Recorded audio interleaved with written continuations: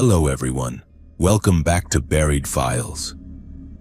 Tonight we are confronting a new realm of fear with 8 of the most disturbing true home alone horror stories ever documented.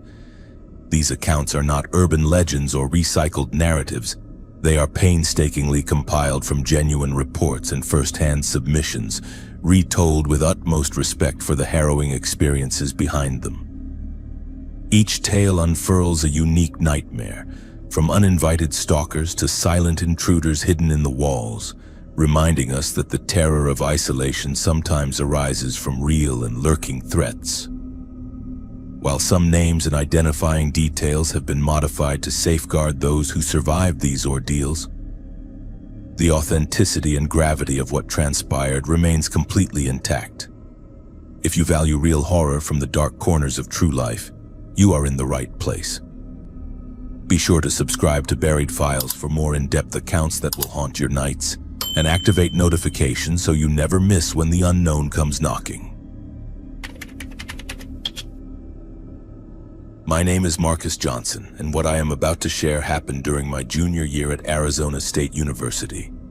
I had been living in a rental house near campus with 2 roommates, but when winter break arrived in December, they both went home to their families while I stayed behind to work at a local restaurant.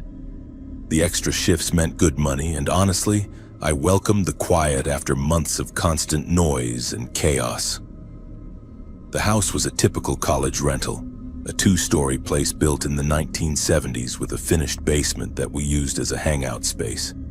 It had wood paneling, old carpet, and a separate entrance that led directly outside through metal storm doors. We rarely locked those basement doors since we figured nobody would want to steal our beat-up furniture and gaming consoles. For the first few days alone, everything felt normal. I would wake up, grab breakfast, head to work, and return home to an empty house. The silence was actually refreshing. But by the end of the first week, I started noticing small things that did not quite make sense. My milk carton, which had been nearly full when I left for my shift, was almost empty when I returned home. I blamed it on my poor memory. Maybe I had been drinking more than I realized. Then my leftover pizza disappeared from the refrigerator. Again, I convinced myself that I must have eaten it late one night and forgotten. The missing food bothered me, but I tried to rationalize it away. College life had trained me to assume that everything had a logical explanation, even when it did not feel right. I started writing down what food I had before leaving for work just to keep track. Sure enough, items kept vanishing. A half loaf of bread gone, an entire container of deli turkey missing, crackers disappearing from the pantry. The pattern was consistent. Someone was taking just enough to eat, but not so much that it would be immediately obvious. Whoever was doing this knew how to avoid detection. I began to suspect that one of my roommates had returned early and was playing some kind of elaborate prank. I searched their rooms looking for signs that they had come back without telling me, but everything remained exactly as they had left it. Their beds were still unmade, their belongings undisturbed. That was when I started paying attention to other details around the house. The basement television had been left on one morning when I was certain I had turned it off the night before. The couch cushions were arranged differently than how I remembered them. Small changes that could easily be dismissed as forgetfulness, but the accumulation was becoming impossible to ignore.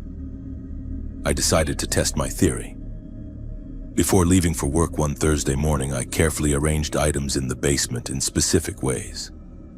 A magazine placed at an exact angle on the coffee table, couch pillows positioned precisely, the television remote set in an unusual spot.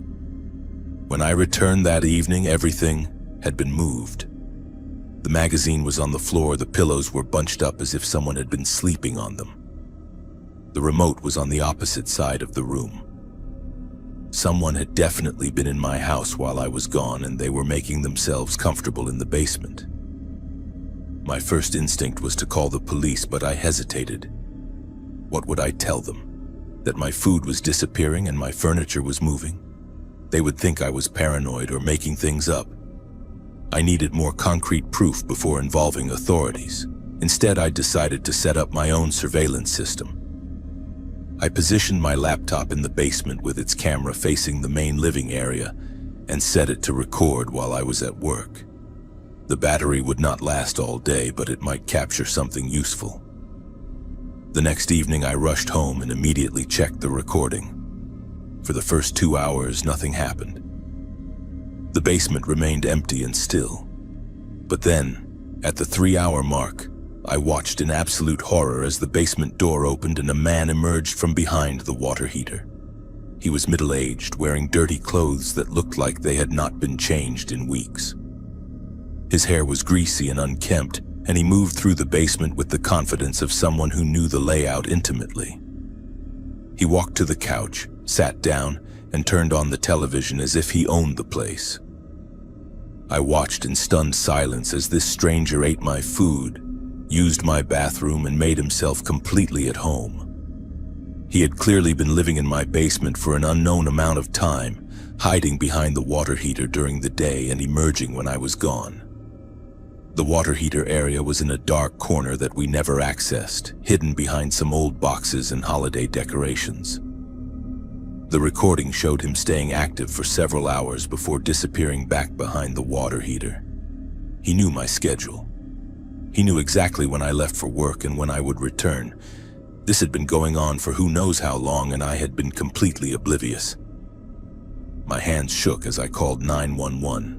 The dispatcher seemed skeptical at first, but when I explained that I had video evidence of someone living in my basement without permission, she took me seriously. Police arrived within 20 minutes, and I showed them the recording. 4 officers searched the house while I waited outside. They found his makeshift living space behind the water heater, a sleeping bag, bottles of water, and containers for human waste.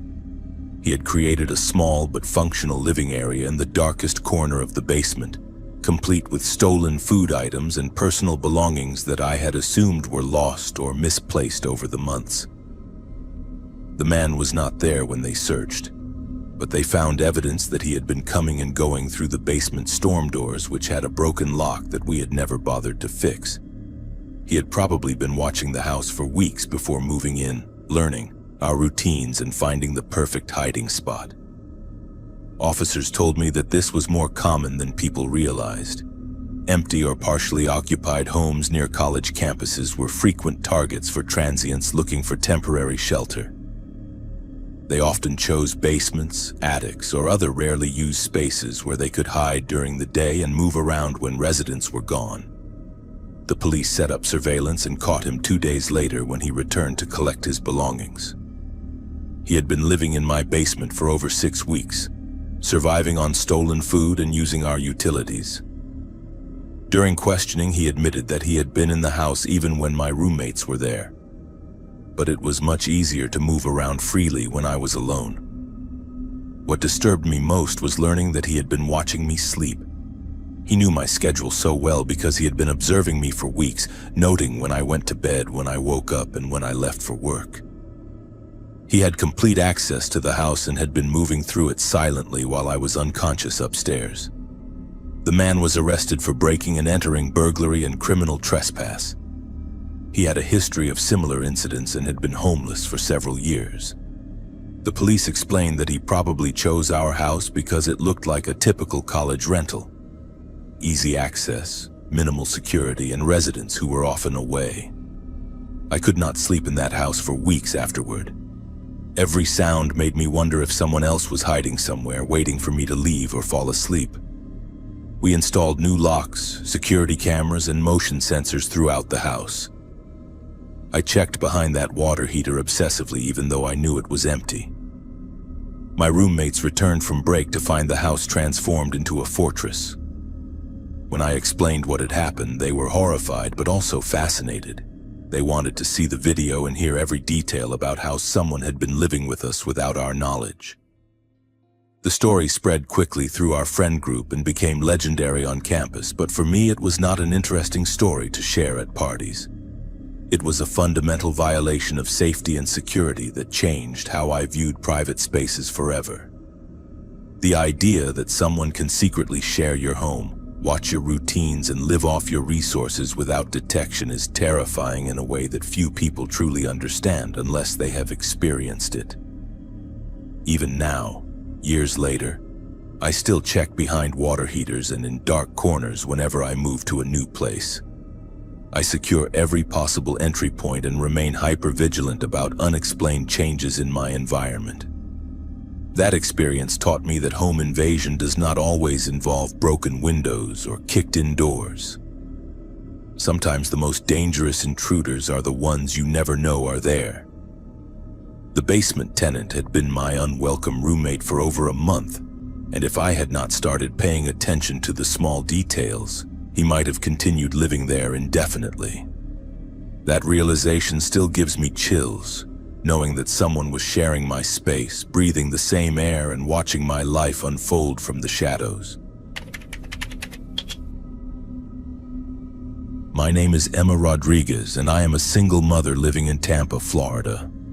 What happened to me 3 months ago still makes me question everything I thought I knew about safety and technology.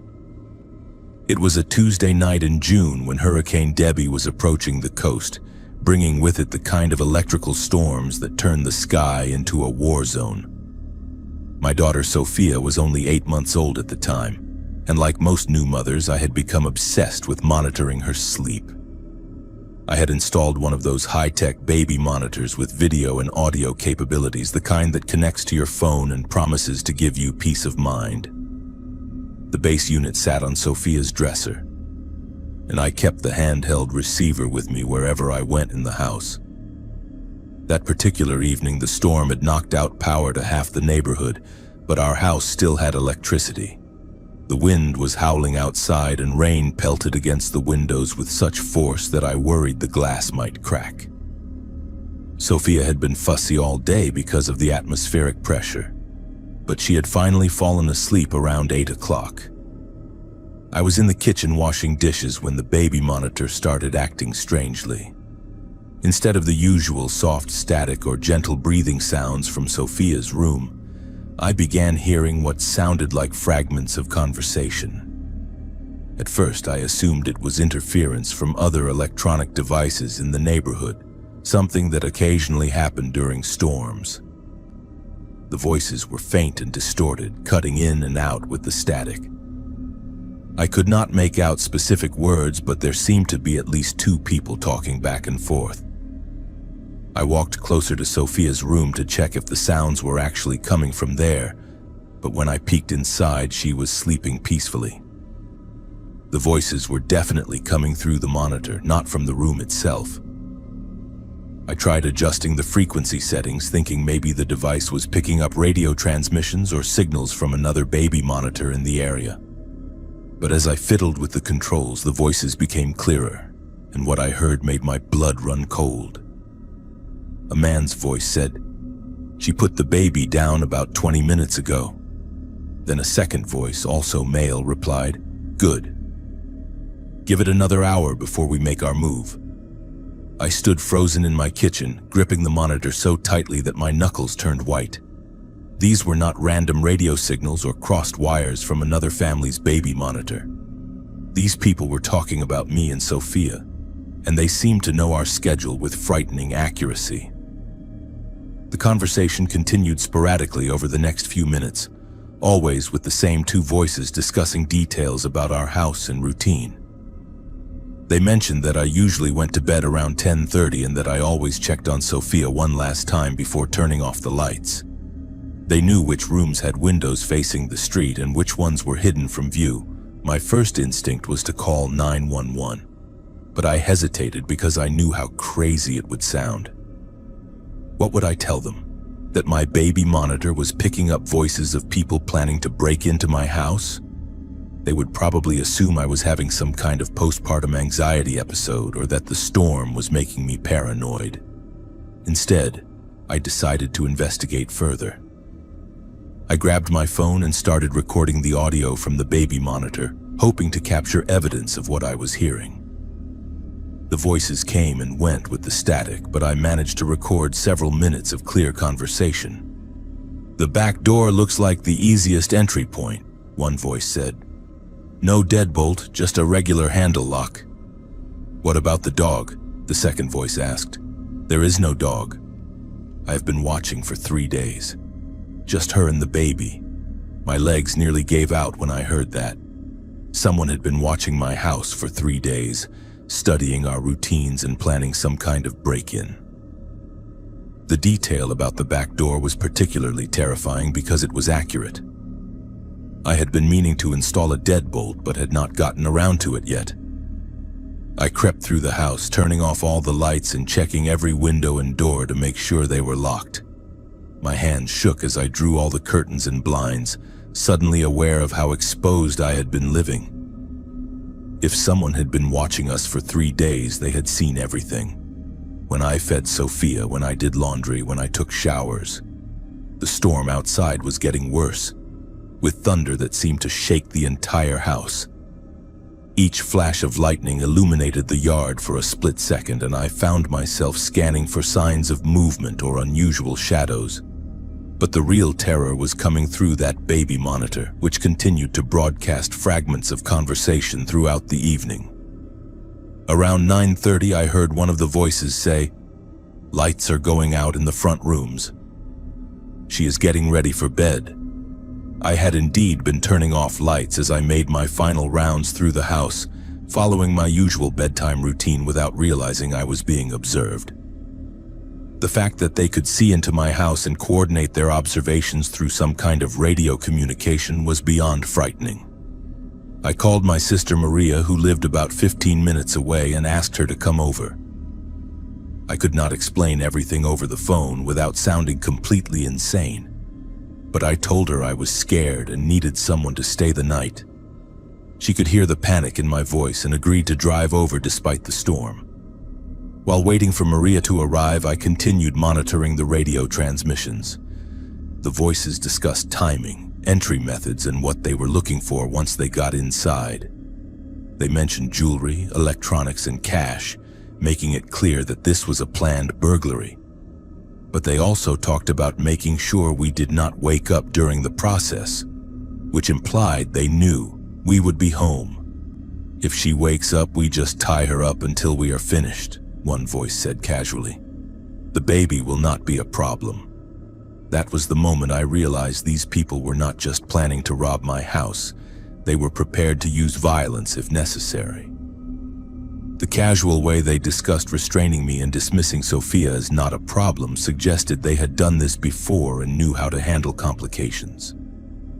Maria arrived around 10:15, soaked from the rain and confused about why I had sounded so panicked on the phone. I showed her the baby monitor and played back some of the recordings I had captured on my phone. At first, she was skeptical, suggesting it might be interference from emergency services or utility workers dealing with storm damage. But as we listened together, more transmissions came through with specific details about our house and movements. The voices discussed which car was mine in the driveway, mentioned that a light was still on in the kitchen, and noted that a second person had arrived. "There is another car now," one voice observed. "Looks like she has company." "Should we wait?" the second voice asked. "No, stick to the plan. 2 women and a baby, we can handle it." Maria's face went white when she heard that. She immediately called 911 while I continued recording the transmissions. The police dispatcher took the call seriously, especially when Maria explained that we had audio recordings of people planning to break into the house that night. 2 patrol cars arrived within 10 minutes, and I played the recordings for the officers. They were initially puzzled by the baby monitor situation, but became very concerned when they heard the specific details about our house and the casual discussion of violence. The officers conducted a thorough search of the property and surrounding area. Behind the trees at the back of my yard, they found 2 men in a pickup truck with radio equipment and binoculars. The men had been using short-range radios to communicate while conducting surveillance, and somehow their frequency had been picked up by my baby monitor's receiver. Both men were arrested and charged with conspiracy to commit burglary, stalking, and possession of burglary tools. Their truck contained rope, duct tape, crowbars, and detailed notes about my daily routine. They had been watching the house for over a week, not 3 days, as they had mentioned on the radio. During questioning, police learned that this was part of a larger operation targeting single mothers in the area. The men would identify houses with young children, conduct surveillance to learn routines, and then break in when they believed the occupants would be asleep. They specifically chose homes where they thought resistance would be minimal. The baby monitor had saved our lives by accidentally intercepting their radio communications. If I had not heard those transmissions, they would have broken in around midnight and found us completely unprepared. The police said it was extremely unusual for baby monitors to pick up two-way radio signals, but the storm conditions and their proximity to the house had created perfect circumstances for the interference. After that night, I could not sleep peacefully for months. Every sound from the baby monitor made me jump, wondering if I was hearing normal household noises or something more sinister. I installed a complete security system with cameras, motion sensors, and professional monitoring. I moved Sophia's crib into my bedroom and kept it there for weeks. The most disturbing part was realizing how vulnerable we had been without knowing it. These men had been watching us, learning our habits, and planning violence while I went about my normal routine completely unaware. The baby monitor that was supposed to help me protect Sophia had accidentally revealed how much danger we were really in. I still use baby monitors, but I have learned to pay attention to unusual sounds or interference. Technology can be both a shield and a window, protecting us from some dangers while accidentally revealing others. That storm brought more than just wind and rain. It brought the terrifying knowledge that sometimes the most dangerous predators are the ones watching from the shadows, waiting for the perfect moment to strike. The case went to trial 6 months later, and both men received significant prison sentences. But knowing they are locked up does not erase the memory of hearing strangers discuss breaking into my home and threatening my child. Some violations of safety and privacy leave permanent scars, changing how you view the world and your place in it forever.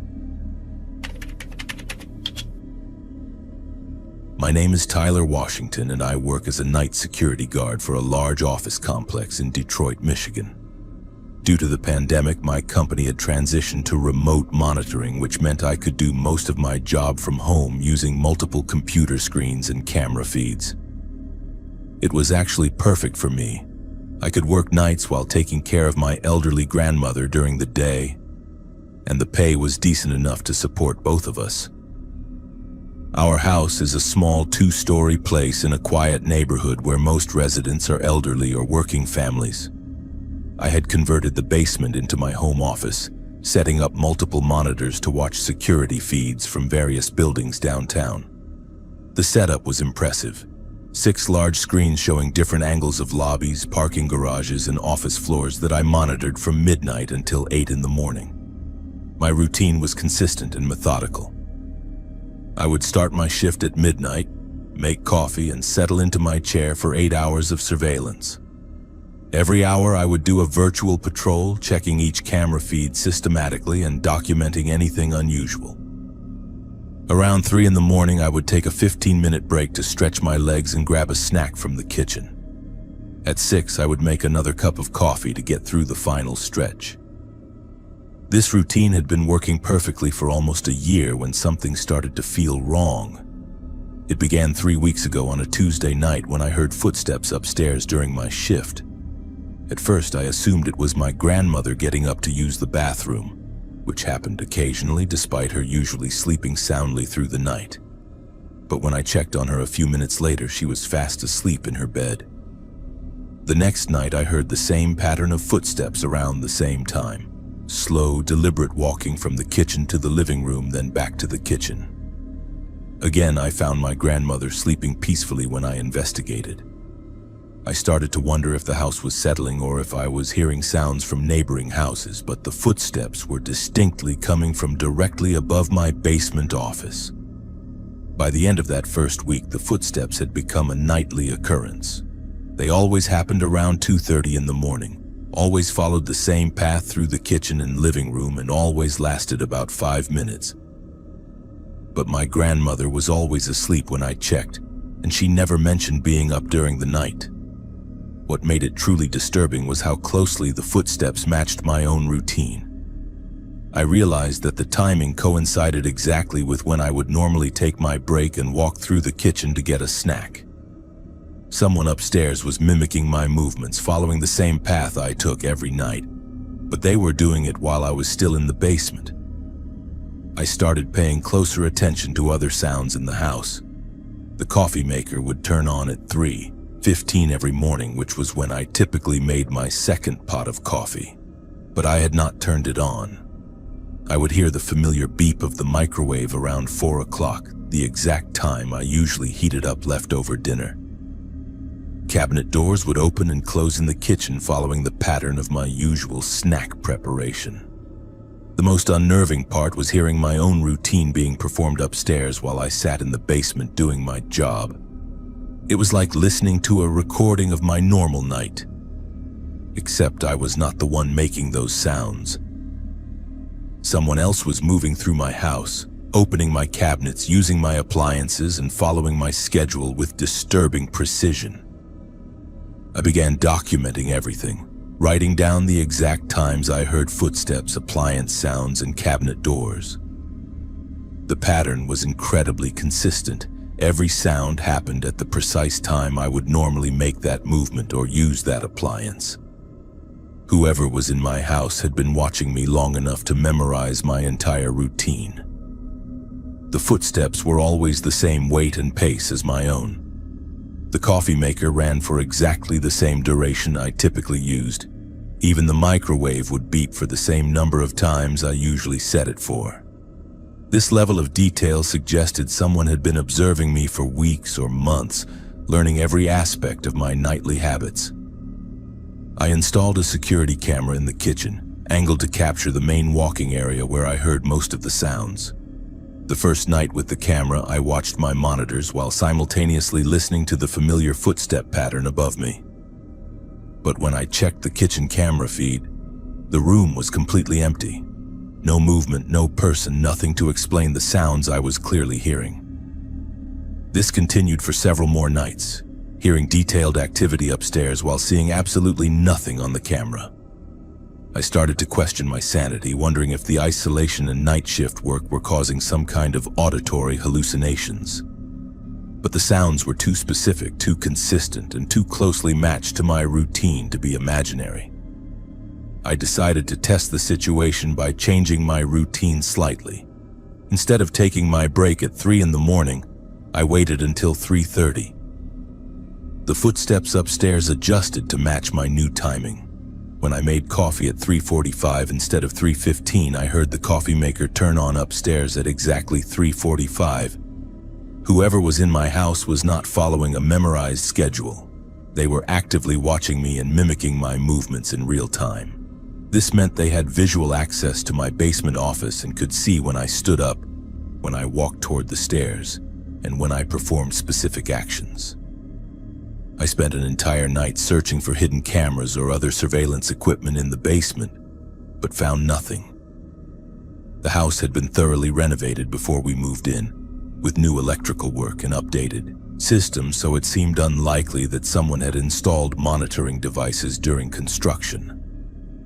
The breakthrough came when I decided to remain completely still during my usual break time. I sat in my chair, did not make coffee, did not go upstairs, and did not follow any part of my normal routine.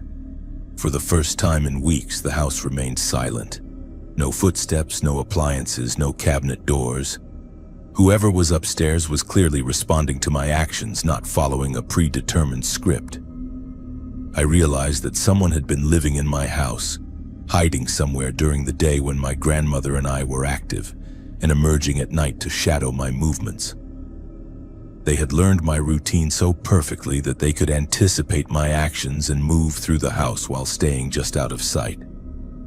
The next night, I pretended to start my normal routine but stopped halfway through. I walked toward the stairs as if going to the kitchen, then quietly returned to my monitors. Within seconds, I heard footsteps upstairs moving toward the kitchen. Someone was definitely following me, staying one room ahead to avoid detection. I called the police and explained the situation, though I knew it sounded bizarre. 2 officers came to investigate and conducted a thorough search of the house.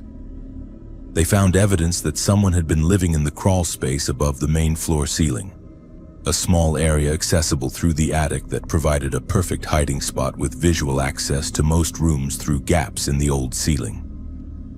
The space contained blankets, food containers, and a small notebook filled with detailed observations about my grandmother's and my daily schedules. The notes included precise timing of when we slept, when we were out of the house, what we ate, and even personal conversations we had had in the kitchen. Someone had been watching and documenting our lives for months. They also found a small hole drilled in the basement ceiling that provided a clear view of my computer setup. This explained how the intruder could monitor my work routine and mimic my movements with such accuracy. They had been watching me work every night, learning my habits, and then performing a shadow version of my routine in the rooms above.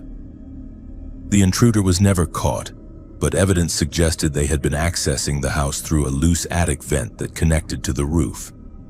They probably entered during the day when we were both occupied and hid in the crawl space until nighttime. The setup was sophisticated and suggested someone with construction knowledge who understood how to move through houses without detection. We installed proper security throughout the house, sealed all potential entry points, and added motion sensors in areas that had previously been unmonitored. My grandmother was shaken by the revelation that someone had been living above her bedroom for months, watching her sleep and documenting her routine. The most disturbing aspect was realizing that this person had no interest in stealing anything or causing immediate harm. They seemed content to observe, document, and mimic our lives while remaining hidden. The notebook contained months of detailed observations about our habits, preferences, and schedules, suggesting a level of obsession that went far beyond typical breaking and entering. I eventually had to change jobs because I could not focus on security monitoring while worrying about who might be watching me. Every sound in the house made me wonder if someone was hiding nearby, learning my new routine and preparing to begin their shadow performance again. The violation of having someone secretly live in your home, watching your most private moments, changes your relationship with safety and privacy permanently.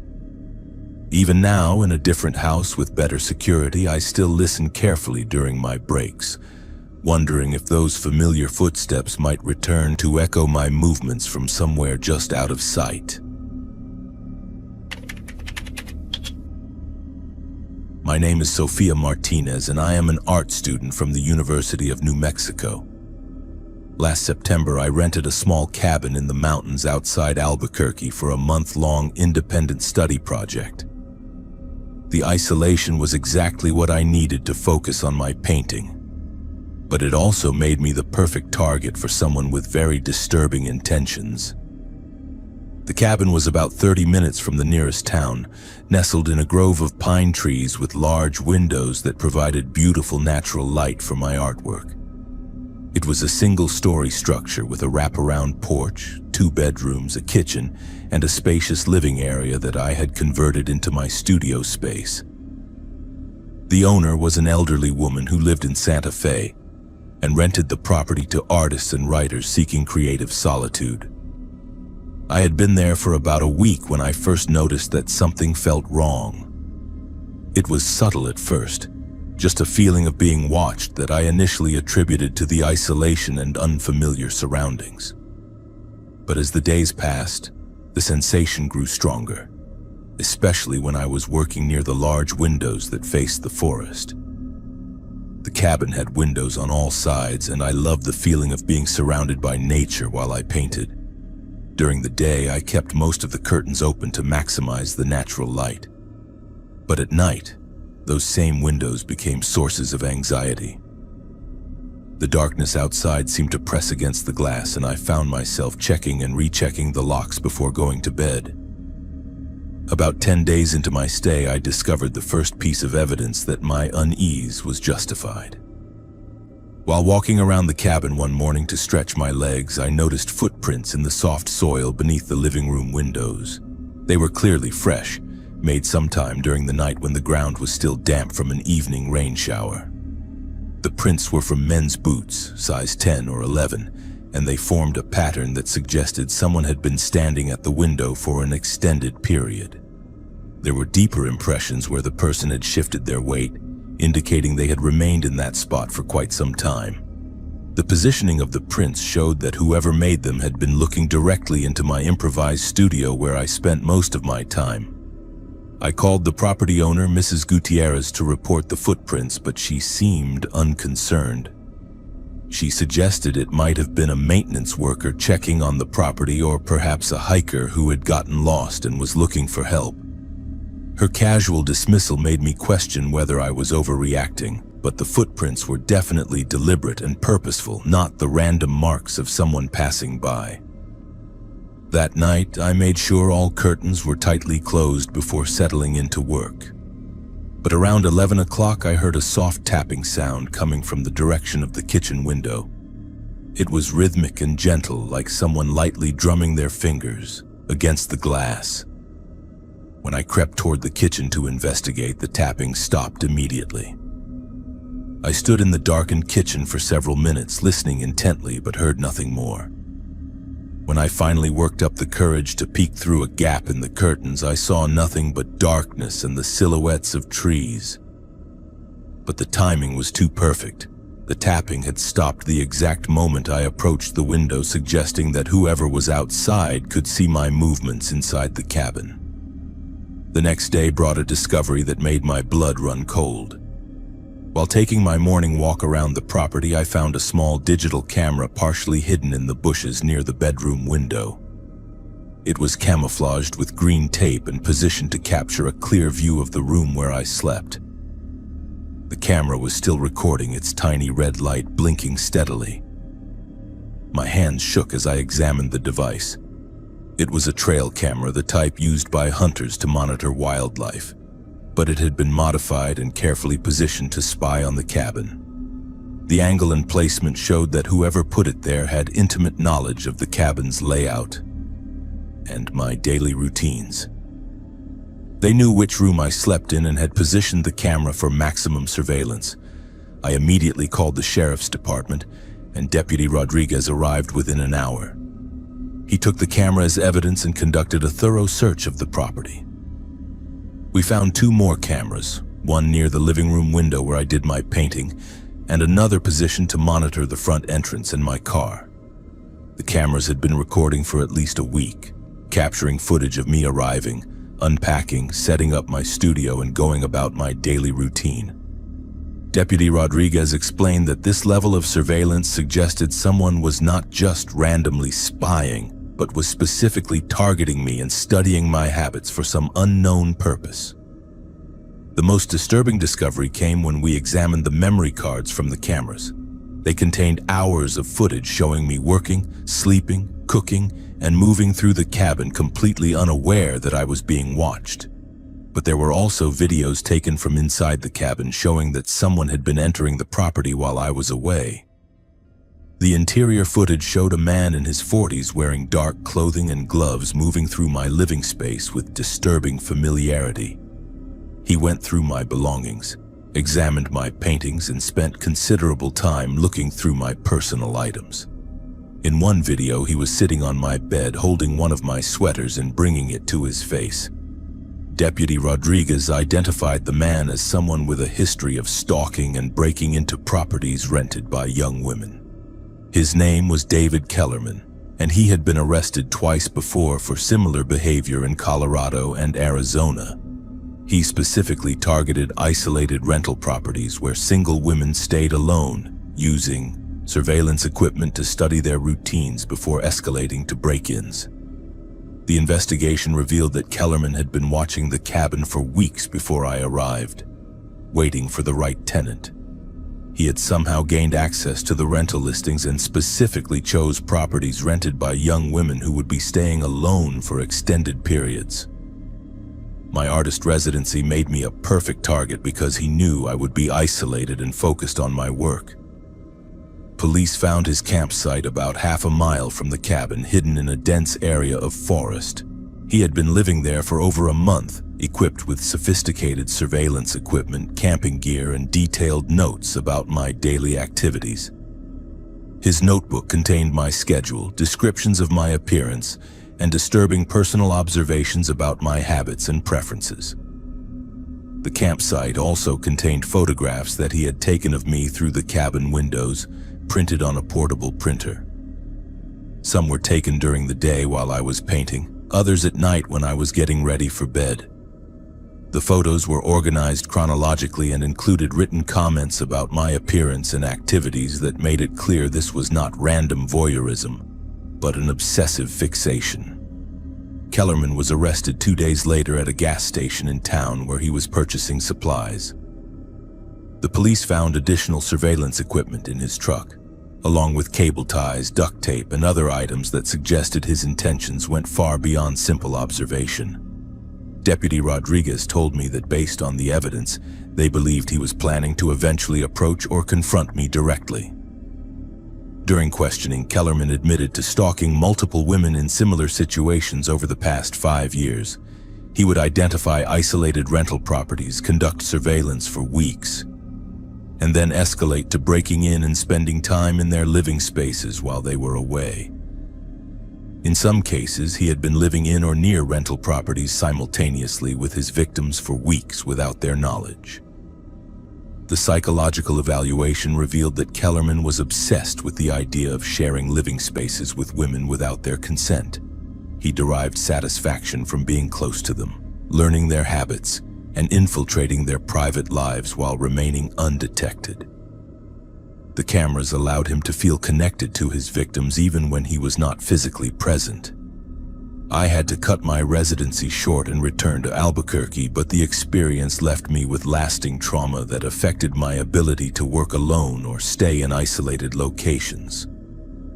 The knowledge that someone had been watching me sleep, documenting my movements, and entering my living space while I was gone created a violation of privacy that took months of therapy to address. The case went to trial 6 months later, and Kellerman was sentenced to 8 years in prison for stalking, breaking and entering, and violation of privacy. But knowing he is locked up does not erase the memory of seeing those photographs of myself taken without my knowledge, or the realization that someone had been sharing my living space and studying my life with such obsessive detail. Mrs. Gutierrez installed comprehensive security systems at the cabin and now screens tenants more carefully. But she told me that the experience made her reconsider renting to single women staying alone. The isolation that makes these properties attractive to artists and writers also makes them ideal hunting grounds for predators who know how to exploit vulnerability and privacy.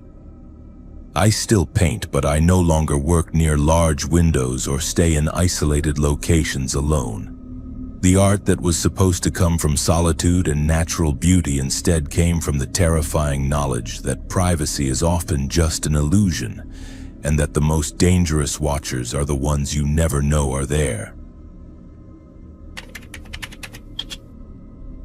My name is Jackson Miller, and I am 17 years old from Burlington, Vermont.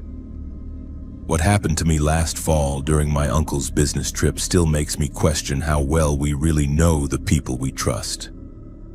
I was house sitting for my Uncle David, who lives in a quiet residential neighborhood about 15 minutes from where my parents and I live. He had asked me to stay at his place for 2 weeks while he traveled to Europe for work, taking care of his elderly cat and making sure the house looked occupied. Uncle David lived alone in a modest 2-story colonial house on Maple Street, surrounded by families who had been neighbors for years. It was the kind of neighborhood where people knew each other's names, borrowed lawnmowers, and looked out for one another. Before leaving, my uncle introduced me to several neighbors and gave them my phone number in case any problems arose while he was away. The most helpful of these neighbors was Mr. Peterson, a man in his 50s who lived 3 houses down. He worked from home as some kind of consultant and seemed to know everyone in the neighborhood. Uncle David told me that Mr. Peterson was incredibly reliable and had helped with various house projects over the years. He had a key to the house for emergencies and had offered to check on me periodically while I was staying there alone. For the first few days, everything went smoothly. I attended school during the day and returned to Uncle David's house in the evening to do homework, feed the cat, and maintain my normal routine. Mr. Peterson stopped by twice during that first week, once to bring me some homemade cookies from his wife and another time to check that the heating system was working properly. I appreciated his attention and kindness, especially since I was still adjusting to sleeping in an unfamiliar house. Mr. Peterson seemed genuinely concerned about my well-being and made sure I had his phone number in case I needed anything. He mentioned several times that I should not hesitate to call him, even in the middle of the night, if anything seemed wrong or if I felt unsafe. By the end of the first week, Mr. Peterson's visits had become a daily occurrence. He would stop by every evening around 6 o'clock, always with some practical reason, checking the mail, inspecting the exterior lights, or bringing me food that his wife had prepared. While I was grateful for the attention, I started to notice that his visits were lasting longer and that he seemed particularly interested in my daily schedule. He would ask detailed questions about my school hours, what time I usually got home, whether I had plans for the weekend, and if any friends or family members were planning to visit. At first, I assumed he was just being thorough about neighborhood security, but gradually I realized that his questions were more specific than necessary for simple safety concerns. Mr. Peterson also began commenting on things that suggested he had been observing the house more closely than I had realized. He mentioned noticing that I kept late hours on weekends, that I had been watching television in the living room until nearly midnight, and that I had received several packages during the week. These observations required more surveillance than casual neighborly attention. The situation became genuinely unsettling when Mr. Peterson started letting himself into the house without knocking. He would use his emergency key and appear in the kitchen while I was doing homework or watching television, always with some excuse about checking on the furnace or investigating a strange noise he had heard. The first few times I accepted his explanations, but the frequency and timing of these unannounced visits made me increasingly uncomfortable. What disturbed me most was that Mr. Peterson always seemed to know exactly when I was home alone and when I would be arriving from school. He would appear within minutes of my return from school or emerge from somewhere in the house just as I was settling in for the evening. This level of timing suggested that he was monitoring my movements much more closely than appropriate. I started paying attention to Mr. Peterson's behavior and noticed details that should have alarmed me earlier. He knew which lights I typically turned on in the evenings, what I usually ate for dinner, what television programs I watched, and even what time I usually went to bed. This knowledge required observation that went far beyond casual neighborly interest. One evening, I decided to test my growing suspicion by varying my routine. Instead of coming straight home from school, I went to the library and stayed until nearly 8 o'clock. When I finally arrived at Uncle David's house, Mr. Peterson was waiting in his driveway and immediately approached me, asking why I was so late and whether everything was all right. His concern seemed excessive for someone who was simply watching out for me, and his knowledge of my usual schedule was too precise to be casual observation. I realized that Mr. Peterson had been tracking my daily movements with an attention to detail that crossed the line from helpful neighbor to something much more concerning. The breakthrough came when I found evidence that Mr. Peterson had been entering the house regularly when I was at school. I had started leaving small objects in specific positions before leaving in the morning. A book placed at a particular angle, a coffee cup positioned precisely on the counter, a magazine folded to a specific page. Each day, these items had been moved slightly, indicating that someone was spending time in the house while I was away. I also discovered that food was disappearing from the refrigerator in small amounts, and that the television was warm when I returned home, suggesting it had been used during the day. Someone was clearly making themselves comfortable in the house while I was at school, and Mr. Peterson was the only person with a key and detailed knowledge of my schedule. The most disturbing discovery came when I found a notebook hidden in the basement that contained detailed observations about my daily routine, personal habits, and even physical descriptions of my appearance and behavior. The handwriting was not Uncle David's, and the observations were far too detailed and personal to be innocent neighborhood watch activities. The notebook contained entries spanning several weeks, including dates before I had even arrived to house sit. This meant that whoever was writing these observations had been planning something involving me for quite some time. The entries included comments about my vulnerability, my isolation from family, and speculation about my personal relationships that made it clear this was not innocent surveillance. I called my parents immediately and explained the situation. They drove over that night and helped me search the house more thoroughly. We found additional evidence that someone had been using the house regularly, including personal items that did not belong to Uncle David and modifications to the basement that created a small living space behind the furnace. When we called the police, they took the situation very seriously.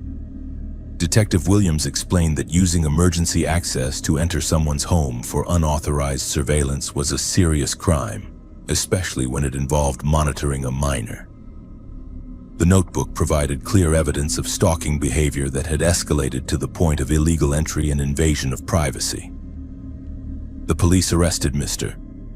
Peterson the next morning when they found him in Uncle David's house while I was at school.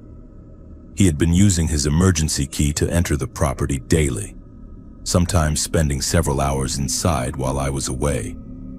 He had created a comfortable setup in the basement where he could monitor my activities and document his observations about my routine and behavior. During questioning, Mr. Peterson admitted that he had been planning this surveillance for months, waiting for an opportunity when Uncle David would be away and I would be staying alone. He had volunteered to be the neighborhood contact specifically so he could gain access to the house and monitor me without suspicion. His helpful neighbor persona was entirely calculated to gain trust and access. The investigation revealed that Mr. Peterson had a history of similar behavior involving other young people in previous neighborhoods. He would identify vulnerable situations where teenagers were staying alone and position himself as a helpful adult figure while secretly conducting surveillance and documenting their personal lives.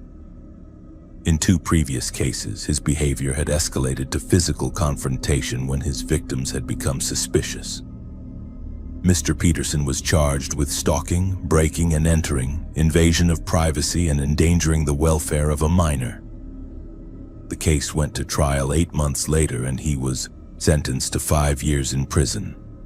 But the psychological impact of learning that someone I trusted had been secretly living in the house and monitoring my every move took much longer to process.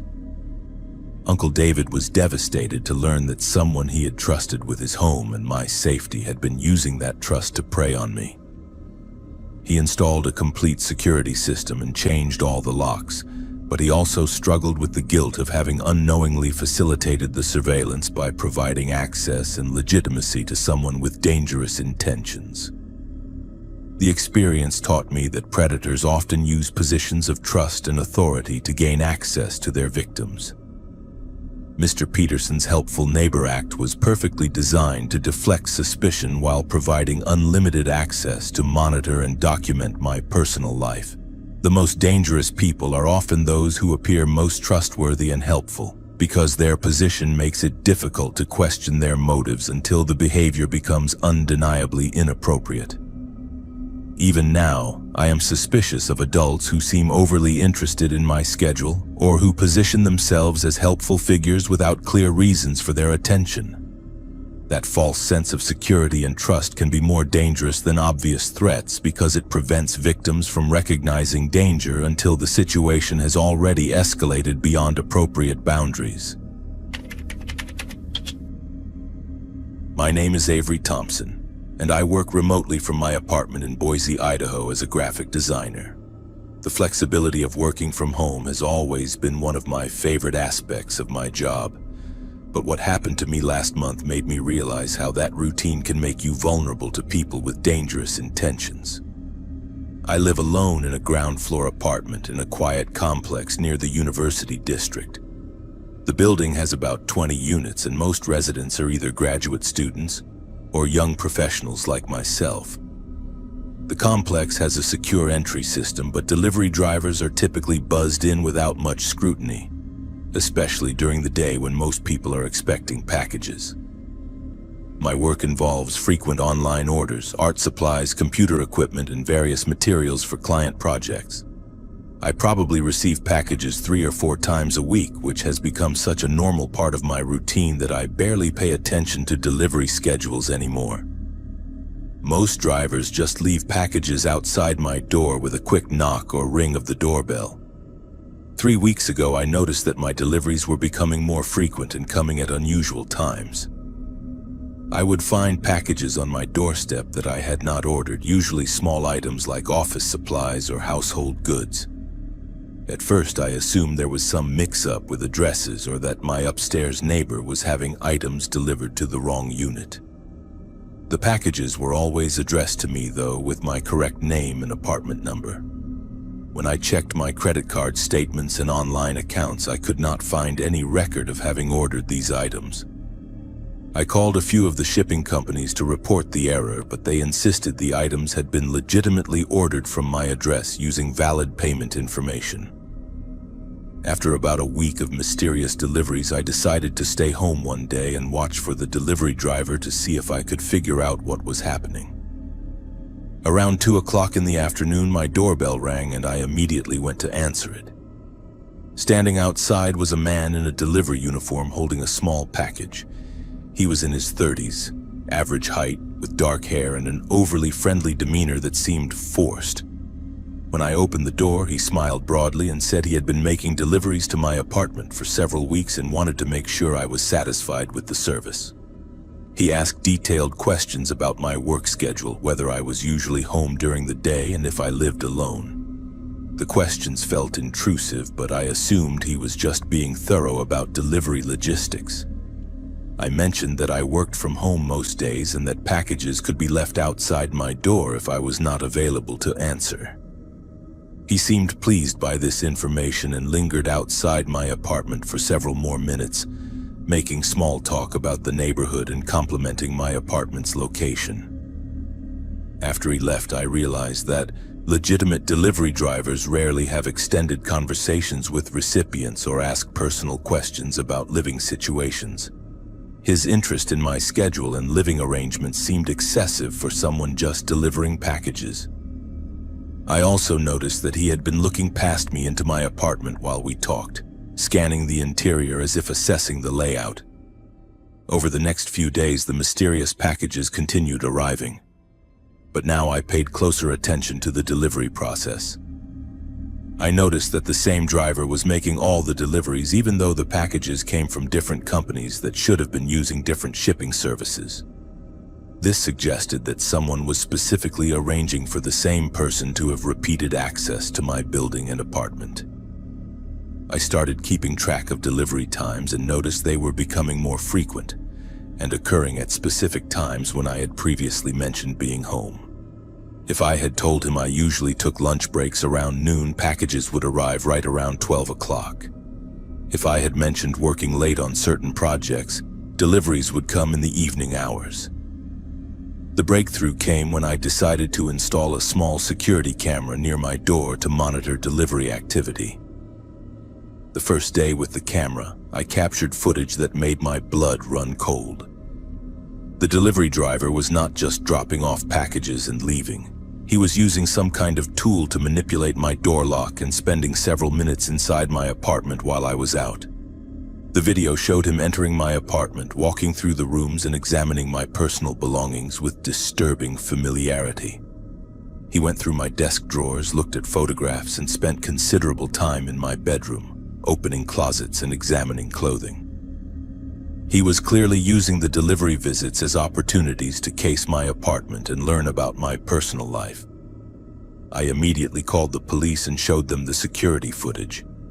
Detective Morrison took the case very seriously and explained that using delivery services to gain access to homes was an increasingly common tactic used by burglars and stalkers. The fake packages provided legitimate cover for repeated visits and allowed the perpetrator to study potential victims and their routines. The investigation revealed that the man was not actually employed by any of the shipping companies whose uniforms he wore. His name was Robert Chen, and he had been purchasing delivery uniforms online and creating fake packages to gain access to apartment complexes throughout the city. He specifically targeted young women who lived alone and worked from home. Police found his apartment filled with stolen items from dozens of homes, photographs of women taken without their knowledge, and detailed notes about the daily routines of potential victims. He had been conducting this scheme for over a year, using fake deliveries to identify vulnerable targets, and then escalating to burglary or worse. Chen's notes about me were particularly disturbing. He had documented my work schedule, social activities, and even personal habits like what I typically wore around the apartment. He knew when I usually showered, when I ordered food, and when I was most likely to be distracted by work projects. He had been planning something much more serious than simple burglary. The investigation revealed that Chen had a history of sexual assault charges in another state and had been using the delivery scheme to identify and monitor potential victims. Several other women came forward after his arrest, reporting similar experiences with mysterious packages and overly friendly delivery drivers who asked too many personal questions. Chen had been using the fake deliveries to gradually desensitize victims to his presence and gather information about their vulnerabilities. The packages created a sense of routine and familiarity that made his frequent visits seem normal and legitimate. By the time victims became suspicious, he already had detailed knowledge of their homes and schedules.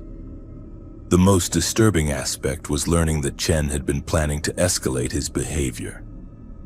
Police found detailed plans for home invasions, including information about which victims would be easiest to overpower and which apartments provided the best opportunities for assault without detection. My security camera had likely prevented a much more serious crime. Chen was arrested and charged with burglary, stalking, identity theft, and possession of stolen property. During the investigation, police linked him to over 30 similar cases across 3 states.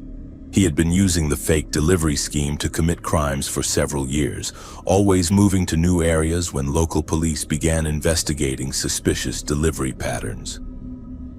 The case went to trial 6 months later, and Chen was sentenced to 12 years in prison. But the psychological impact of learning that someone had been systematically infiltrating my personal space and planning to assault me was devastating. I had to move to a different apartment and completely change my work routine and online ordering habits. I now verify all deliveries before accepting packages, require identification from all delivery personnel, and never provide personal information about my schedule or living situation to strangers. I also installed comprehensive security equipment and changed my delivery address to a secure pickup location rather than having items sent directly to my home. The experience taught me that predators are constantly evolving their tactics to exploit new vulnerabilities created by modern conveniences. The rise of online shopping and frequent deliveries has created opportunities for criminals to gain legitimate access to private spaces while appearing to provide normal services. What made Chen's scheme so effective was that delivery drivers are expected to be in residential areas, asking about schedules and having access to buildings and apartments. His fake packages provided perfect cover for surveillance and infiltration activities that would otherwise be obviously suspicious. Even now, I feel anxious whenever my doorbell rings unexpectedly or when delivery drivers ask questions beyond basic logistics.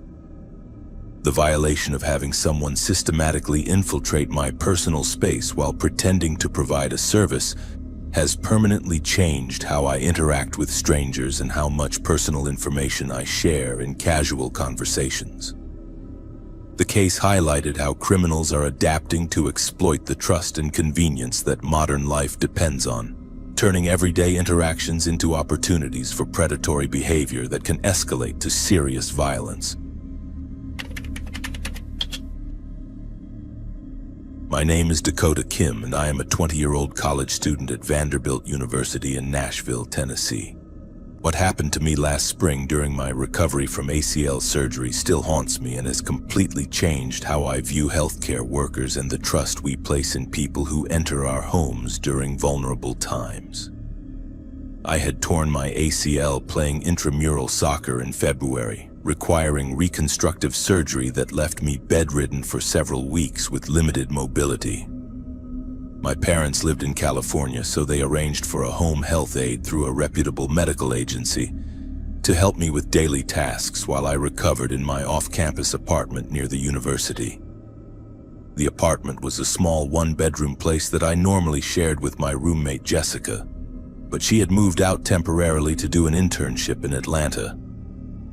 This meant I would be alone with whatever healthcare worker the agency assigned to me, which made my parents nervous but seemed necessary given my limited mobility and the pain medication that left me drowsy and disoriented.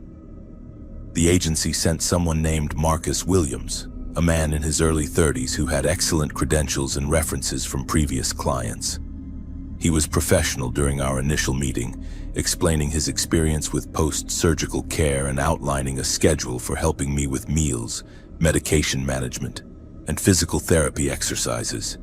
He seemed competent and caring, which put both my parents and me at ease. For the first week, Marcus followed his schedule perfectly.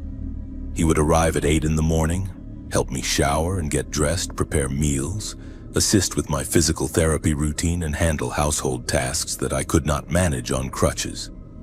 He was professional, respectful of my privacy, and genuinely seemed invested in helping me recover quickly.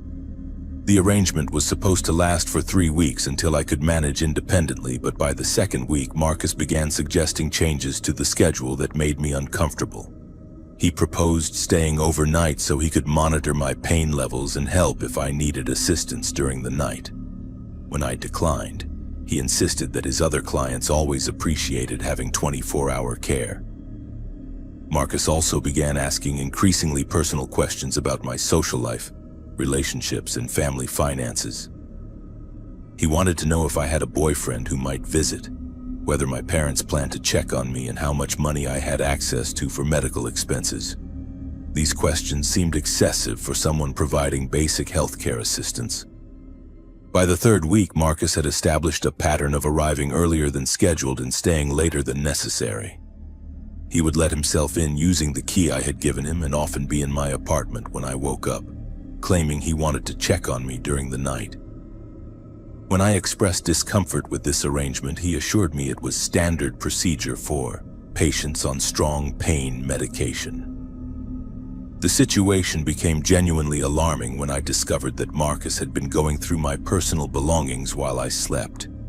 I found my laptop moved to different locations, dresser drawers slightly open, and personal documents that had been disturbed. When I confronted him about this, he claimed he was looking for my medication schedule and insurance information to better coordinate my care. Marcus also began making comments about my appearance and recovery that crossed professional boundaries. He would compliment my body during physical therapy sessions, make suggestive remarks about helping me bathe, and ask detailed questions about my intimate relationships that had no relevance to my medical care. When I tried to redirect these conversations, he would claim he was just being friendly and trying to keep my spirits up. The breaking point came when I woke up one night to find Marcus sitting in my bedroom chair watching me sleep. He claimed he was checking on my breathing and pain levels, but when I asked him to leave, he became defensive and insisted that monitoring patients during sleep was part of his job responsibilities. His presence in my bedroom at 3 in the morning felt predatory and inappropriate. I called the home health agency the next morning to request a different aide, but Marcus intercepted the call, taking the phone from me and speaking to his supervisor privately. He told me afterward that the agency was satisfied with his care and that changing aides mid-treatment would disrupt my recovery progress. He also mentioned that filing complaints could affect my insurance coverage and delay my return to school. That afternoon, while Marcus was supposedly running errands, I called the agency directly from my cell phone. The supervisor I spoke with had no record of Marcus calling them and seemed surprised by my description of his behavior. When I detailed his overnight stays, personal questions, and invasive monitoring, she immediately expressed concern and said this was not standard protocol for their aides. The supervisor explained that Marcus was only authorized to provide daytime care and should never have been staying overnight or accessing my apartment outside of scheduled hours. She also confirmed that going through patients' personal belongings and making inappropriate comments were serious violations of their professional standards. She promised to investigate immediately and send a replacement aide within 24 hours. When Marcus returned that evening, I told him that the agency was sending someone else to complete my care. His reaction was immediate and frightening. He became angry, defensive, and insisted that I was overreacting to normal healthcare procedures. He claimed that all his previous clients had been grateful for his dedicated attention and that I was being ungrateful for the extra care he provided. Marcus refused to leave my apartment that night, claiming he needed to properly transition my care to the new aide and that abandoning a patient mid-treatment would be irresponsible. When I insisted he leave, he became increasingly agitated and began making veiled threats about my safety and recovery. He implied that without his protection, I was vulnerable to break-ins or accidents. I managed to call 911 while Marcus was in the bathroom, and 2 police officers arrived within 15 minutes. When they asked Marcus to explain his presence in my apartment after being dismissed, he claimed there had been a misunderstanding and that he was still officially assigned to my case. However, when the officers called the agency, they confirmed that Marcus had been immediately suspended pending investigation. The police escorted Marcus from my apartment, but he returned 2 hours later using the key I had forgotten to retrieve from him. I was awakened by sounds in the kitchen and found him preparing food, claiming he was concerned about my nutrition and wanted to make sure I ate properly. The officers had to return and arrest him for criminal trespass in violation of a no-contact order. The investigation revealed that Marcus had a history of inappropriate behavior with female clients that the agency had either overlooked or inadequately investigated. 3 previous clients had filed complaints about boundary violations, unauthorized overnight stays, and invasive questioning, but Marcus had managed to explain away each incident as misunderstandings or necessary medical care. More disturbing was the discovery that Marcus had been photographing me while I slept and documenting personal details about my living situation, finances, and social connections. Police found his phone contained dozens of photos taken in my apartment without my knowledge, along with detailed notes about my daily routine, medication schedule, and periods of vulnerability. Marcus was charged with stalking, criminal trespass, invasion of privacy, and violation of professional standards. The Home Health Agency faced additional scrutiny for inadequate background checks and failure to properly investigate previous complaints. During the legal proceedings, 2 other women came forward with similar experiences involving Marcus's inappropriate behavior during their recovery periods. The psychological impact of having someone exploit my medical vulnerability was devastating. I had trusted Marcus with access to my home, my physical care, and my personal safety during one of the most helpless periods of my life. Learning that he had been documenting my vulnerability and photographing me without consent felt like a profound violation of the most basic human dignities. The case highlighted how medical professionals can exploit the trust and dependency that comes with home health care services. Patients recovering from surgery or managing chronic conditions are often isolated, medicated, and physically vulnerable, making them ideal targets for predators who use legitimate medical access to commit crimes. I had to complete my recovery with a different aid and additional security measures. But the experience left me with lasting anxiety about medical care and trusting healthcare workers in private settings. The violation of having someone exploit my physical helplessness and medical needs for predatory purposes created trust issues that affected my relationships with all healthcare providers. Marcus was sentenced to 18 months in prison and banned from working in healthcare, but the agency's failure to properly screen and monitor their employees raised broader questions about patient safety in home care situations. The case became part of a larger investigation into inadequate oversight of home healthcare workers and the vulnerability of patients who require in-home medical assistance. Even now, 2 years later, I remain hypervigilant about healthcare workers and never allow anyone to provide medical care in my home without additional oversight. The experience taught me that medical credentials and professional references cannot guarantee that someone will not exploit the trust and vulnerability that comes with providing intimate healthcare services. The most disturbing aspect was realizing that my physical recovery had been secondary to Marcus's personal agenda. He had used my medical needs as cover for stalking, surveillance, and exploitation, turning what should have been a healing process into a prolonged period of victimization that extended my vulnerability far beyond my original injury. My name is River Bennett, and I live in Salem, Oregon, in a small house about 10 minutes from downtown. What happened to me during a winter storm last January taught me that natural disasters create opportunities for predators who know how to exploit chaos and confusion to target vulnerable people. I am 23 years old and work as a freelance web developer, which means I spend most of my time at home working on my computer. I live alone in a modest single-story house in a quiet residential neighborhood where most of my neighbors are elderly or families with young children. It is the kind of place where people know each other by name and look out for one another, especially during emergencies. On January 15th, a massive ice storm hit the Pacific Northwest, bringing with it winds that knocked down power lines and tree branches throughout the region. By 8 o'clock that evening, my entire neighborhood had lost electricity, and the temperature inside my house was dropping rapidly as the heating system shut down.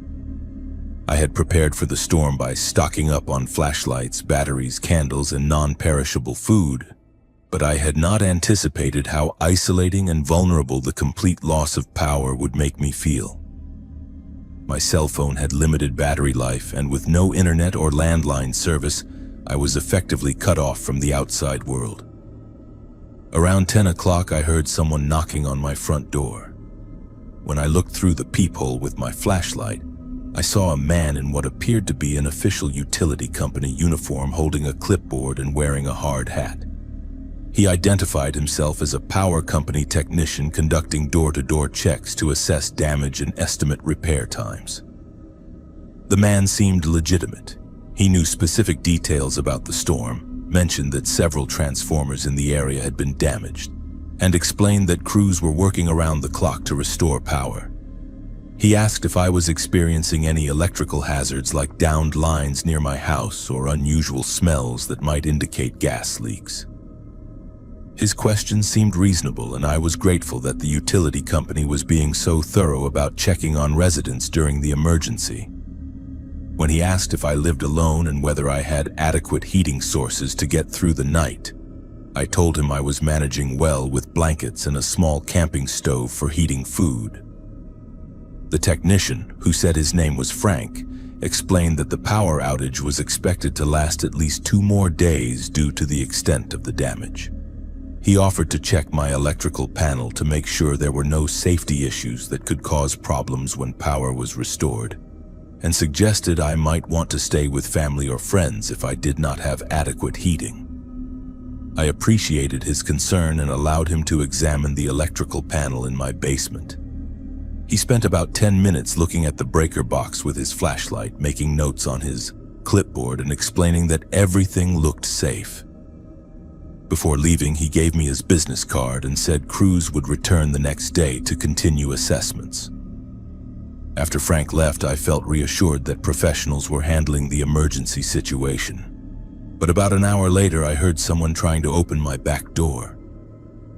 When I investigated with my flashlight, I could see the door handle being turned from the outside, and someone was definitely attempting to enter my house. I grabbed a kitchen knife and called out that I was armed and had already called the police. The attempted entry stopped immediately, but I could hear footsteps moving around the outside of my house.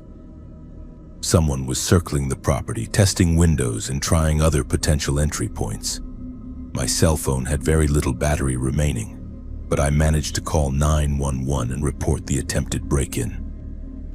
The dispatcher said multiple officers were responding to emergency calls throughout the city due to the storm, but someone would be sent to check on me as soon as possible. She advised me to remain inside and avoid confronting the intruder directly. While waiting for police, I heard the person continue to move around my house, testing windows and doors systematically. It became clear that whoever was outside was not randomly trying to break in, but was methodically checking every possible entry point as if they were familiar with standard residential security vulnerabilities. About 30 minutes later, I heard someone at my front door again, claiming to be Frank, returning to check on additional safety concerns. But this time his voice sounded different, and when I looked through the peephole, I could not see anyone in the darkness. The person was standing outside the range of my flashlight, which suggested they were deliberately trying to avoid being identified. I refused to open the door and told the person that police were on their way. Immediately, I heard rapid footsteps running away from the house, confirming that this was not a legitimate utility worker, but someone who was using the storm as cover for criminal activity. The police arrived about an hour later and conducted a thorough search of my property. They found evidence that someone had been attempting to pry open windows and had damaged the lock on my back door. Officer Martinez explained that power outages create ideal conditions for burglars who know that security systems are disabled and that residents are isolated and vulnerable. The business card that Frank had given me was fake.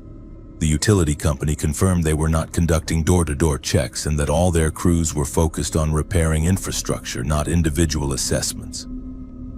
The uniform and equipment he carried were easily purchased online and provided perfect cover for gaining access to homes during the emergency. Officer Martinez explained that criminals often monitor emergency services during natural disasters, listening to police scanners to identify areas where response times are delayed.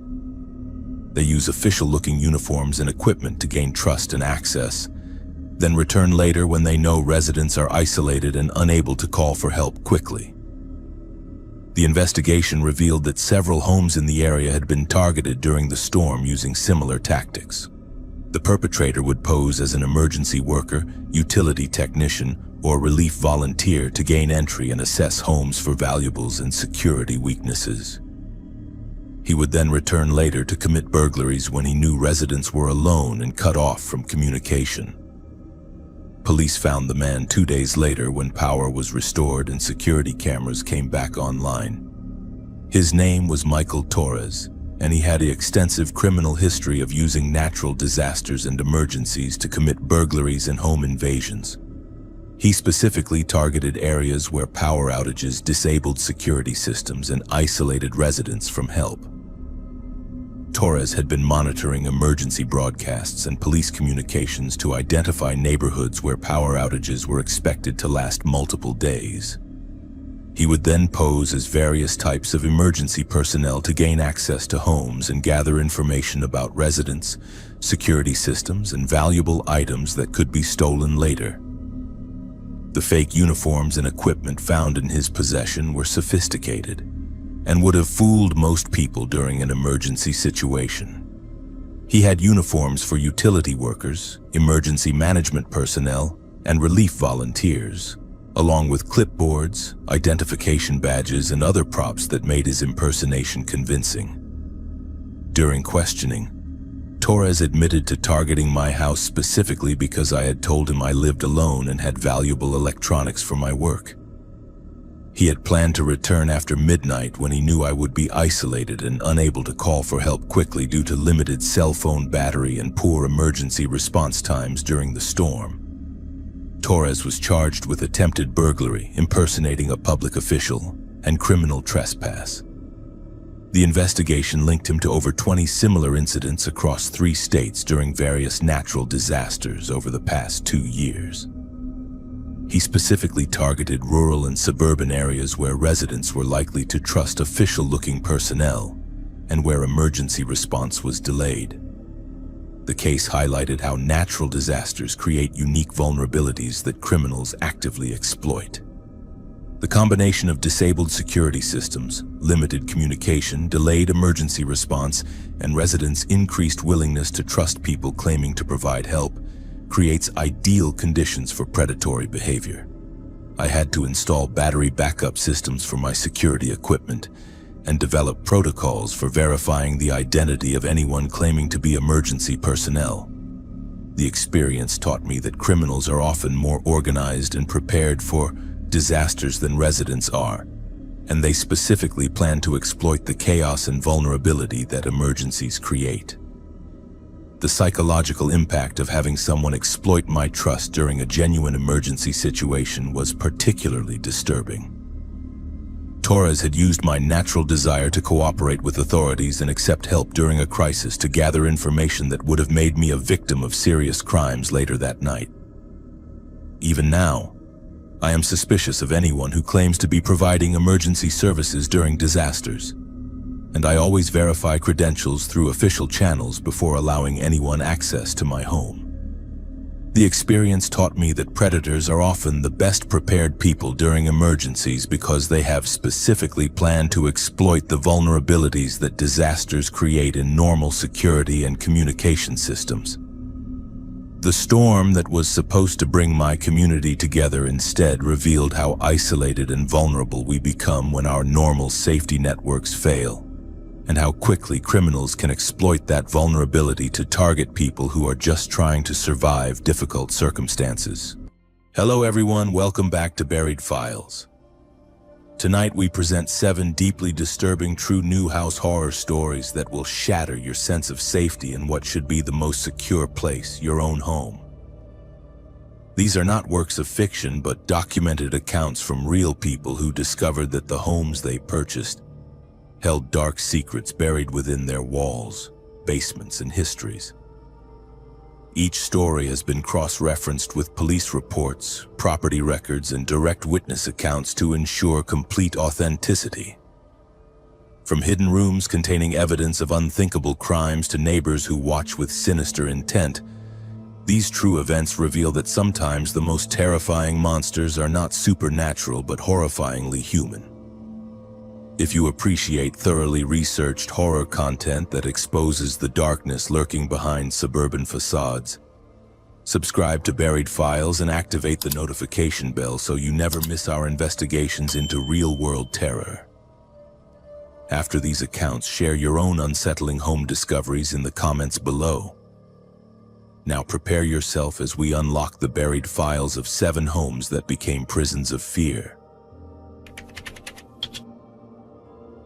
Tyler and Marcus moved into their foreclosed Victorian home in Wanakina with genuine excitement, 2 friends who had finally achieved their dream of home ownership together.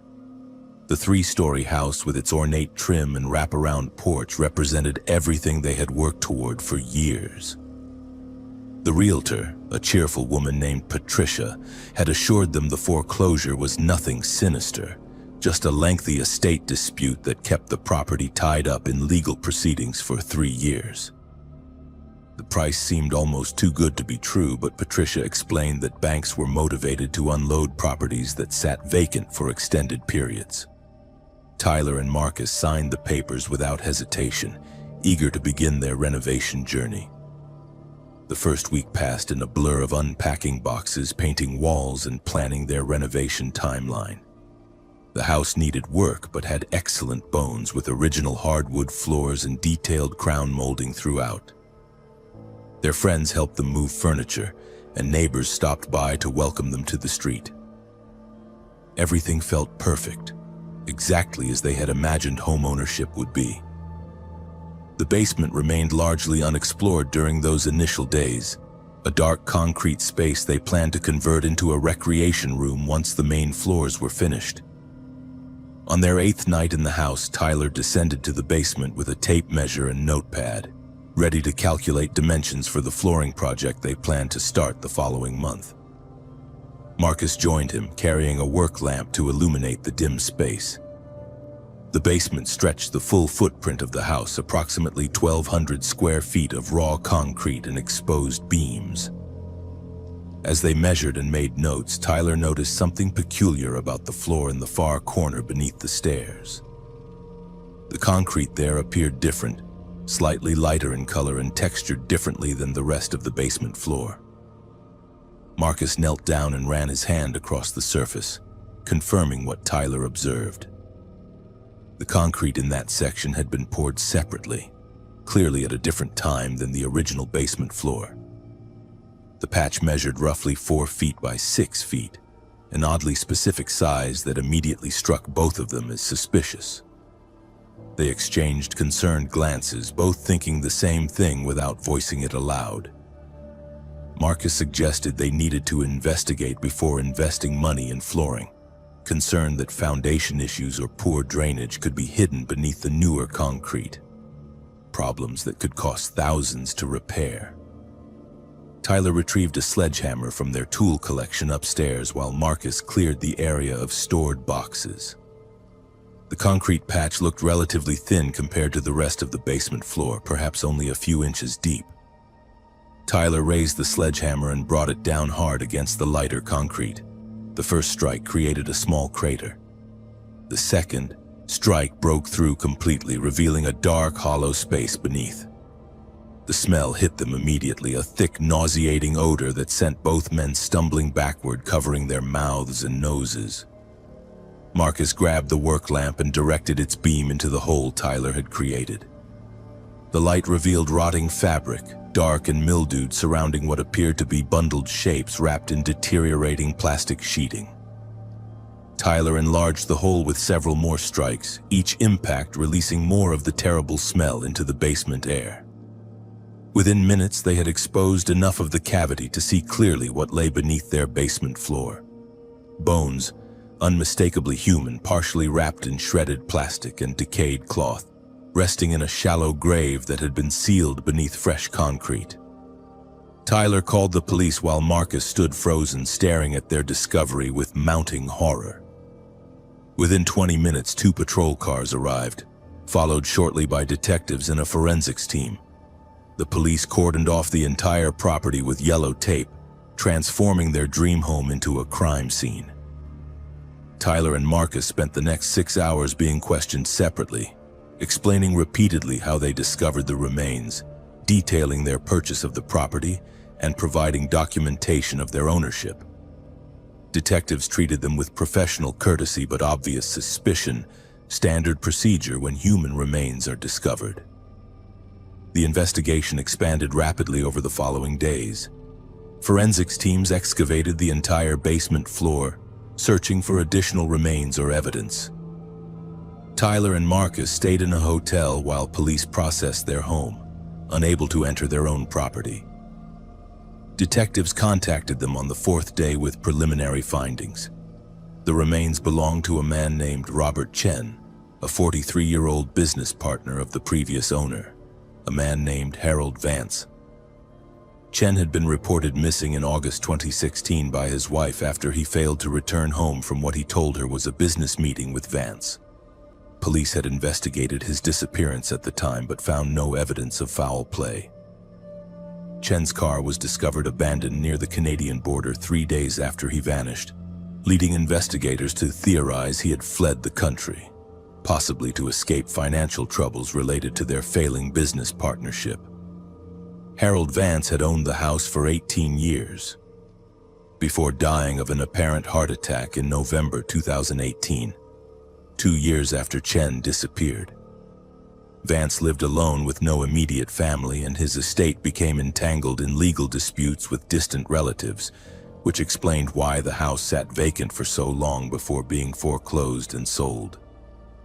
The detective assigned to their case, a veteran investigator named Morrison, explained that Vance had likely killed Chen during a dispute, buried him in the basement, and poured fresh concrete to conceal the crime. Vance had lived above his victim's grave for 2 years before his own death, taking his secret with him. But the investigation revealed details far more disturbing than a simple murder concealed beneath concrete. Forensic analysis of Chen's remains showed evidence of severe trauma to his extremities consistent with restraint injuries. The plastic sheeting that wrapped his body contained tears and punctures made from the inside, suggesting movement after burial. The medical examiner determined that Chen had likely been alive, though possibly unconscious, when Vance sealed him beneath the concrete. Scratch marks were discovered on the underside of the floor joists directly above where the body lay. Marks that could only have been made by someone beneath the basement floor, trapped in the shallow cavity, clawing desperately at the wood above. This revelation transformed the case from murder to something far more sinister. Additional investigation of the house revealed hidden cameras that Vance had installed throughout the property, disguised within air vents and light fixtures. Police recovered recording equipment from a locked closet in the master bedroom, including dozens of hard drives containing thousands of hours of footage. The recording showed Vance sitting in his living room at night, headphones on, listening intently to audio feeds from the basement. In several recordings, Vance could be heard speaking to the basement floor, asking questions and pausing as if receiving responses, though no other voices were audible on the recordings. Tyler and Marcus were finally allowed back into their home after 3 weeks, but the property no longer felt like a dream. The basement had been completely excavated, leaving exposed earth and broken concrete. Police had removed sections of wall and flooring throughout the house to access and remove the surveillance equipment.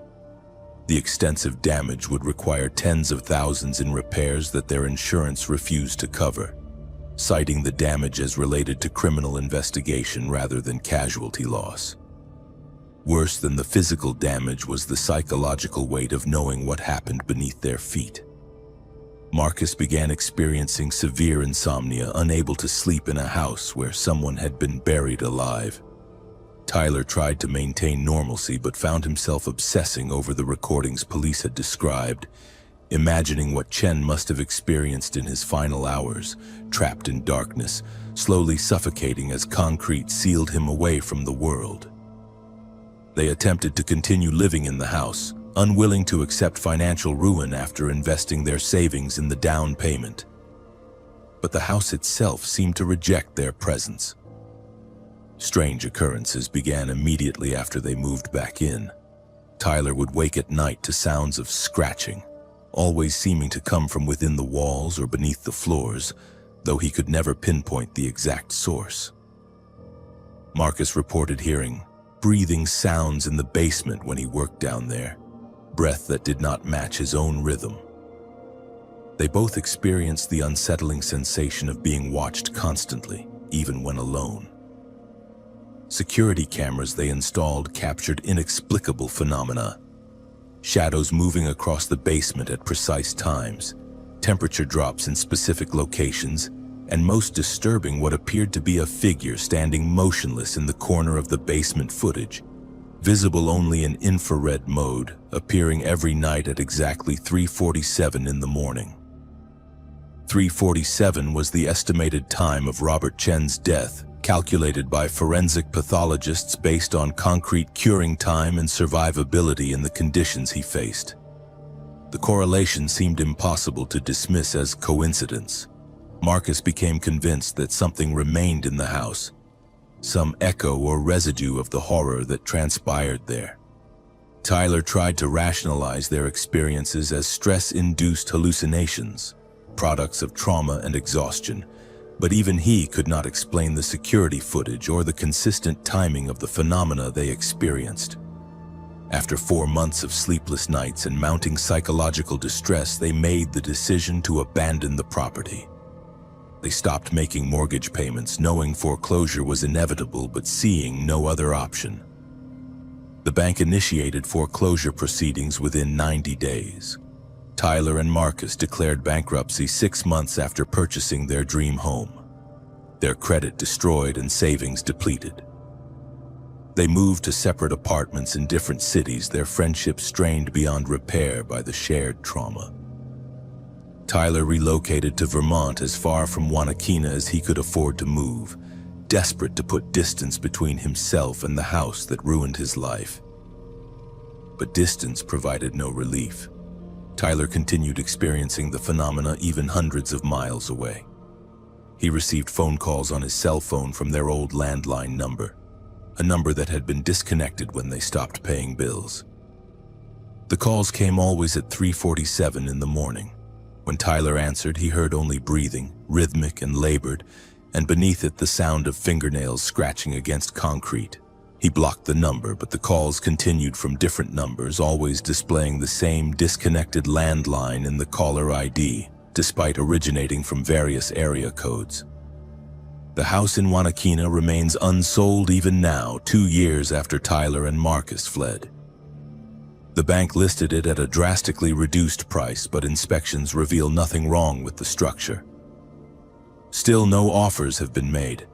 Real estate agents report feeling uncomfortable during showings, and potential buyers consistently decline to make offers after viewing the property. Local residents avoid the house entirely, and children no longer play on the street where it sits. The basement, resealed with new concrete by the bank, sometimes shows fresh scratch marks in the morning, thin lines scored into the smooth surface overnight, appearing in the exact location where Robert Chen was buried. Tyler still receives calls from the disconnected number. Marcus has not been heard from in over a year, his current location unknown even to his family. And in Wanakina, the Victorian house with its ornate trim and wraparound porch sits empty, waiting patiently for new owners who do not yet know what lies beneath their future basement floor. Rachel moved into her apartment in Cranberry Lake alone after her divorce, eager for a fresh start away from the painful memories of her failed marriage. The one-bedroom unit on the 3rd floor of an older building seemed perfect for her needs, affordable rent in a quiet neighborhood with views of the surrounding forest from her bedroom window. The landlord, a middle-aged man named Dennis, offered her the first month free as a move-in special, unusually generous for the area where rental properties were in high demand. Rachel accepted gratefully, seeing it as a sign that her luck was finally changing after the difficult year she had endured. Her neighbor Jesse helped her carry boxes up the narrow stairwell on moving day, a friendly gesture that made Rachel feel welcomed in her new building. As they unpacked kitchen items, Jesse mentioned casually that the previous tenant had left suddenly about 6 months ago, abandoning the apartment with all belongings still inside. Rachel found this odd and asked what had happened to prompt such an abrupt departure.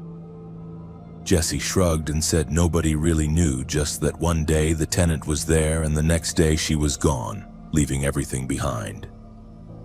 The landlord had cleared out the abandoned belongings and renovated the unit before listing it for rent again.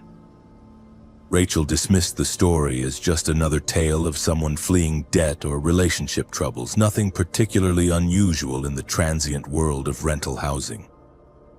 She focused on making the apartment her own, hanging curtains, arranging furniture, and trying to build a new life from the pieces of her old one. The apartment felt comfortable enough during those first days, and Rachel slept well for the first time in months, relieved to be away from the tension of her former home. Strange occurrences began within the first week, small things that Rachel initially dismissed as forgetfulness or stress. Her keys would be hanging on different hooks than where she remembered leaving them. The coffee maker turned itself on each morning at exactly 6:15, brewing a full pot even though Rachel never programmed it and typically did not wake until 7. She assumed she must have accidentally set it during her unpacking and forgot about it, though she could not remember doing so. More disturbing was the clothing that appeared in her laundry hamper, items that definitely did not belong to her. A gray cardigan size small appeared folded on top of her dirty clothes 3 days after she moved in. Rachel wore size medium and owned nothing gray.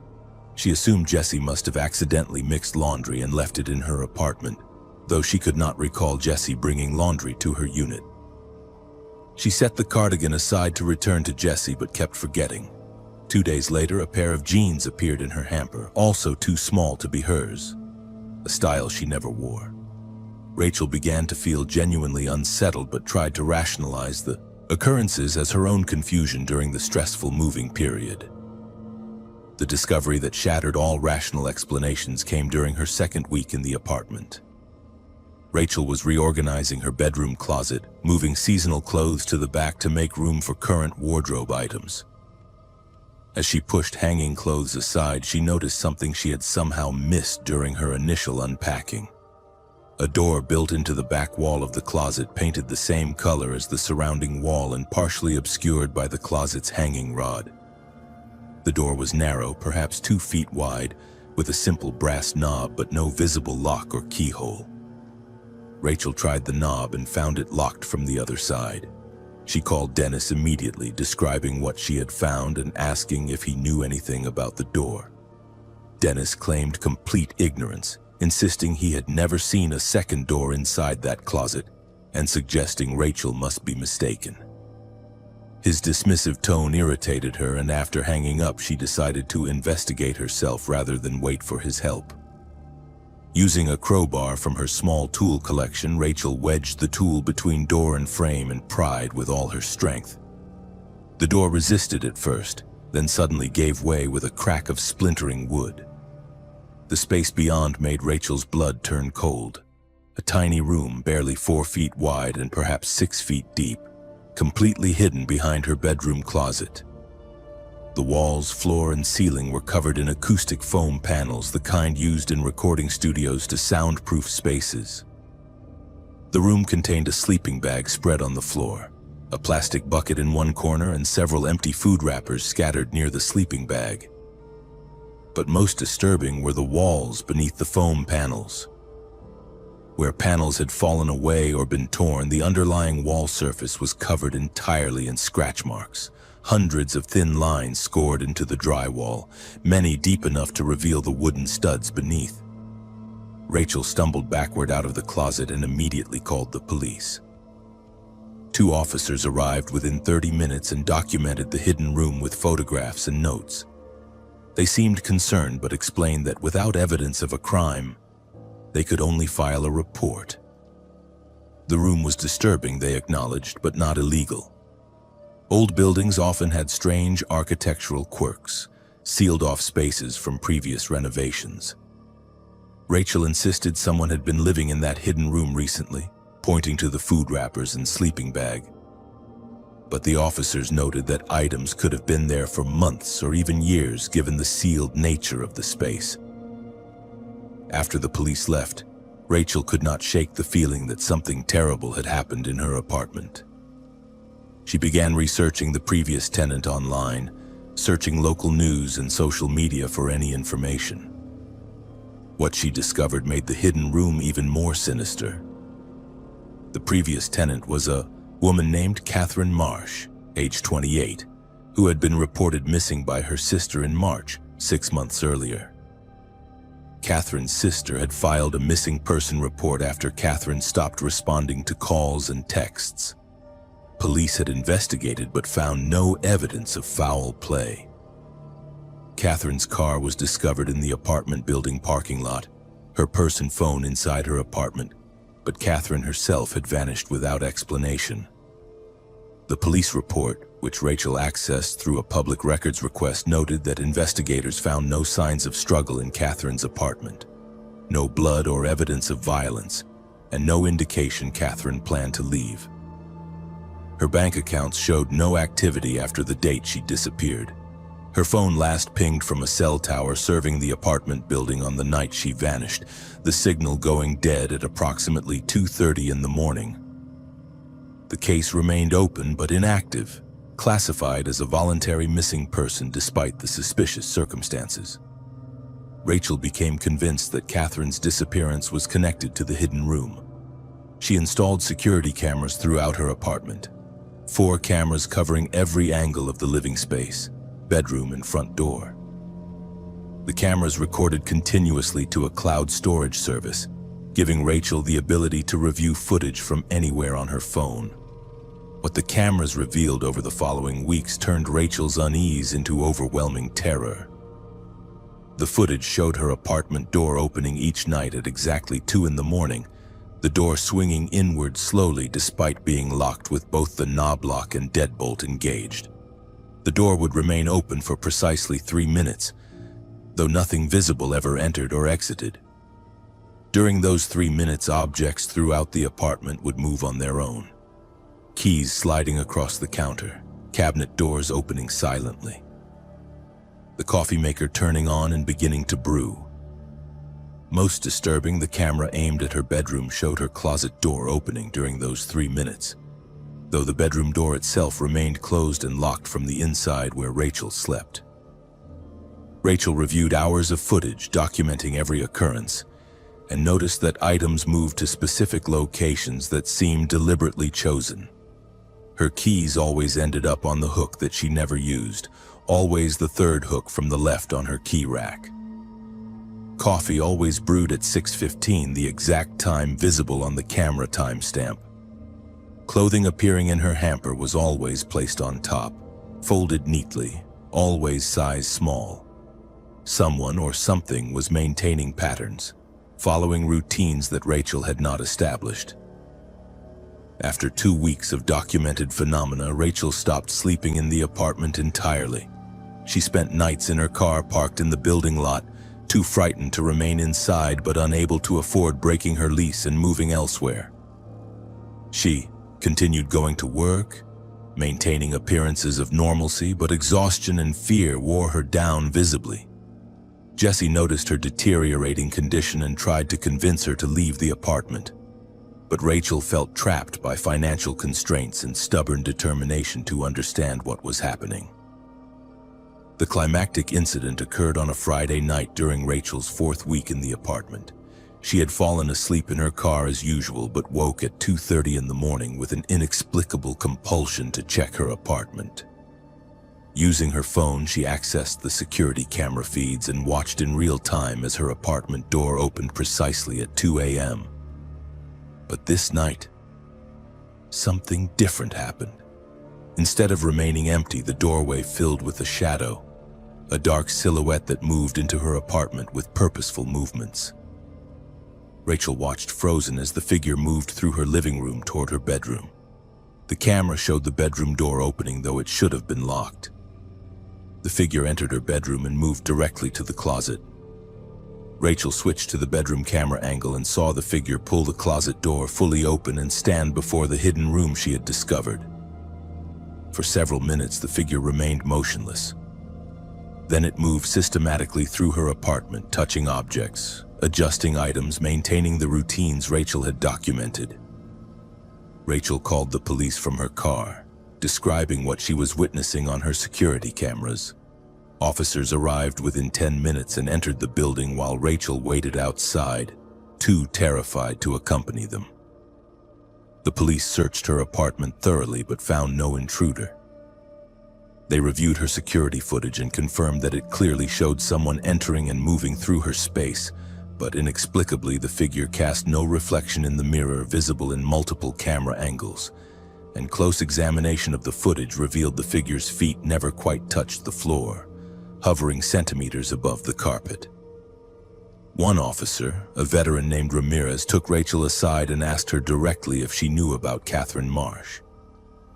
When Rachel confirmed she had researched the previous tenant, Ramirez revealed information not included in public reports. Catherine had called the police 4 times in the month before her disappearance, reporting that someone was entering her apartment at night. She claimed to have installed locks and security measures, but the intrusions continued. The night Catherine disappeared, she had called the police at 1:58 a.m., 2 minutes before Rachel's footage consistently showed her door opening. Catherine told the dispatcher that her door was opening on its own and someone was inside her apartment. Officers arrived at 2:25 a.m. and found the apartment empty. Catherine's phone on the kitchen counter still connected to the 911 call, but no sign of Catherine herself. Ramirez admitted that investigators had always suspected the landlord, Dennis, of involvement in Catherine's disappearance, but could never establish evidence. Dennis had keys to all units and opportunity to enter at will, but the security footage Rachel captured showed something that defied normal investigation. Whatever entered her apartment at 2 a.m. each night did not behave like a physical intruder. Ramirez suggested Rachel leave immediately and not return to the apartment under any circumstances. Rachel followed this advice, abandoning her apartment that very night without even collecting her belongings. She broke her lease and moved in with her sister 200 miles away, accepting financial loss over continued terror. 2 months after Rachel fled, police arrested Dennis after a new tenant in the building discovered hidden passages built between walls, narrow crawl spaces that connected multiple apartments. Dennis had constructed an elaborate network of hidden access points throughout the building, allowing him to move between units undetected. He had been entering tenant apartments for years, watching residents sleep, touching their belongings, maintaining disturbing routines. Further investigation revealed that Dennis had been institutionalized twice for severe mental illness before purchasing the apartment building in 2018. Search warrants executed on his personal residence uncovered thousands of photographs of female tenants taken without their knowledge, detailed journals documenting his observations of their daily patterns, and most damning personal items reported missing by former tenants stretching back 5 years. Catherine Marsh's driver license was found in a locked box in Dennis's bedroom, along with licenses and identification belonging to 3 other women, all former tenants, all reported missing over the past 7 years. Catherine's remains were eventually discovered sealed inside a wall cavity in the building's basement, along with the remains of 2 other missing women. Dennis was charged with multiple counts of murder, kidnapping, and stalking. He pleaded not guilty by reason of insanity, claiming he had no memory of killing anyone. His trial is still pending. Rachel lives under an assumed name now, having legally changed her identity to escape the trauma and media attention surrounding the case. She refuses to live in any apartment building, renting only detached houses where walls do not connect to neighboring units. She still experiences panic attacks when she hears coffee makers turning on, the sound instantly transporting her back to those mornings in Cranberry Lake when she woke to freshly brewed coffee she never programmed. The apartment building where she lived for only 4 weeks has been condemned and sits empty. Its hidden passages sealed, but its dark history permanently embedded in the community memory of a place where walls held terrible secrets. Cal and his wife Emma purchased their dream home in Riverton after years of saving. A beautiful craftsman-style house on a quiet residential street surrounded by established families and mature trees. The property had excellent curb appeal with its wide front porch, original stained glass windows, and meticulously maintained garden. Their realtor Eric had presented the house as an exceptional opportunity, explaining that the seller needed to relocate quickly for work and was highly motivated to close the sale rapidly. The price reflected this urgency, listed 15% below comparable homes in the neighborhood. Cal and Emma saw it as the perfect starter home for their growing family, with 3 bedrooms and a large backyard ideal for the children they hoped to have. The closing process went smoothly, completed in just 3 weeks from offer to keys in hand. Eric praised them for being decisive buyers and wished them well as he handed over the final paperwork.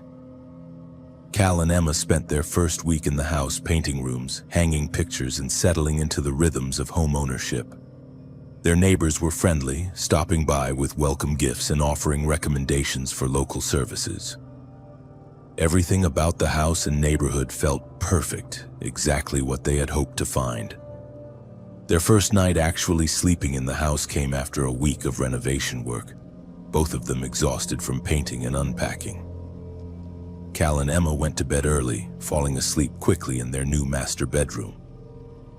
Cal woke suddenly at 3:30 in the morning, his internal alarm triggered by a sound he could not immediately identify. He lay still in the darkness, listening intently. Then he heard it again, a soft creaking sound coming from their bedroom door. As his eyes adjusted to the darkness, Cal saw the door slowly swinging inward despite being locked from the inside with the privacy lock engaged. Standing in the doorway was a tall silhouette, a figure of a man backlit by the dim nightlight in the hallway. The figure stood completely motionless, facing their bed, watching them in silence. Cal's heart hammered in his chest as he reached over to shake Emma awake, never taking his eyes off the intruder. When Cal shouted for the figure to get out, the man retreated backward into the hallway without turning around. His movements unnatural and gliding, feet appearing not to walk but to slide across the floor. Cal leaped from bed and rushed to the doorway, but the hallway was empty. He checked every room in the house, turning on lights and searching closets, but found no one. All doors and windows remained locked from the inside. Emma called the police while Cal continued searching. Officers arrived within 15 minutes and conducted their own thorough search of the property, finding no signs of forced entry and no evidence anyone had been inside.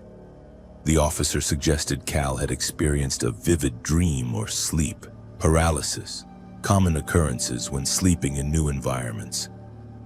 Cal knew what he had seen was real, but without evidence, police could do little more than file a report. Neither Cal nor Emma slept the rest of that night. The following day, they installed security cameras throughout the house, 8 cameras covering all entry points and major rooms, recording continuously to cloud storage. Cal also changed every lock in the house, installing high-security deadbolts on all exterior doors. They went to bed that second night feeling more secure, protected by technology and new locks. But at 3:30 in the morning, the bedroom camera alert woke Cal. Checking his phone, he watched in real time as the front door opened slowly despite being locked, and the same tall figure from the previous night entered their home.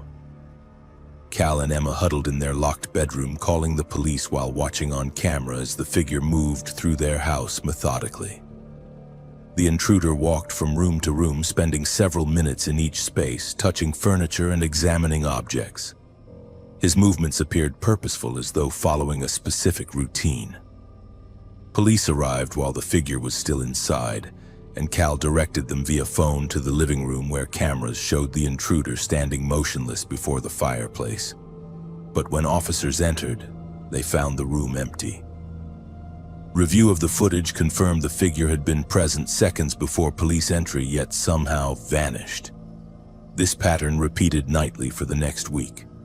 At exactly 3:30 each morning, the front door would open regardless of locks or security measures, and the tall figure would enter, walking through the house for precisely 1 hour before leaving through the same door. Cal changed the locks twice more, installed additional security measures including door sensors and motion detectors, but nothing prevented the nightly intrusions. Police dusted for fingerprints but found nothing.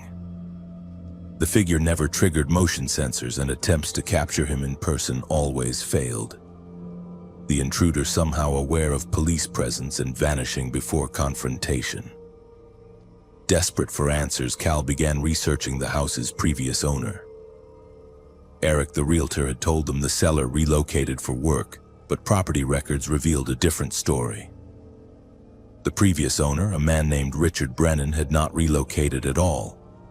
Richard had died 3 weeks before Cal and Emma's purchase, not from natural causes, but from an apparent suicide in the master bedroom of the house. The realtor had deliberately misrepresented this fact, likely knowing disclosure of a recent death would complicate the sale. Cal confronted Eric about the deception, but the realtor claimed he acted on instructions from Richard's estate executor and had no obligation to disclose deaths that occurred on the property under state law. Frustrated, Cal dug deeper into Richard's history. Richard had purchased the house in 1984 and lived there alone for 40 years, never married, no children. a reclusive man whom neighbors described as pleasant but distant. Longtime residents of the street remembered Richard as someone who kept to himself, maintaining his property immaculately, but rarely engaging socially with the community. One neighbor, an elderly woman named Phyllis who had lived on the street since the 1970s, shared information with Cal that cast the nightly intrusions in a more disturbing light. Phyllis revealed that for years, even before Richard's death, she had seen lights moving through the house late at night when Richard was known to be sleeping. She assumed Richard was a restless sleeper, or perhaps suffered from insomnia, but the patterns never quite made sense. The lights would move through rooms in a specific sequence, always the same route, always lasting about an hour, then disappearing. Phyllis also mentioned that Richard had a twin brother named Robert who had lived with him decades ago.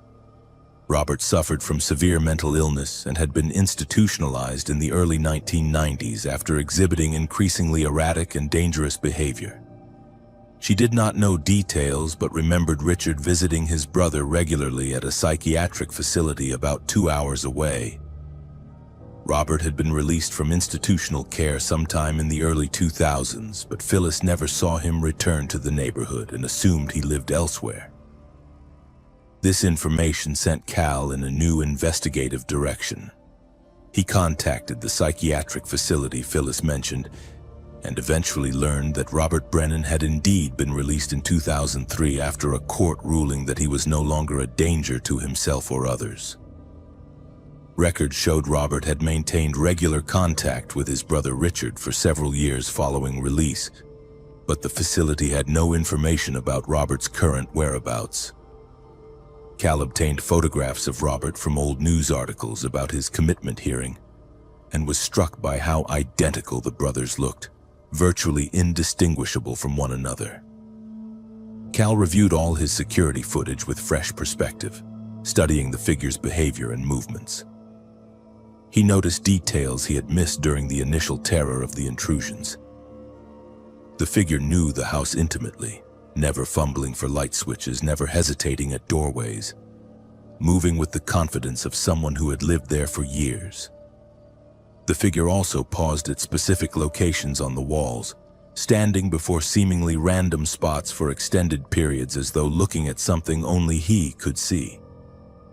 Cal investigated these spots where the figure consistently paused. Using a stud finder and careful examination, he discovered small holes drilled through the exterior walls at those exact locations, holes barely visible from inside but perfectly positioned to observe the rooms from outside.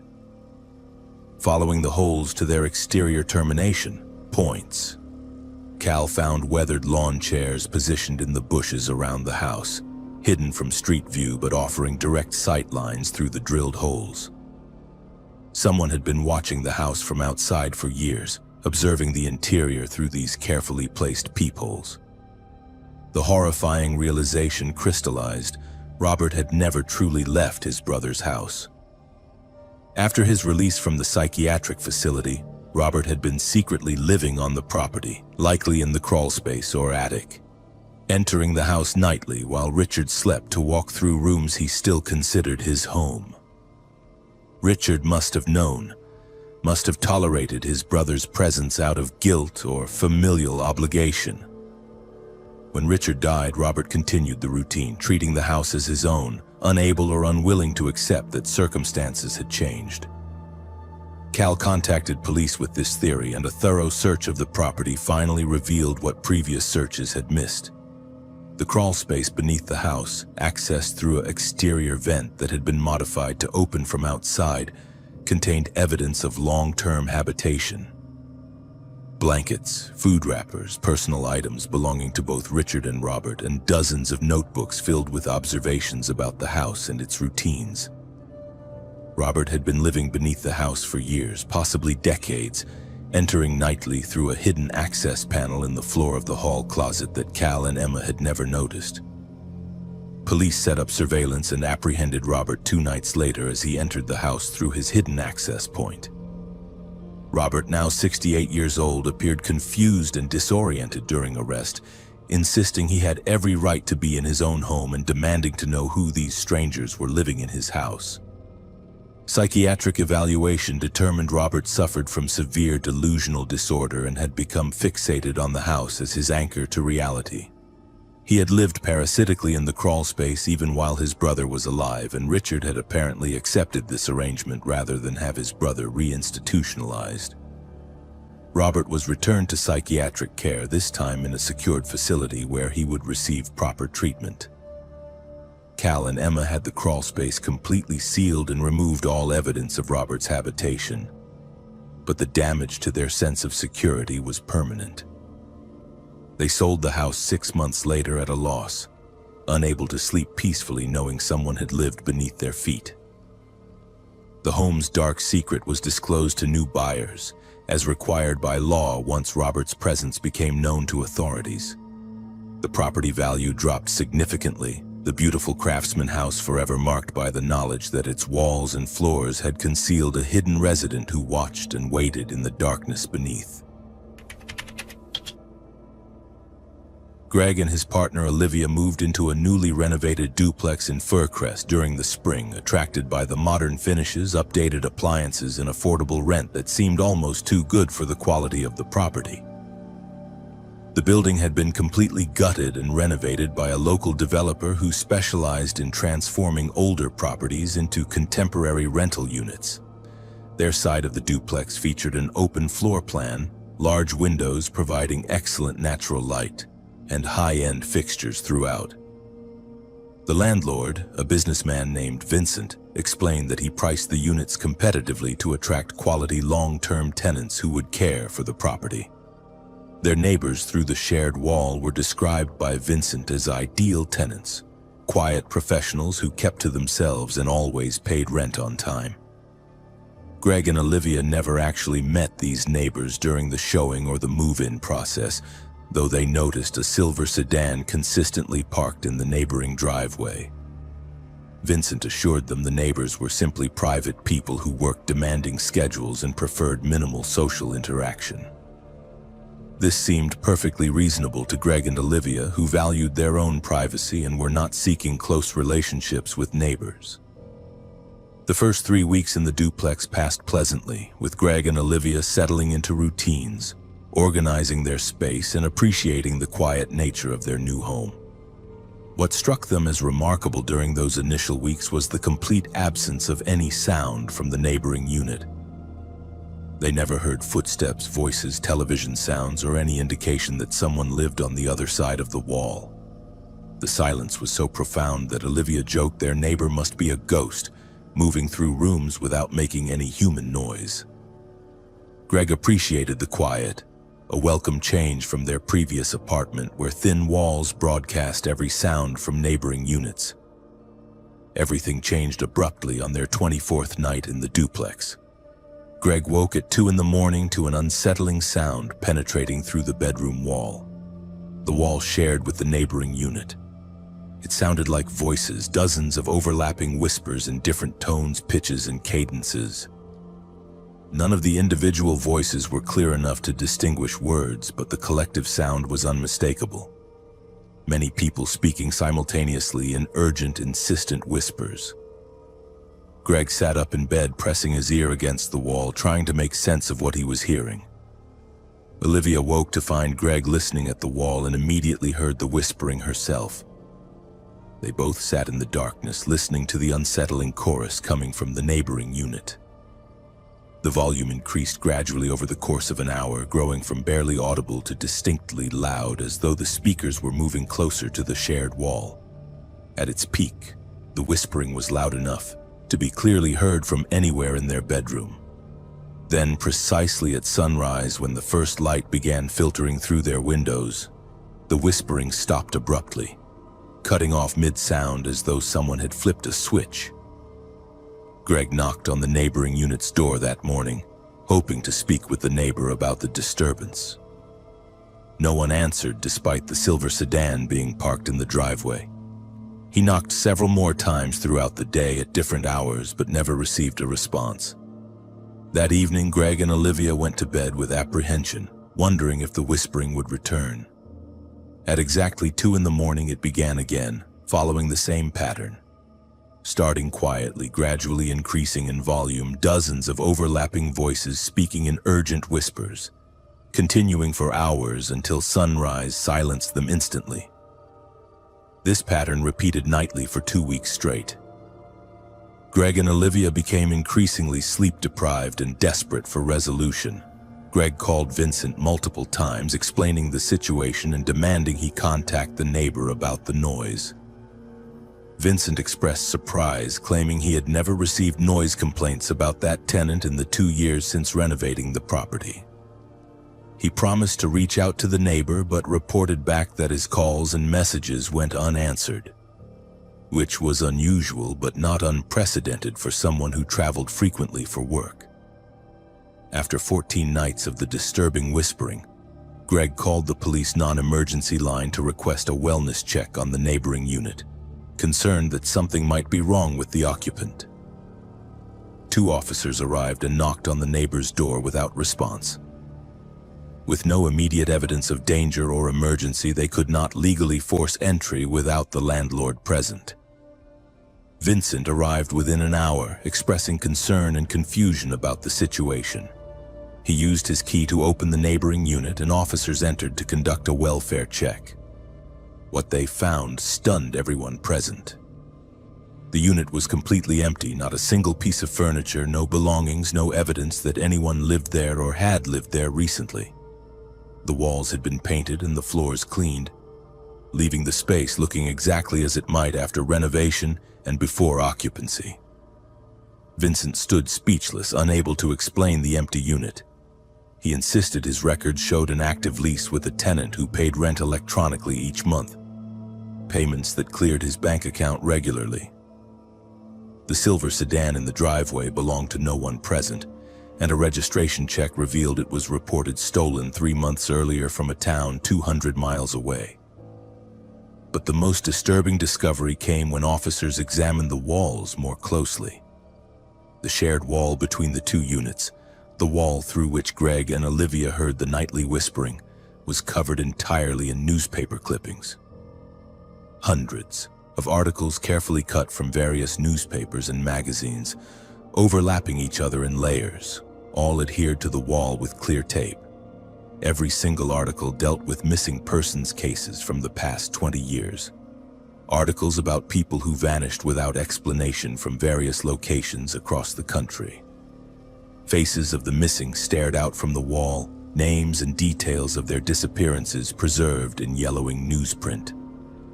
Officers documented the wall extensively, photographing every clipping and beginning an investigation into who created the disturbing collage and why. Vincent was questioned extensively, but financial records confirmed that rent payments came from a legitimate bank account belonging to someone named Michael Chen, and Vincent had never actually met this tenant in person. The lease had been signed electronically, rent paid automatically, and all communication conducted via email.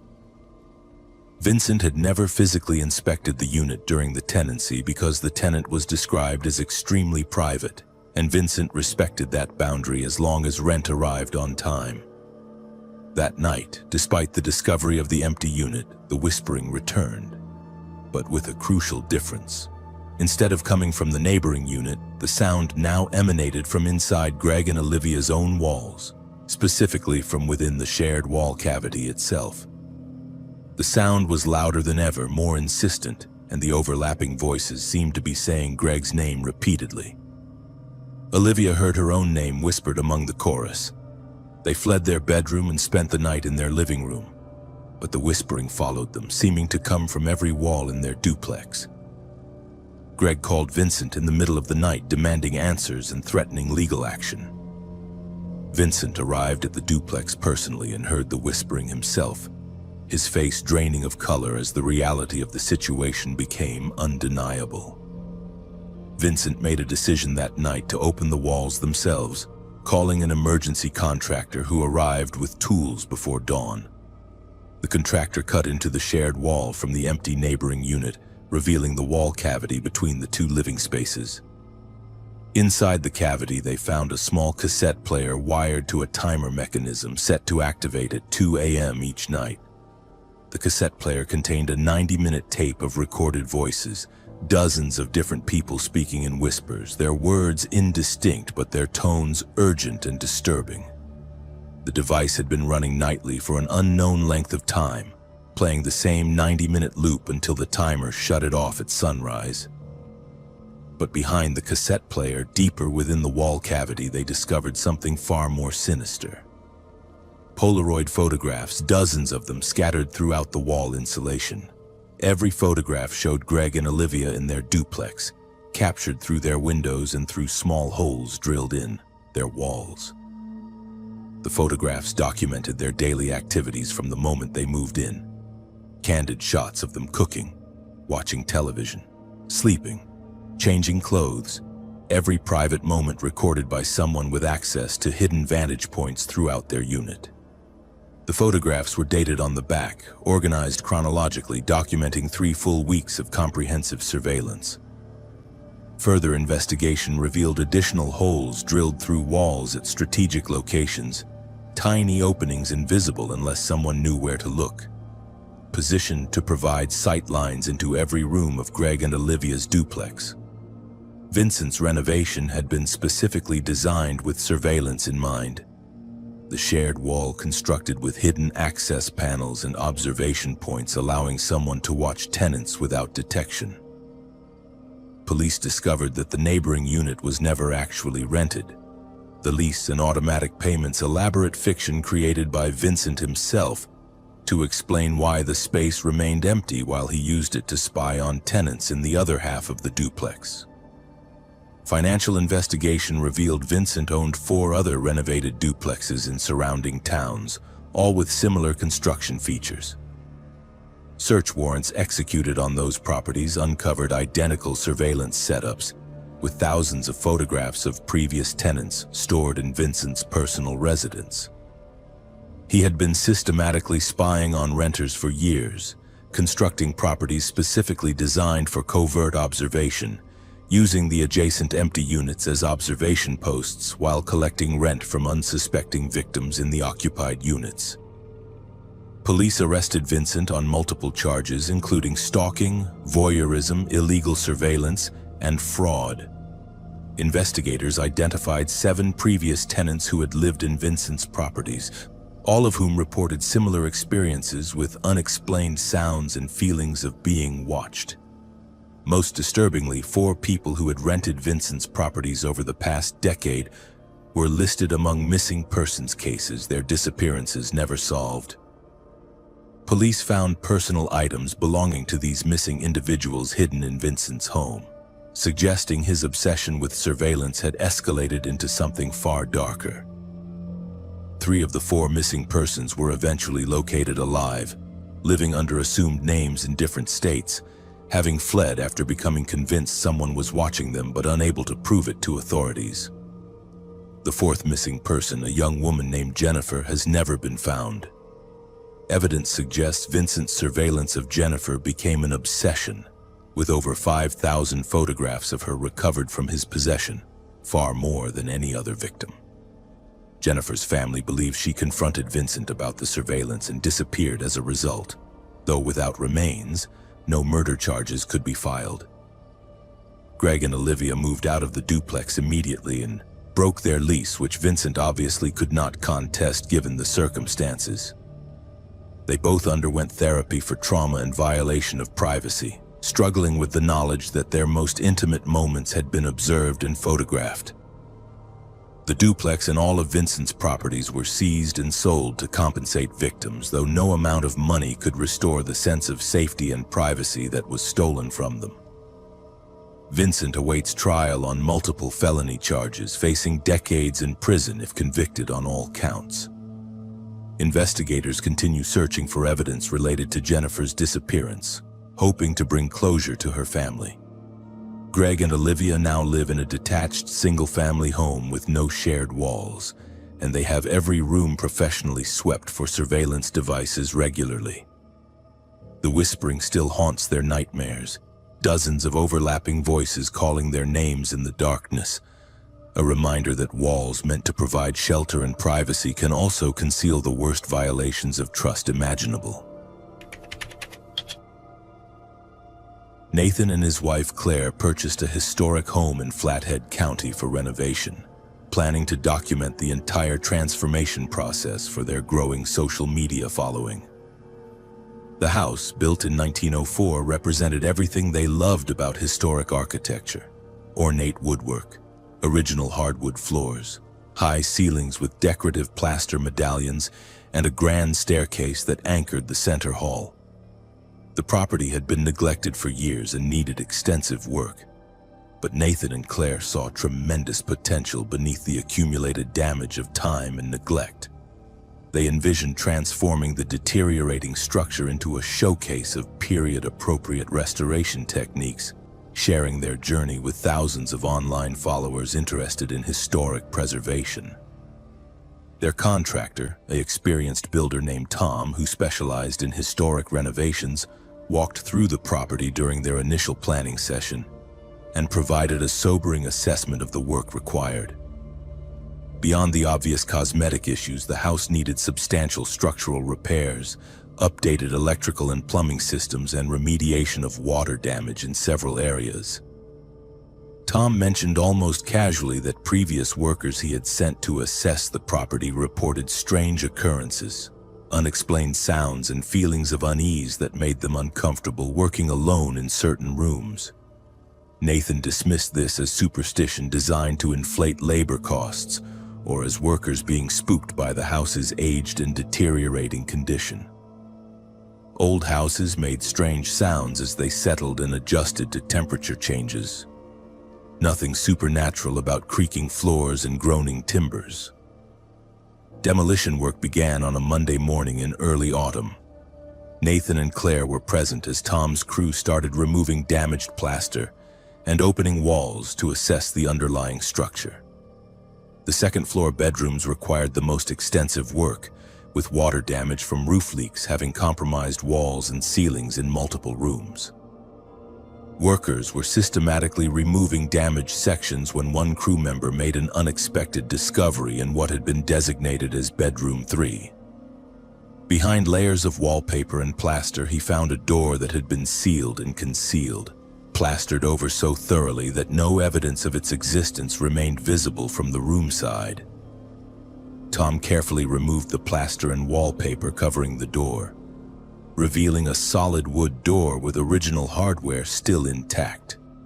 The door was locked, but the key remained in the lock on the bedroom side, suggesting whoever sealed the room did so from outside, locking the door and then concealing it completely.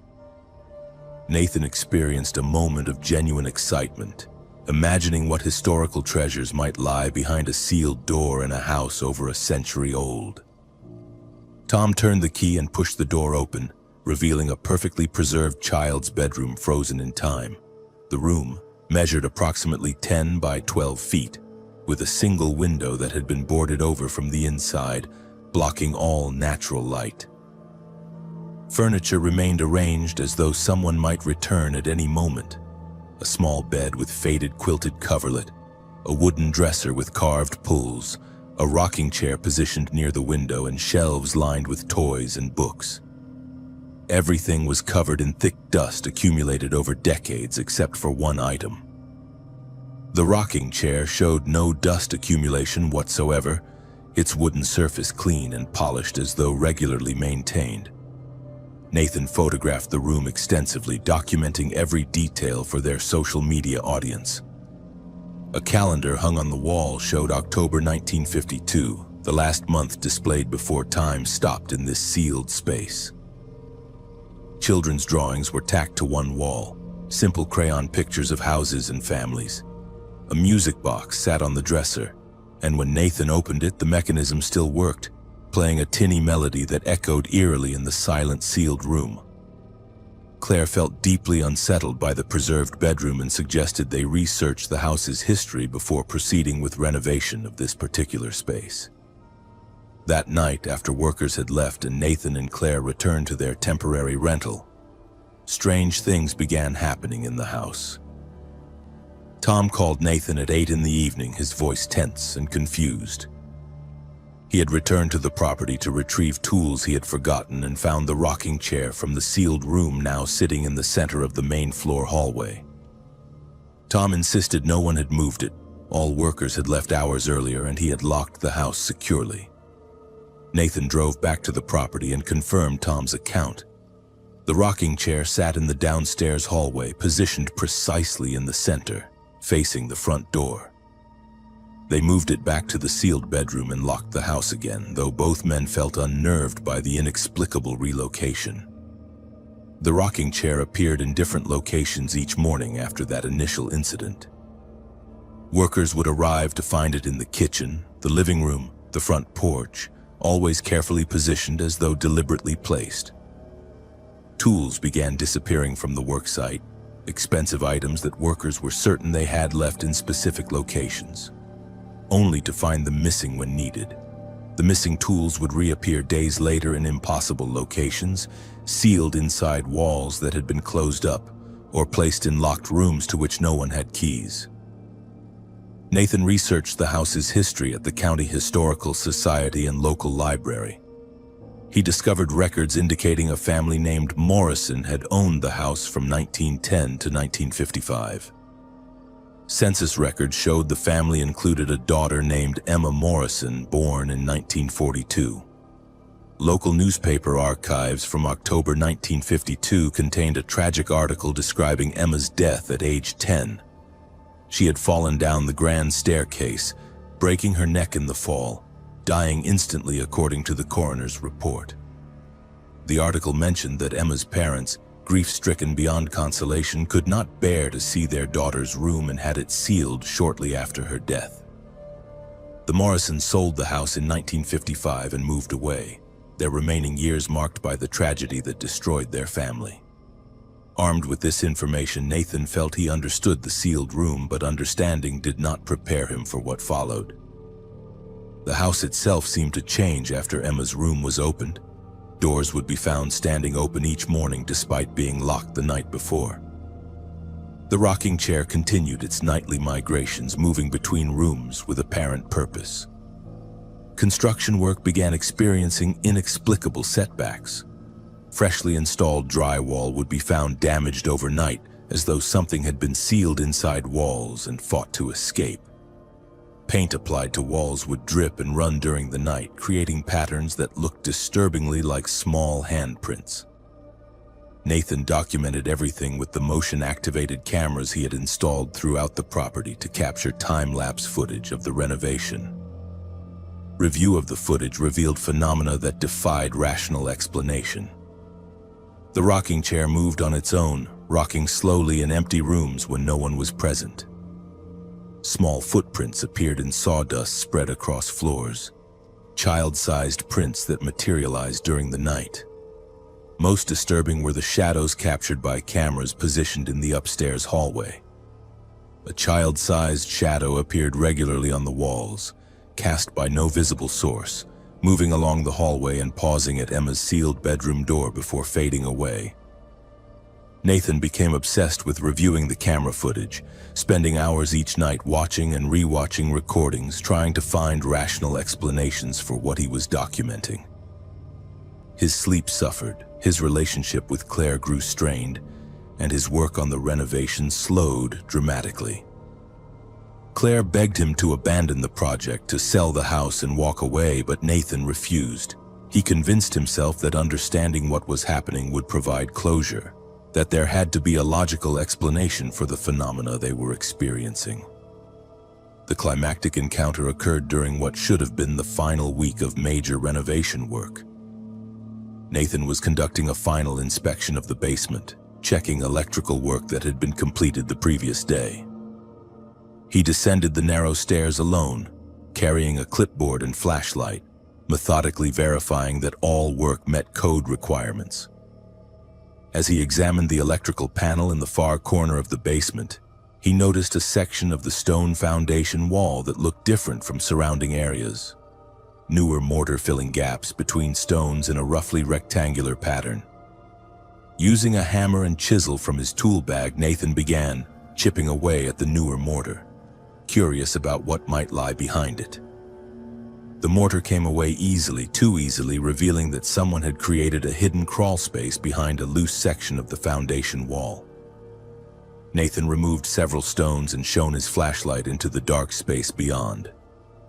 The beam illuminated a small cavity, perhaps 4 feet deep, containing dozens of items, toys from different eras spanning 7 decades, children's books with publication dates ranging from the 1950s through the 2010s, and a journal bound in leather. Nathan pulled the journal from the crawl space and opened it to the first page. The handwriting was childish, large uneven letters spelling out Emma's book at the top. The entries began normally, typical diary entries from a young girl describing daily life, school activities, and family events. But the entries continued beyond October 1952, beyond the date of Emma's death. The writing deteriorated over subsequent entries, becoming more erratic and disturbing. Later entries described Emma's loneliness after her death, her sadness at being forgotten, her desperate need for companionship.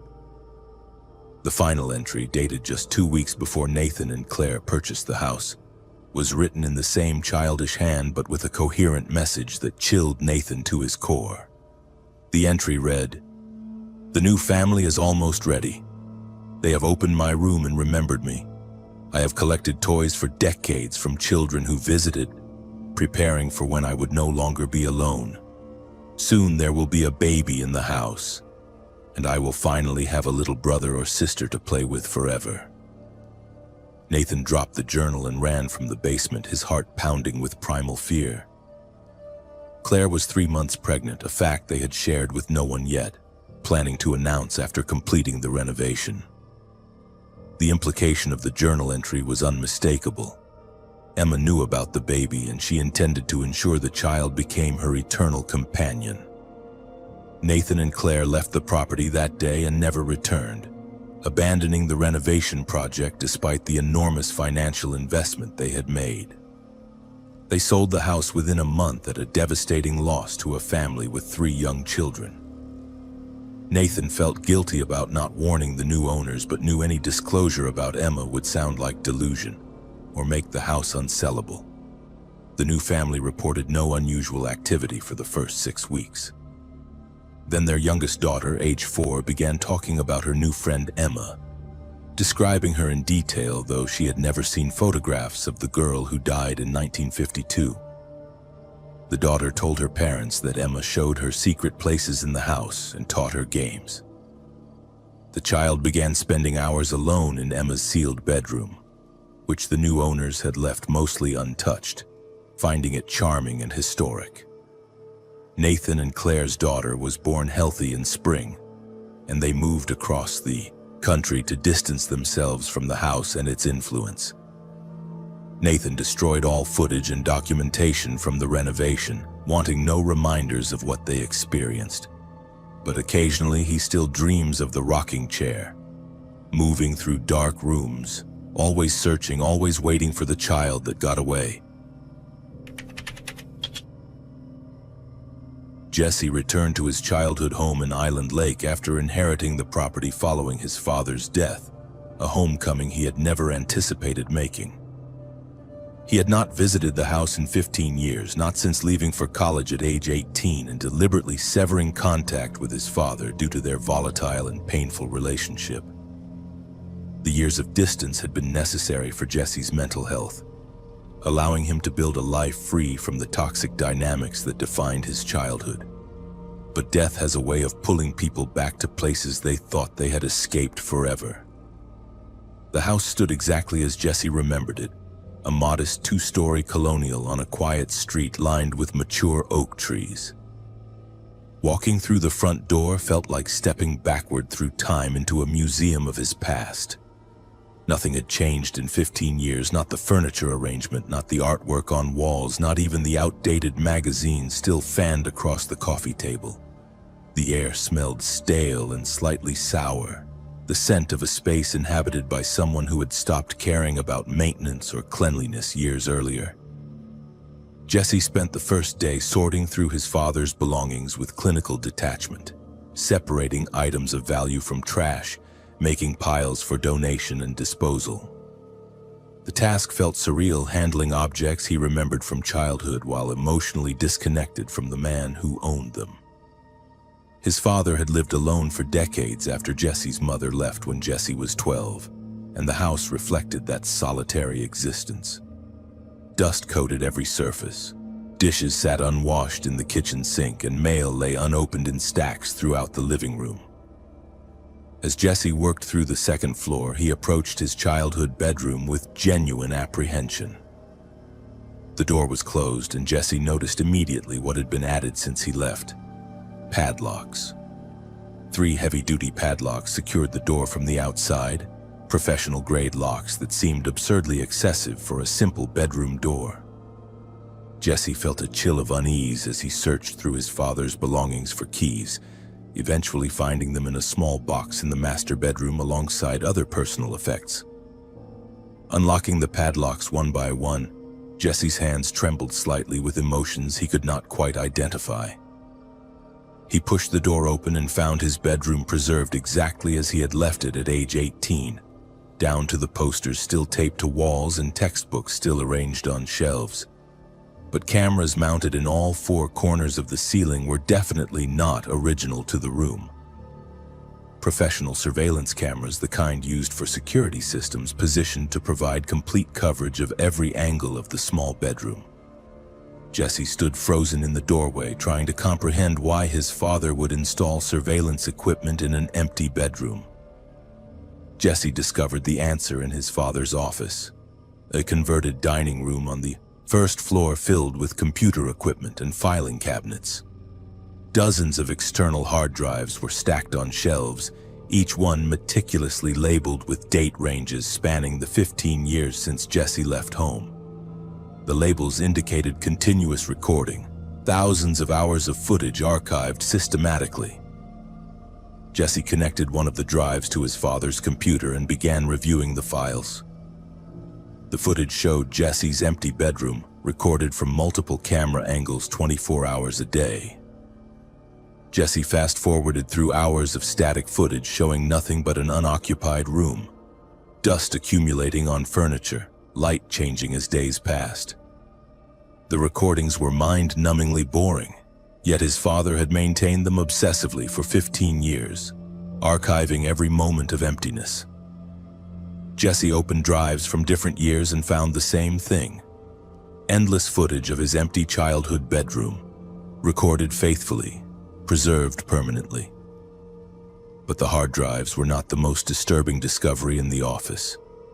Jesse found psychiatric records documenting his father's mental health treatment beginning shortly after Jesse left for college.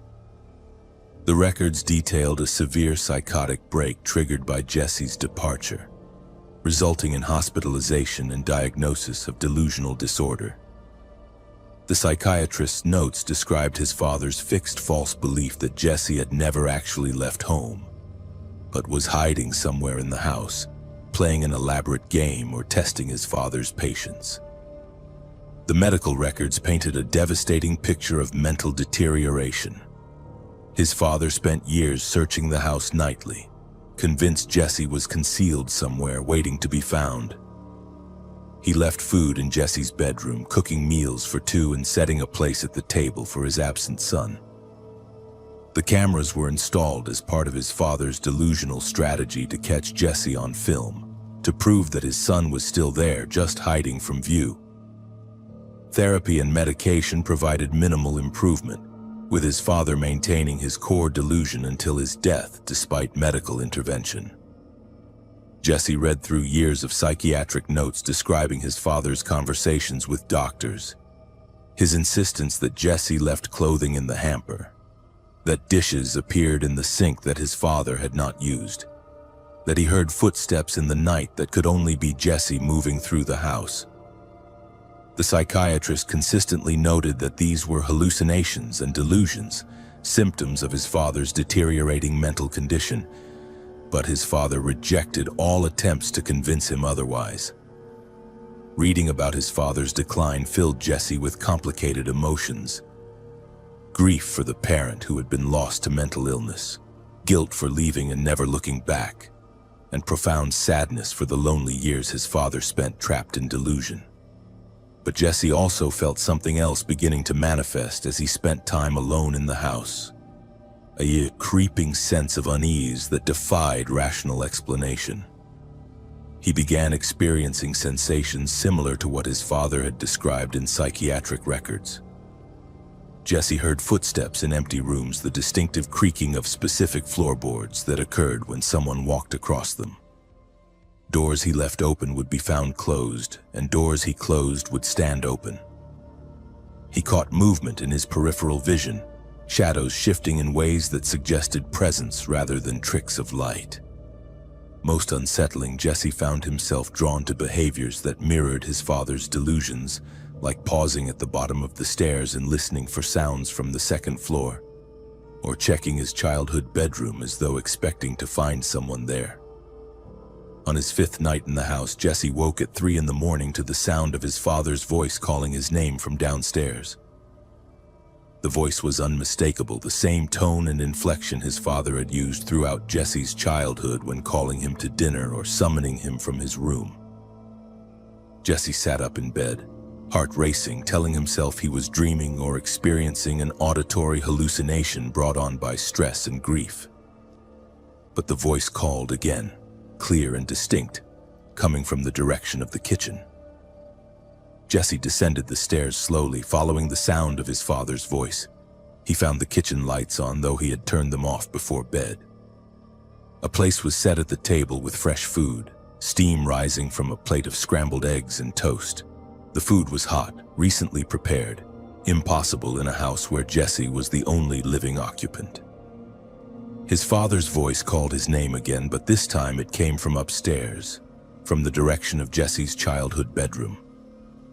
Then the voice called from the basement, then from directly behind Jesse. Multiple instances of his father's voice overlapping impossibly, calling to him from every direction simultaneously. Jesse fled the house in his car, driving to a hotel 20 miles away where he spent the remainder of the night. In the morning, he contacted an estate sales service and hired them to handle the complete liquidation of his father's property. He refused to return to the house personally, authorizing the service to dispose of everything and prepare the property for sale. The service workers reported unusual difficulties during their work, including equipment malfunctions, unexplained temperature fluctuations, and the persistent feeling of being watched. When workers reviewed the surveillance footage from Jesse's bedroom cameras, which had continued recording throughout Jesse's stay in the house, they discovered something that the estate service supervisor felt obligated to report to Jesse. The footage from Jesse's final night showed Jesse himself setting the table in the kitchen, preparing food and moving through the house, though Jesse had no memory of these actions. The footage showed Jesse sleepwalking, performing activities while unconscious, acting out the very behaviors his father had attributed to delusion. This revelation forced Jesse to confront the possibility that his father's mental illness might have genetic components, that Jesse himself might be susceptible to the same delusional patterns that destroyed his father's final years. He sought psychiatric evaluation and was diagnosed with sleep disorder and acute stress response, but not with the psychotic disorder his father suffered. The psychiatrist explained that Jesse's sleepwalking and hallucinations were trauma responses, his mind processing grief and guilt through nocturnal behaviors, not evidence of permanent mental illness. The house sold eventually to a developer who demolished it and built townhomes on the lot. Jesse attended intensive therapy for 2 years, working through the complex trauma of his childhood and the disturbing experiences in his father's house.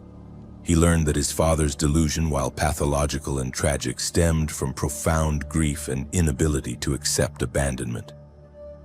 His father had loved him in a deeply damaged way, and that love had curdled into obsession when Jesse left. Jesse now lives on the opposite coast, as far from Island Lake as geography permits, He maintains no photographs of his childhood home and avoids returning to his hometown for any reason. But sometimes, in the quiet moments before sleep, Jesse hears his father's voice calling his name, a sound that exists somewhere between memory and present reality, a reminder that some houses leave marks that distance and time cannot fully erase. Bill and his family moved into a suburban community in Bonneville Basin during the summer, thrilled to find a neighborhood that seemed almost too perfect. The tree-lined streets featured well-maintained homes with manicured lawns, children playing safely on sidewalks, and an overall atmosphere of prosperity and community pride. After years of apartment living in the city, Bill and his wife Monica were excited to provide their 2 children with the quintessential suburban childhood experience. The house they purchased was a 4-bedroom colonial at the end of a cul-de-sac, surrounded by similar homes occupied by families who had lived in the neighborhood for years. Their neighbors welcomed them warmly from the moment the moving truck arrived. The Campbells from the house on their left brought homemade cookies and offered to help unpack. The Walkers from the house on their right arrived with a casserole and detailed recommendations for local services. Other neighbors stopped by throughout the day, introducing themselves, sharing stories about the neighborhood, and expressing genuine enthusiasm about the new family joining their community. Bill and Monica felt overwhelmed by the friendliness, remarking to each other that they had found exactly the kind of neighborhood they had always dreamed about. The first indication that something was not quite right came during their 3rd night in the house. Bill woke early around 5 in the morning and walked to the bathroom.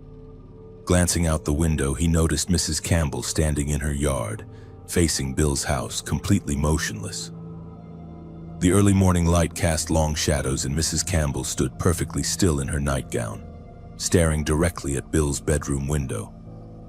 Bill watched for several minutes, waiting for her to move or acknowledge his presence, but she remained frozen in place like a statue. Eventually, Bill returned to bed, unsettled but telling himself she was probably sleepwalking or experiencing some kind of medical episode. That morning at breakfast, Bill mentioned the incident to Monica, who had her own strange observation to share. She had been unpacking kitchen boxes late the previous evening when she noticed Mr. Walker standing at his window watching their house.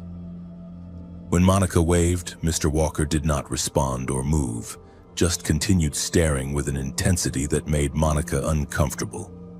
Both of them agreed the incidents were odd but probably had innocent explanations, neighbors perhaps curious about the new family or coincidentally looking in their direction. The watching escalated rapidly over the following week. Anytime Bill looked out a window, day or night, someone from a neighboring house was visible, standing in their yard or at their window, facing Bill's house.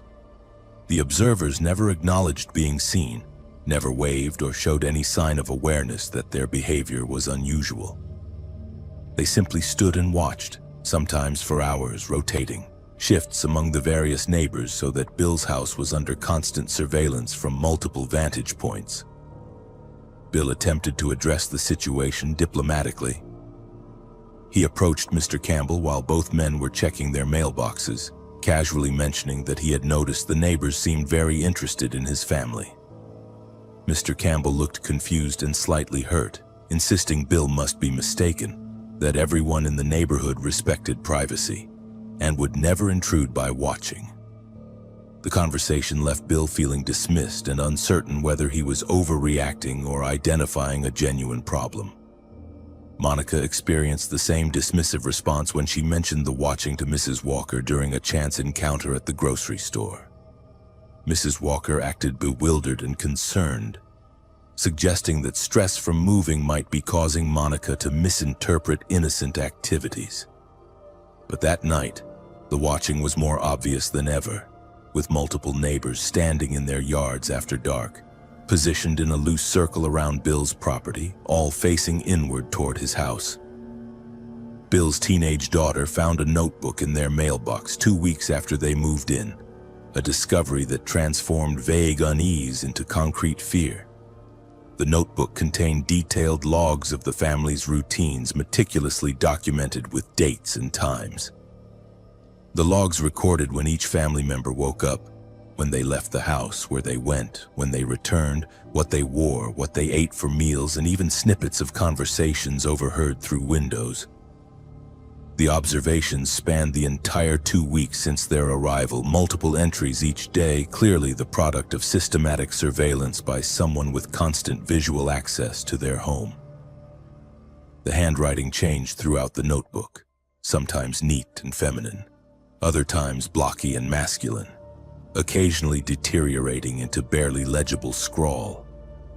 Multiple people were contributing to the surveillance log, coordinating their observations to create a comprehensive record of the family's every activity. Bill called the police immediately, showing them the notebook and explaining the constant watching they had experienced. 2 officers took a report and agreed the situation warranted investigation, though they noted the notebook alone did not constitute an actual crime since it contained only observations of activities visible from public spaces. Police interviewed several neighbors who all expressed shock and confusion about the allegations. Each neighbor denied watching Bill's family, denied any knowledge of the surveillance log, and suggested Bill might be experiencing paranoid delusions or stress-related anxiety. The officers found themselves unable to substantiate Bill's claims despite the physical evidence of the notebook, since none of the neighbors admitted involvement and no laws had been technically violated by watching from their own properties. Frustrated by the lack of official help, Bill installed security cameras covering all angles of his property. The footage captured over the following week revealed behavior so disturbing that Bill questioned his own sanity when reviewing it. Every night at precisely 3 in the morning, all 6 families from the surrounding houses emerged from their homes and gathered in Bill's yard. The neighbors arranged themselves in a perfect circle around Bill's house, equidistant from each other, standing completely motionless for exactly 1 hour. They wore regular clothing, not robes or uniforms, and carried nothing in their hands. They simply stood in formation, silent and still, until exactly 4 in the morning when they dispersed simultaneously, returning to their homes without speaking or acknowledging each other. Bill showed the footage to Monica and they watched together in horrified disbelief. The behavior was so bizarre and coordinated that it suggested either elaborate conspiracy or shared mental illness among all their neighbors. Bill attempted to confront the neighbors the following day, showing them printouts from the security footage, but each neighbor smiled pleasantly and claimed Bill must have fabricated or doctored the images. They suggested he seek mental health evaluation, expressing concern that he seemed to be experiencing paranoid episodes. That night, Bill decided to stay awake and confront the neighbors directly during their nightly gathering. He positioned himself by the front window with his phone ready to record, waiting for 3 in the morning. At the appointed time, his neighbors emerged from their houses as usual, moving with synchronized precision to take their positions in the circle around his house. Bill walked outside immediately, standing on his porch and demanding answers about their behavior. The neighbors stood motionless in their circle, giving no indication they heard him speak. Bill walked directly to Mrs. Campbell, standing inches from her face, speaking loudly and insistently, asking what they were doing and why they were tormenting his family. Mrs. Campbell's eyes remained fixed on Bill's house, looking through him as though he did not exist. Bill moved to Mr. Walker with the same result, then to the others, receiving no acknowledgement from any of them. Then, simultaneously, all 6 neighbors turned their heads to look directly at Bill. The movement was perfectly synchronized, occurring in the same instant as though controlled by a single consciousness. When they spoke, their voices merged into perfect unison, 12 people speaking identical words at identical pitch and rhythm. The neighborhood welcomes you. The neighborhood keeps you. The neighborhood never lets go. Bill ran back inside his house and locked every door, his hands shaking as he secured windows and closed blinds. Monica and the children huddled together in the master bedroom while Bill watched through a gap in the curtains, The neighbors remained in their circle until exactly 4 in the morning, then dispersed silently to their homes just as they had every previous night.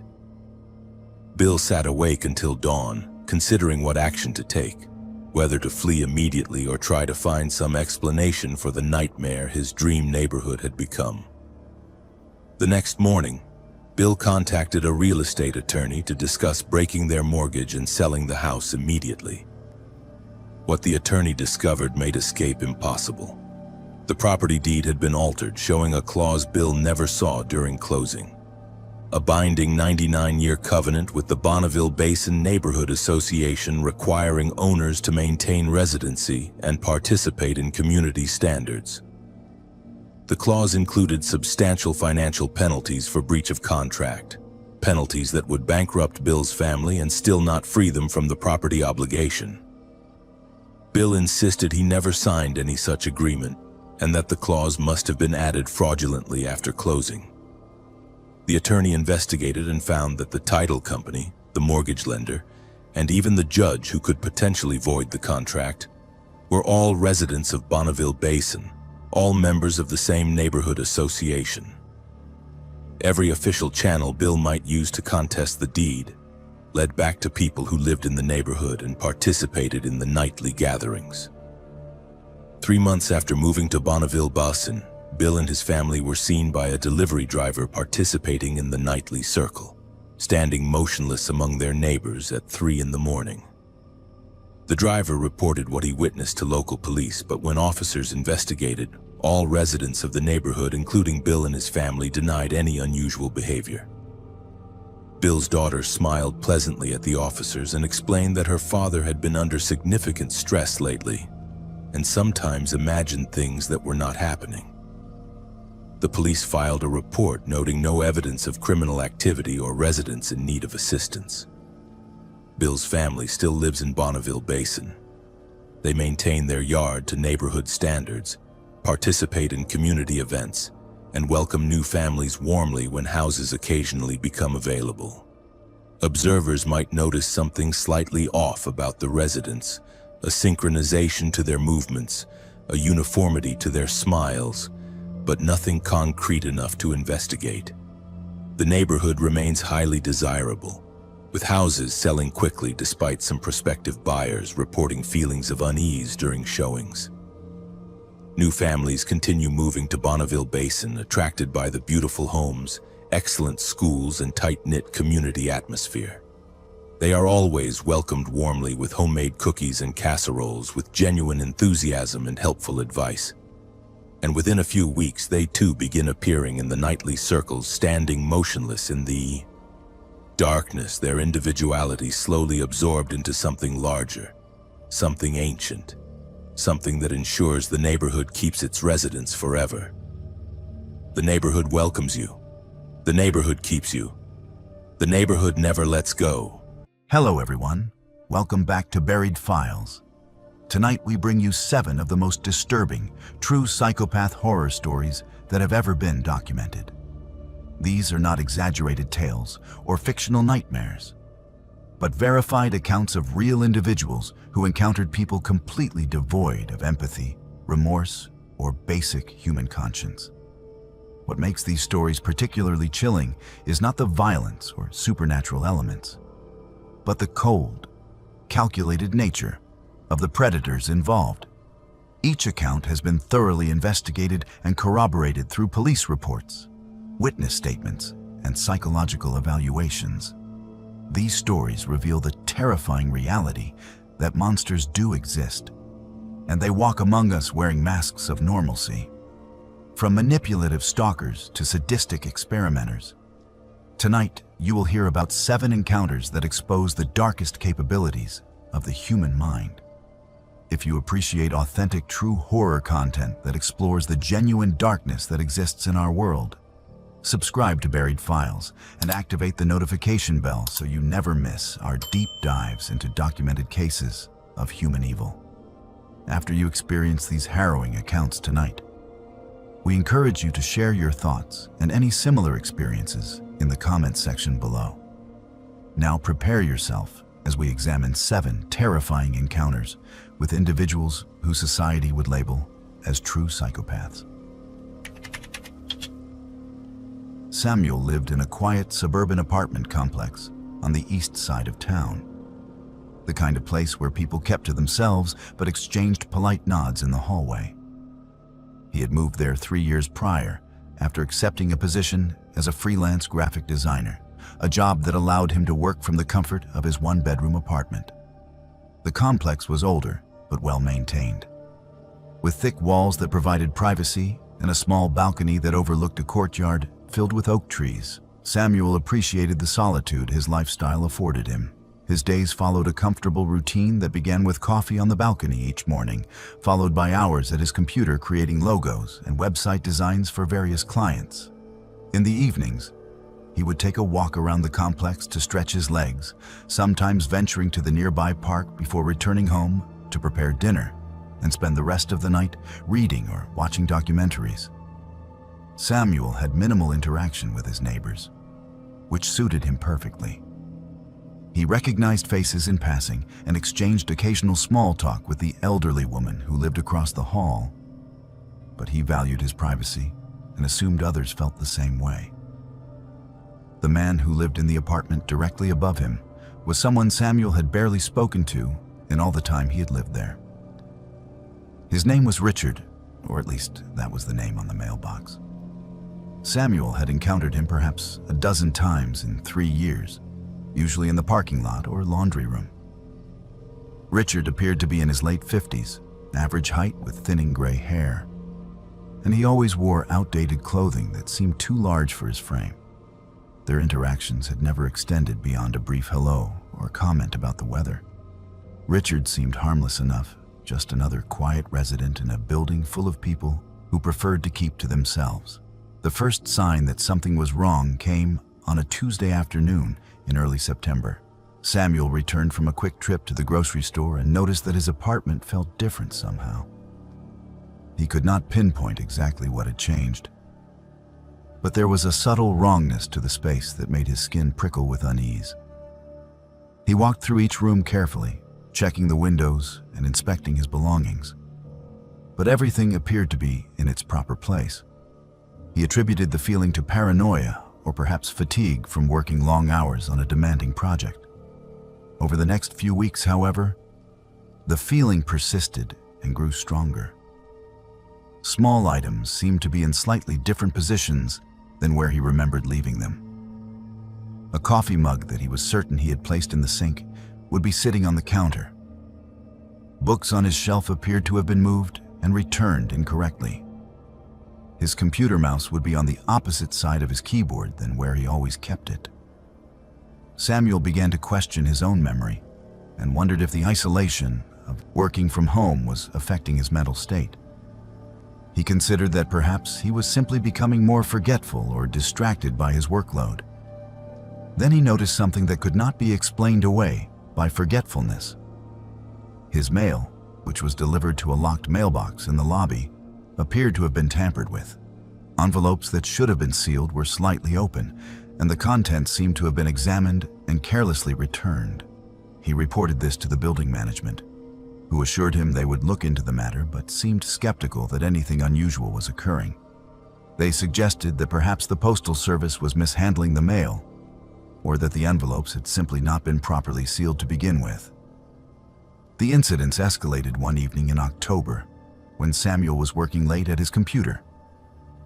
He was focused on completing a logo design when he noticed a small green light activate on his laptop's built-in webcam. He had not initiated any video calls or opened any applications that would require camera access. The light remained on for several seconds before switching off. Samuel immediately checked his running applications and security settings, but found nothing that explained the activation. He felt a cold dread settle in his stomach as he realized that someone might have remote access to his computer and had been watching him through his own webcam.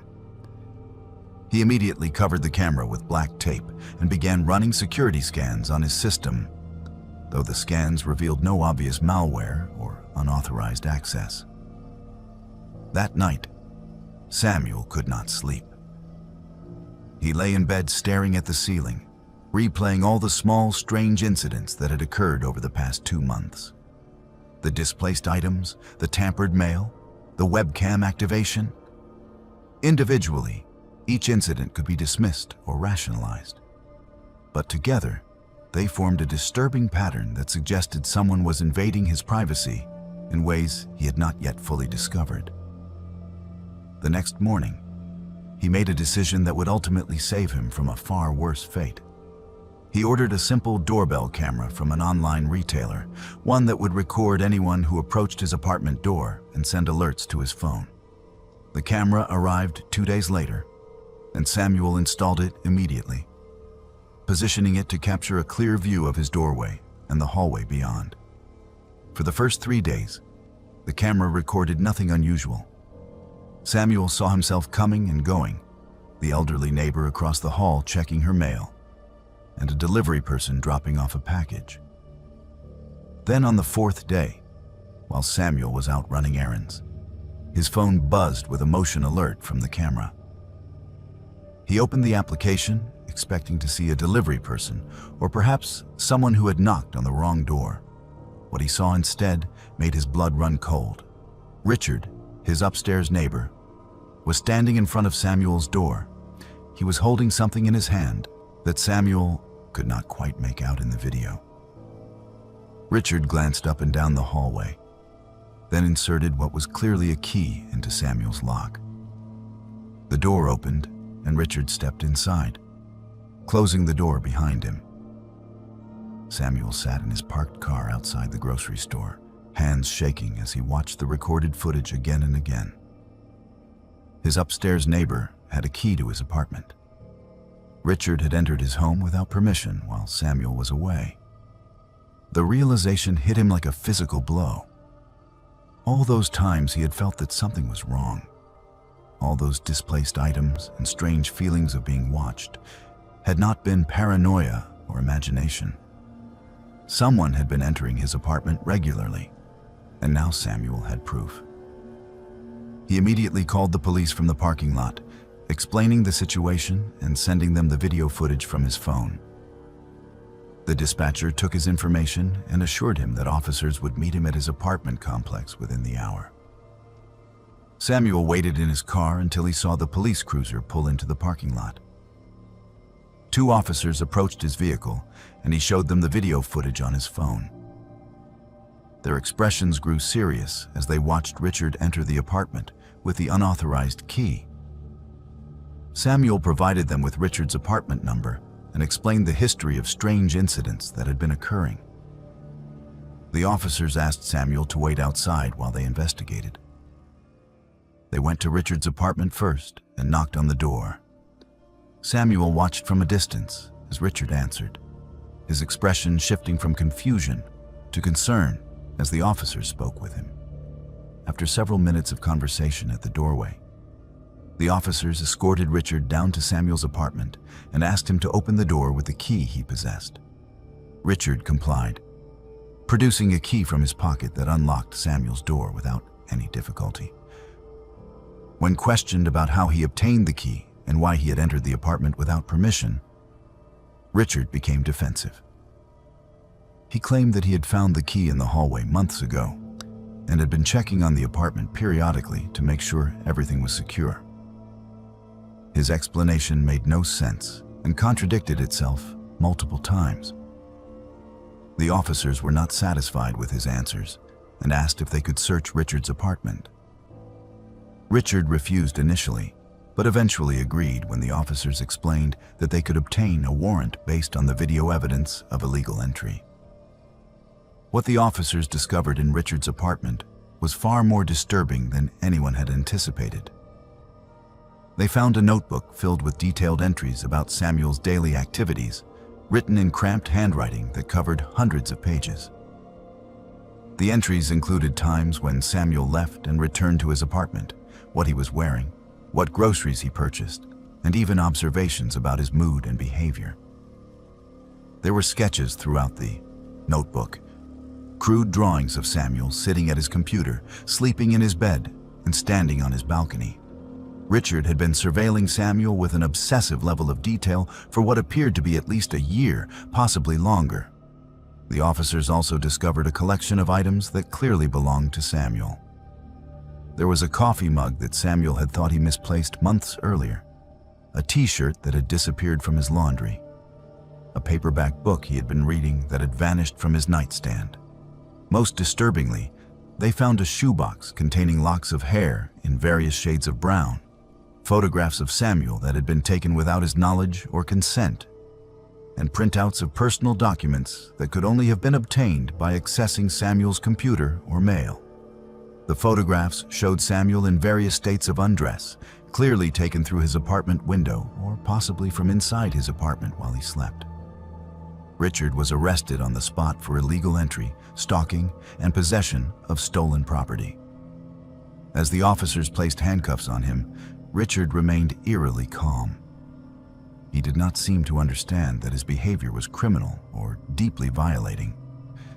He kept insisting that he was simply getting to know Samuel and that they were going to be close friends eventually. He spoke about Samuel as if they had an intimate relationship, referencing private moments and personal details that he should not have known. The officers had to physically guide him to the patrol car as he continued talking about how Samuel would eventually understand and appreciate the connection they shared. Samuel stood in the hallway watching Richard being taken away, feeling violated and sickened by the scope of the invasion he had endured. The police informed him that they would need to conduct a thorough investigation of his apartment to document evidence and check for any additional surveillance equipment that Richard might have installed. Over the next several hours, investigators swept Samuel's apartment and discovered 2 hidden cameras. One had been placed inside a smoke detector in his bedroom, and another was concealed in a small decorative item on his bookshelf in the living room. Both cameras were wireless and had been transmitting footage to a receiver in Richard's apartment above. Samuel realized with horror that Richard had been watching him in real time for months, possibly years, observing his most private moments. The investigation expanded as detectives dug deeper into Richard's background. They discovered that he had a history of similar behavior in 2 previous cities where he had lived. In both cases, he had developed obsessive fixations on neighbors and had been caught engaging in stalking behavior. However, in those instances, the charges had been reduced or dismissed due to lack of concrete evidence or plea agreements. Richard had moved from place to place, each time finding a new target for his obsessive attention.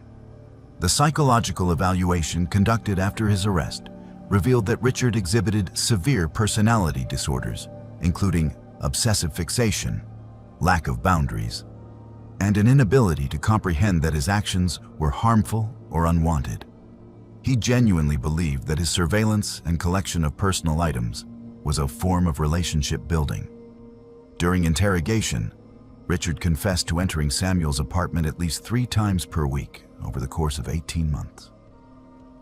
He would time his entries for when he knew Samuel was away, using the knowledge gained from his constant surveillance. Once inside, Richard would sit in Samuel's living room for hours, touching his belongings, reading his personal journals, and examining his photographs. He described feeling a sense of intimacy and connection during these intrusions, as if he were becoming part of Samuel's life. Most disturbingly, Richard admitted to occasionally drugging Samuel's coffee maker with mild sedatives so that he could enter the apartment while Samuel was home but heavily asleep. He had sat in a chair watching Samuel sleep on multiple occasions, sometimes for several hours at a time. The full extent of Richard's obsession was documented in the notebooks and digital files seized from his apartment. He had created detailed plans for the future that involved him and Samuel living together, traveling together, and sharing their lives in ways that existed only in Richard's disturbed mind. He had never once considered that Samuel might not want this connection, or that his behavior was criminal and deeply disturbing. Richard's complete inability to recognize boundaries or understand consent made him particularly dangerous. The prosecution argued that he would have eventually escalated to more direct and violent actions if he had not been caught. Samuel moved out of the apartment complex within 2 weeks of Richard's arrest. He could not bear to stay in a place where he had been watched and violated for so long without his knowledge.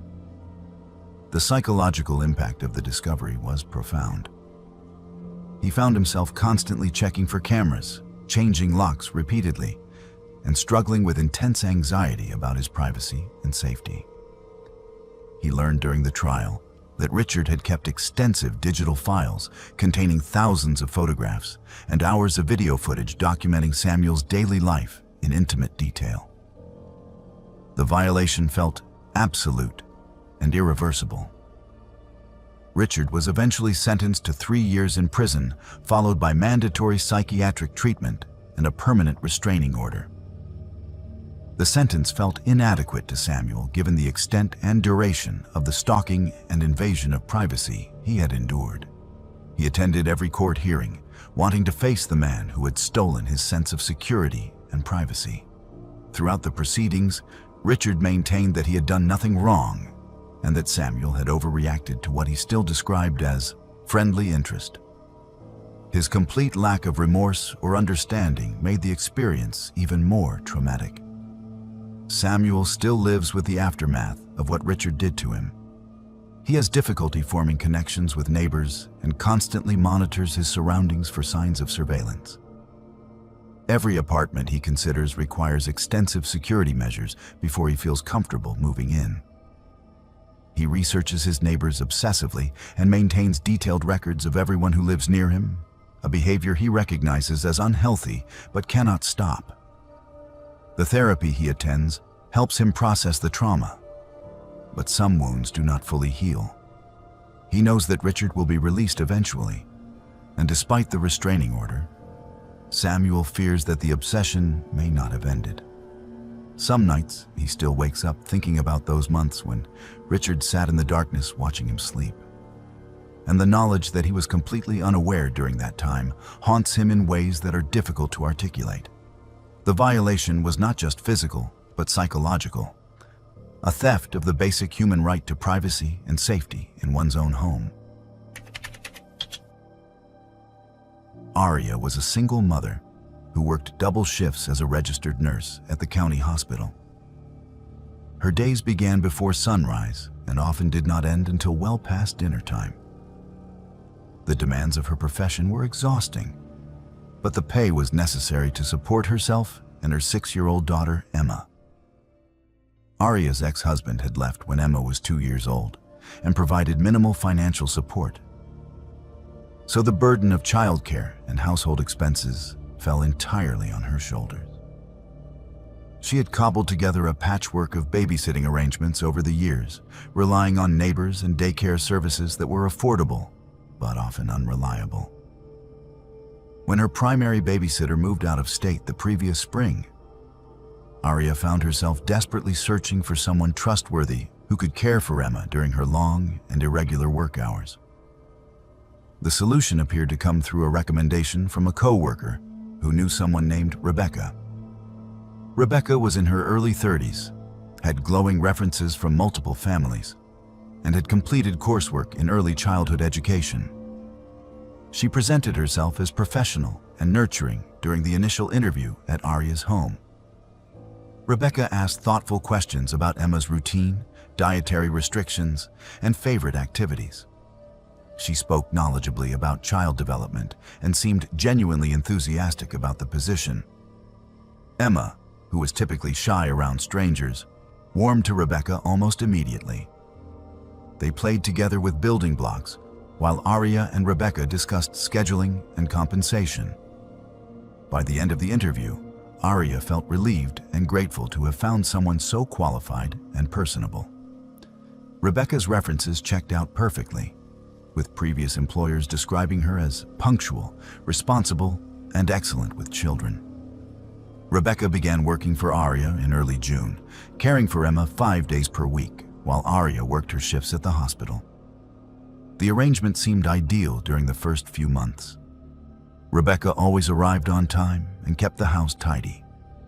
Emma would excitedly tell Arya about the activities they did together, including arts and crafts projects, trips to the park, and educational games. Rebecca provided detailed updates about Emma's day, including what she ate, when she napped, and any notable behaviors or accomplishments. Arya felt fortunate to have found such an attentive and capable caregiver. For the first time in years, she felt confident leaving Emma in someone else's care without constant worry about her daughter's safety and well-being. The first indication that something was wrong came in late August, approximately 3 months after Rebecca started.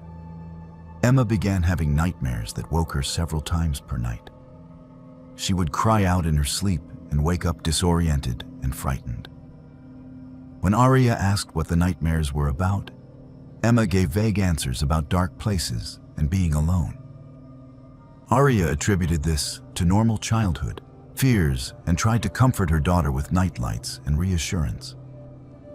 However, the nightmares persisted and intensified. Emma also became increasingly withdrawn and quiet, a dramatic change from her normally cheerful and talkative personality. She stopped wanting to play with her toys and seemed anxious whenever Arya prepared to leave for work.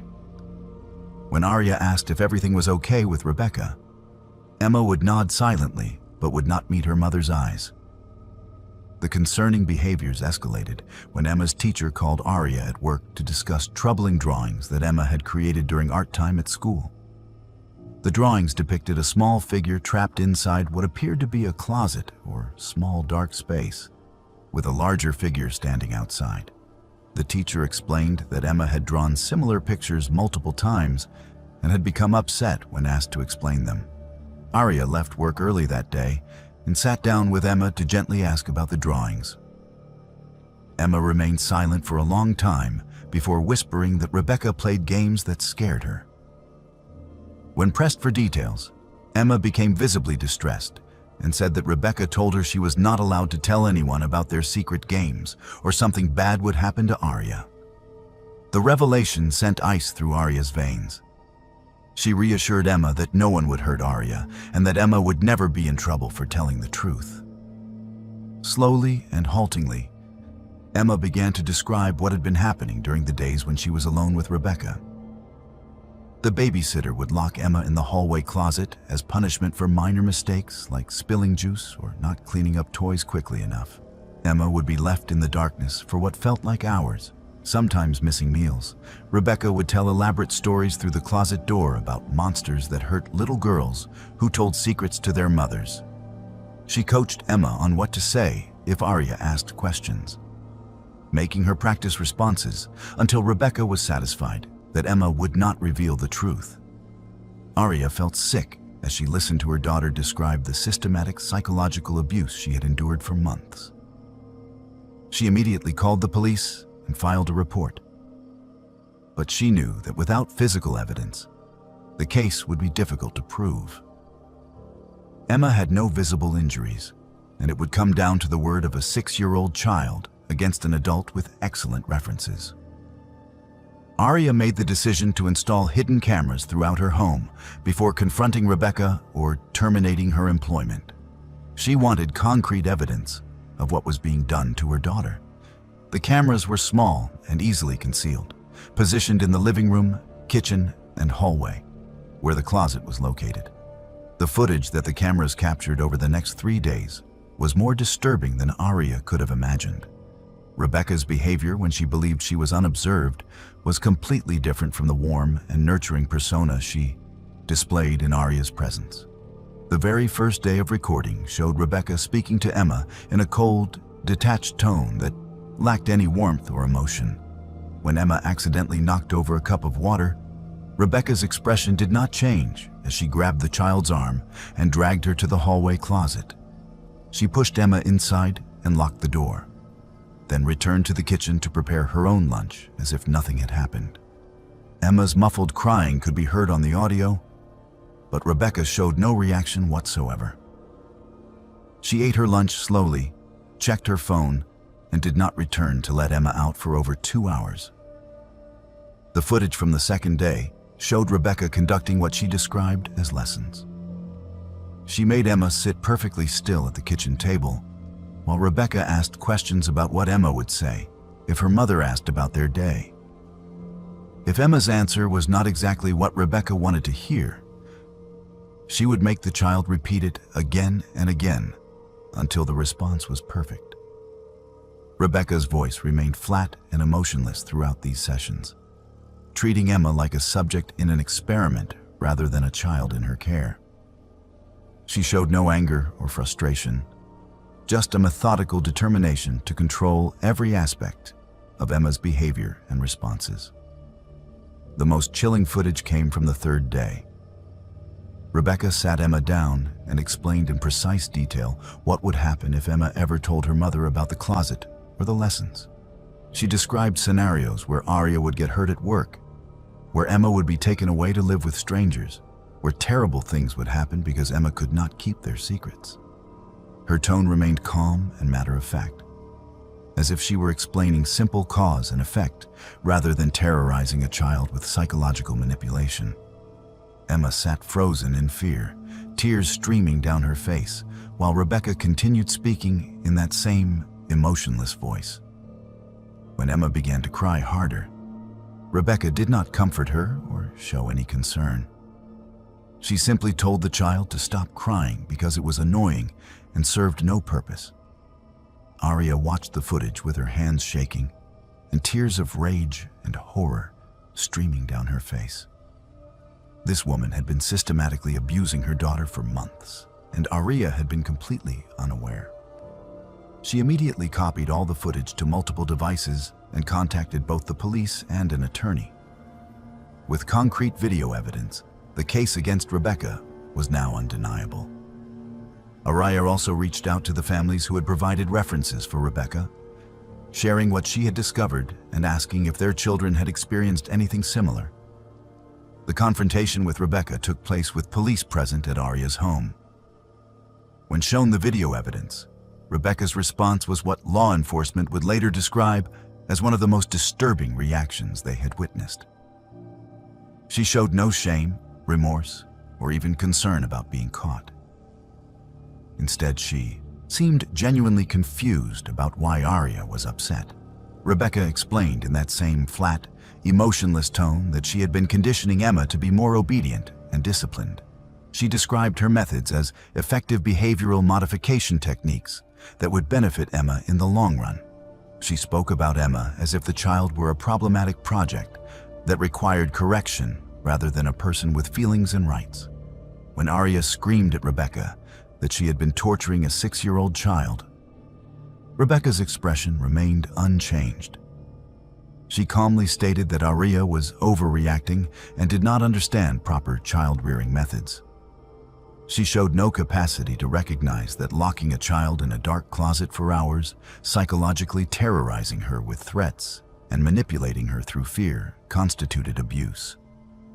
Rebecca genuinely believed her actions were appropriate and beneficial. When the officers informed her that she was being arrested, Rebecca became irritated rather than frightened.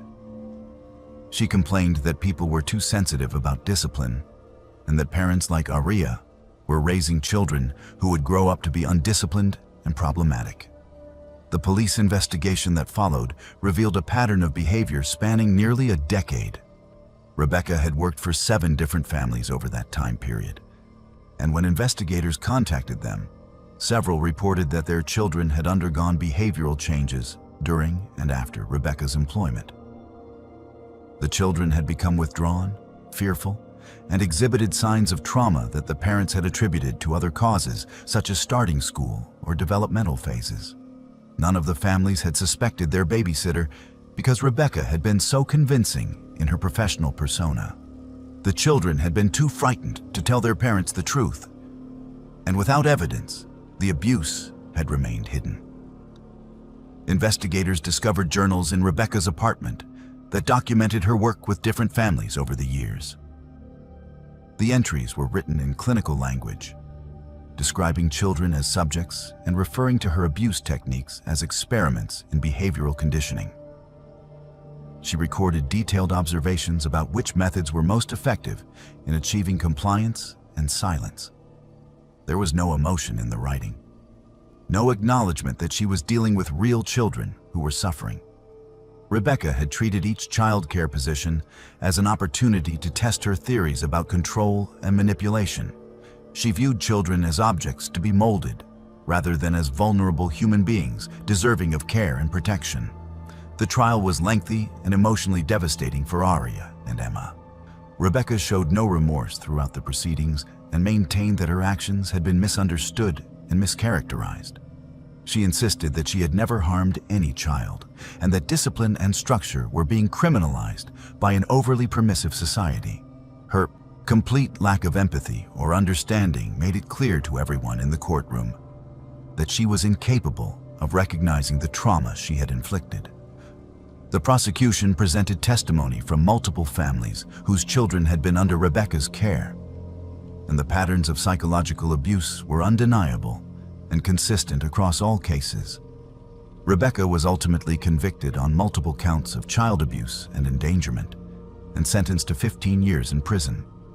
Even as the sentence was read, she maintained the same emotionless demeanor that had characterized all her interactions. She filed appeals claiming that her constitutional rights had been violated and that the evidence against her had been obtained improperly. She never once expressed concern for the children she had harmed or acknowledged that her actions had been wrong.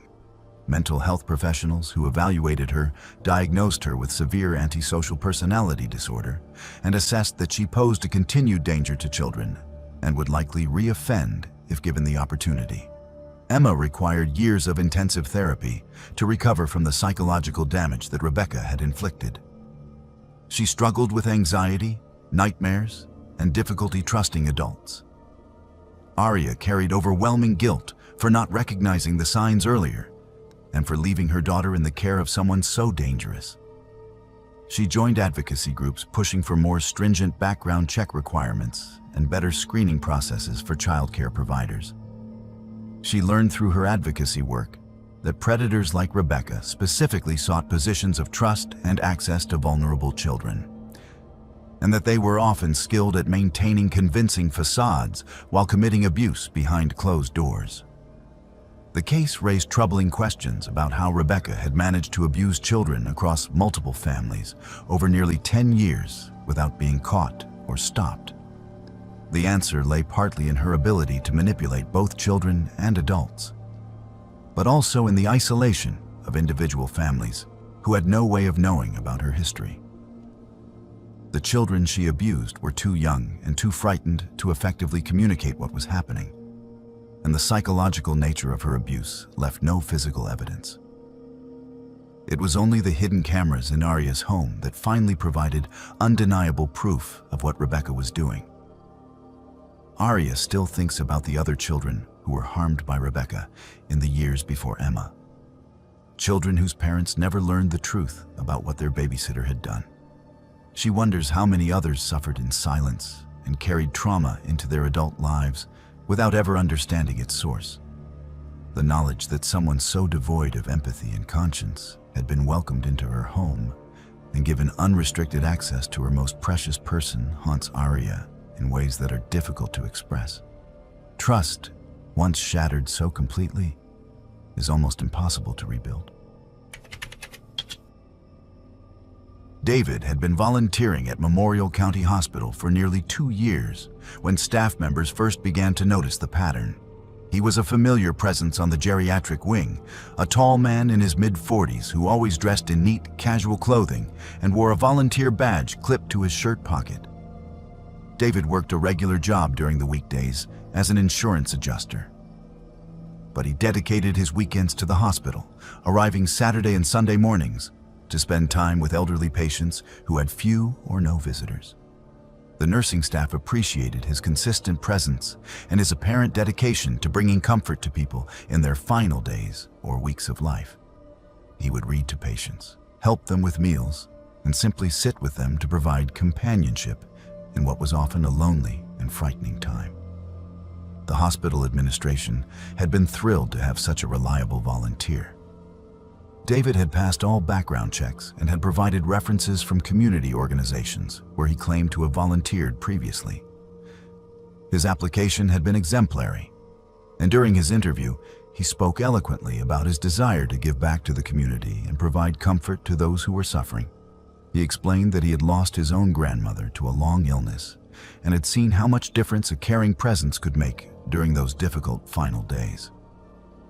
The volunteer coordinator had been moved by his story and had immediately approved his application. David established a routine that took him from room to room on the geriatric wing.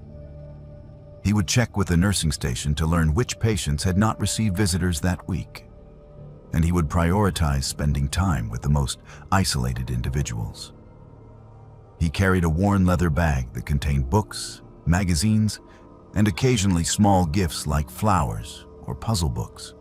Patients who were lucid enough to communicate often expressed gratitude for his visits, and several had specifically requested that David be notified when he was not on shift so that he could come read to them or simply sit with them. However, a night shift nurse named Patricia began to notice something troubling.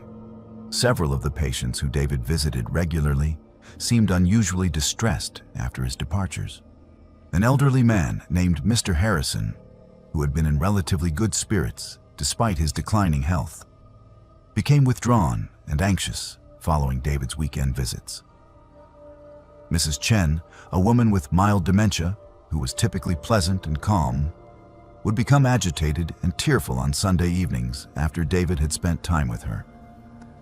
Patricia mentioned her observations to other staff members, but most dismissed her concerns as coincidental or attributed the behavior changes to the natural progression of the patient's conditions. The situation reached a critical point when a family member arrived unexpectedly to visit her father on a Saturday afternoon. The daughter, whose name was Jennifer, had driven 3 hours from out of state and arrived outside of normal visiting hours. She went directly to her father's room and heard voices inside. When she opened the door, she found David sitting beside her father's bed. Her father, Mr. Bowman, was crying quietly, and David was speaking to him in a tone that Jennifer immediately recognized as cruel, despite the soft volume. She stood frozen in the doorway, as David told Mr. Bowman that his children only visited out of obligation and were actually relieved that he was dying because he had been a burden on them for years. Jennifer's shock quickly turned to rage. She demanded to know who David was and what he thought he was doing, speaking to her father that way. David stood up calmly, his expression neutral, and explained that he was a hospital volunteer having a difficult but necessary conversation with Mr. Bowman about acceptance and letting go.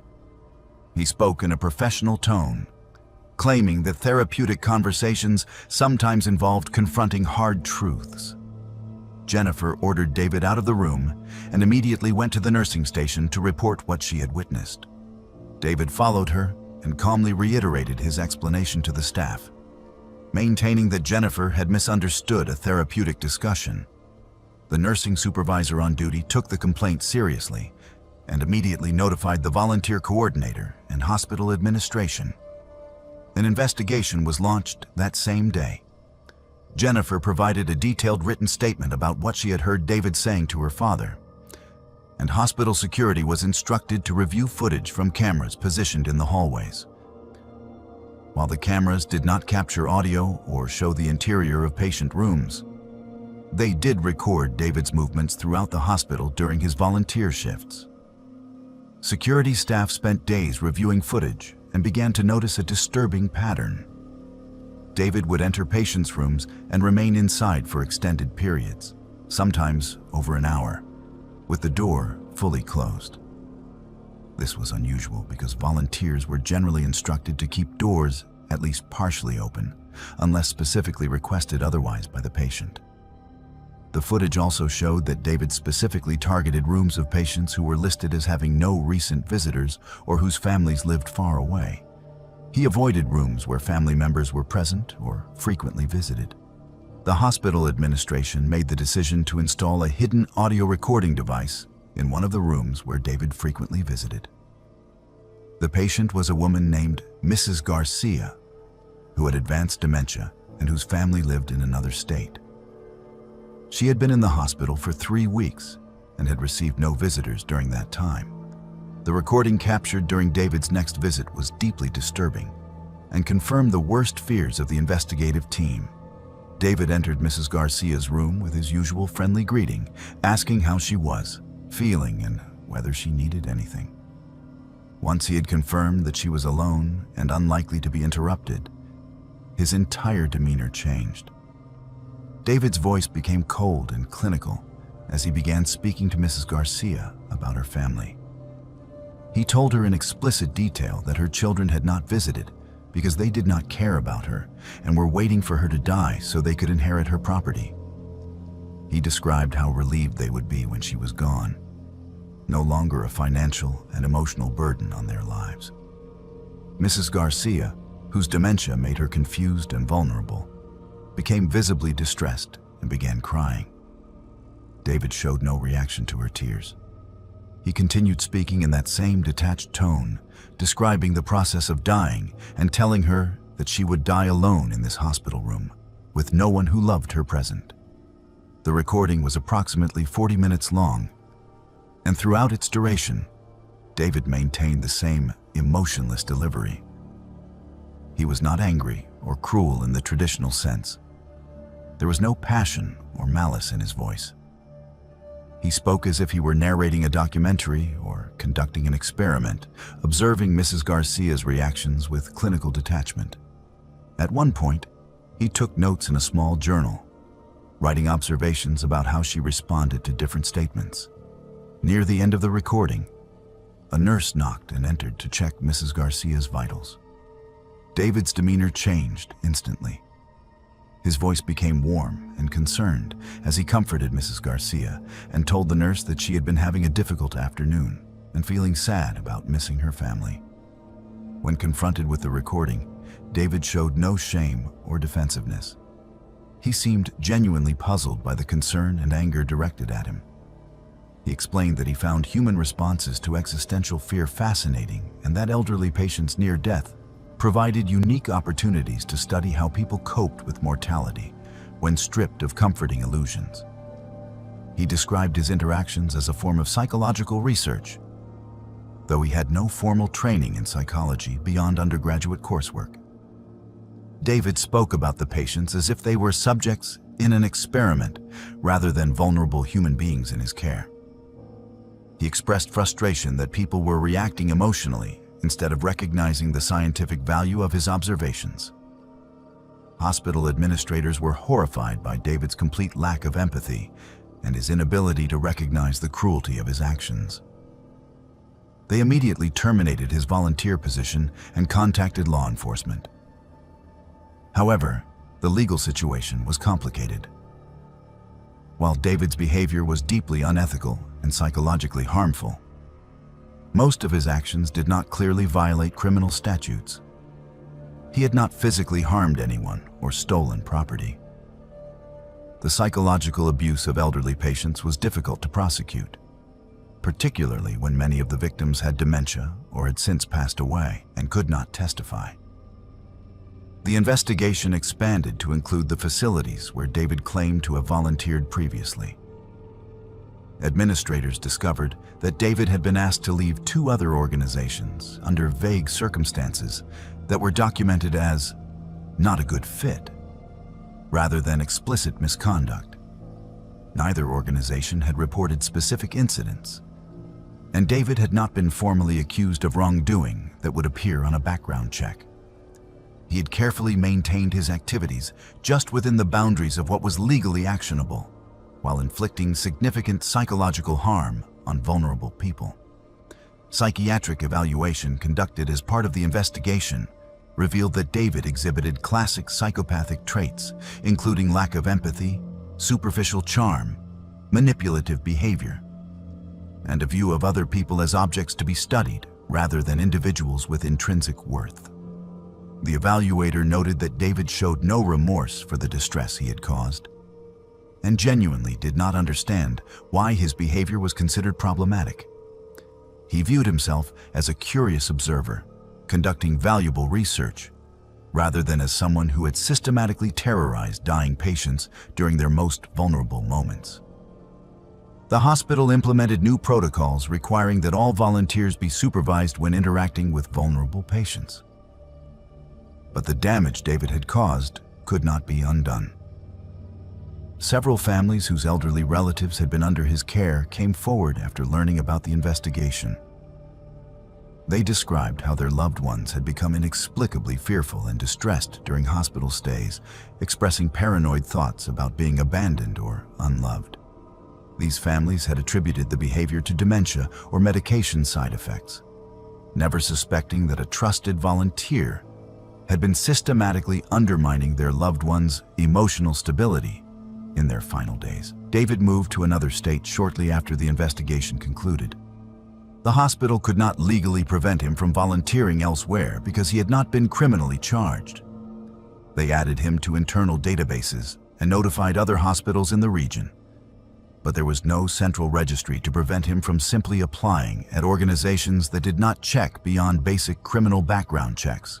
Staff members who had worked alongside David for 2 years felt betrayed and guilty that they had not recognized the signs of his true nature sooner.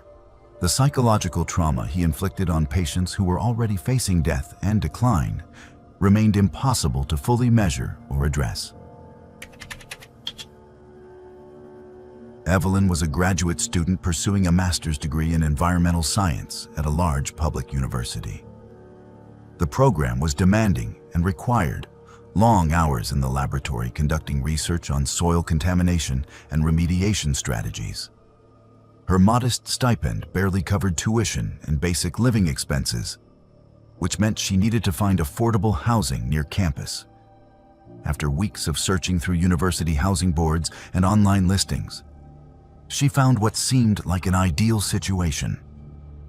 A doctoral student in psychology named Marcus was looking for a roommate to share a 2-bedroom apartment located within walking distance of the main academic buildings.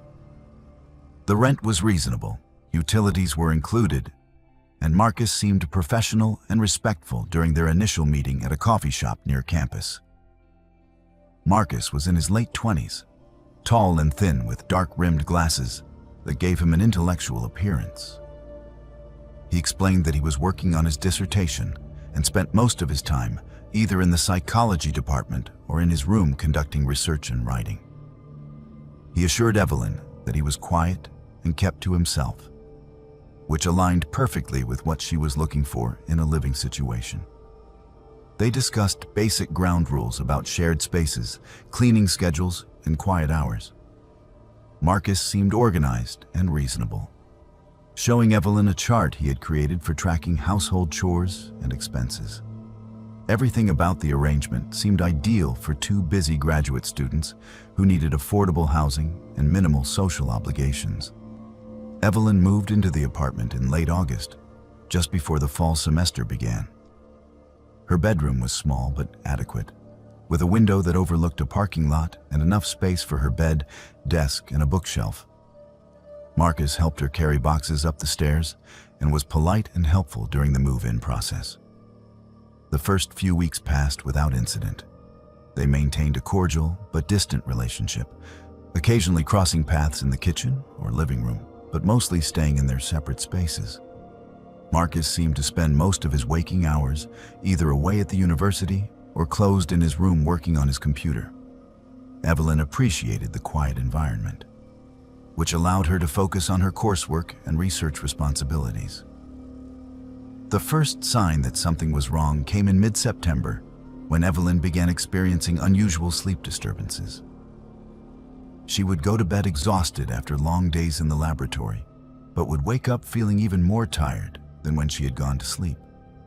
Her dreams were vivid and unsettling, filled with anxiety and confusion that lingered into her waking hours.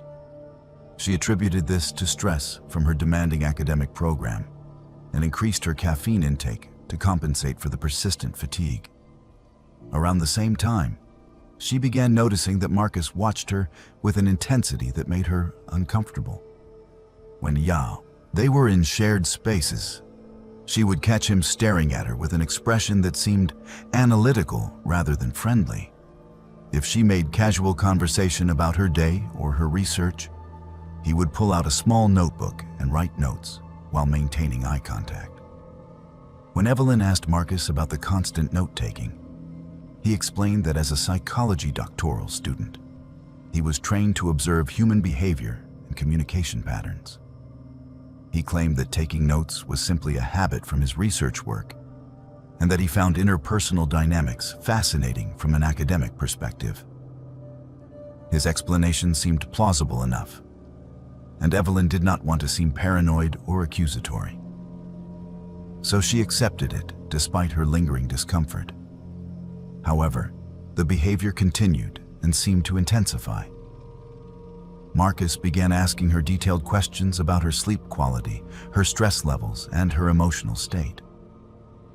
The questions felt invasive, but were framed in language that made them sound like casual concern rather than intrusive interrogation. Other strange incidents began to accumulate. Small personal items would go missing from Evelyn's room, things like a hairbrush, a favorite t-shirt she wore to sleep, and a journal where she kept research notes and personal reflections. She would find these items days later in different locations, never where she had left them. The thermostat in the apartment seemed to fluctuate wildly, making her room uncomfortably hot or cold at seemingly random times.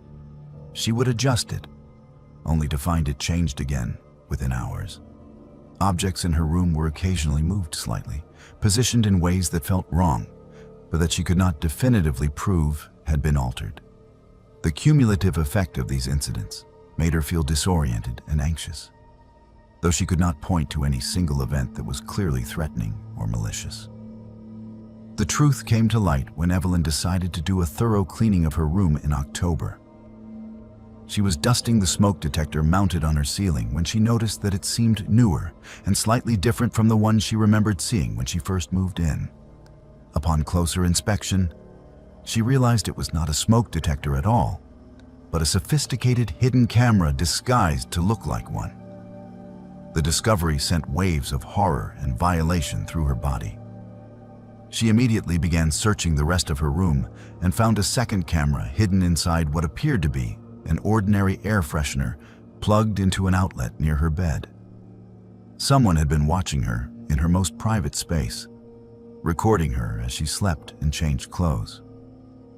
Evelyn felt sick as the implications became clear. She checked her laptop and discovered spyware had been installed that logged her keystrokes and browsing history. Someone had access to all her passwords, emails, and personal information. The only person with access to her room was Marcus. She confronted him immediately, her hands shaking with rage and fear as she held the fake smoke detector. Marcus did not deny anything. Instead, he looked at her with that same analytical expression and calmly confirmed that yes, he had installed the cameras and the spyware. His tone was matter-of-fact, as if he were discussing a routine aspect of his day rather than a serious violation of her privacy and autonomy. Marcus explained that Evelyn was part of his dissertation research on behavioral conditioning and stress response in controlled environments. He had been systematically manipulating various aspects of her environment to study how she responded to different stressors.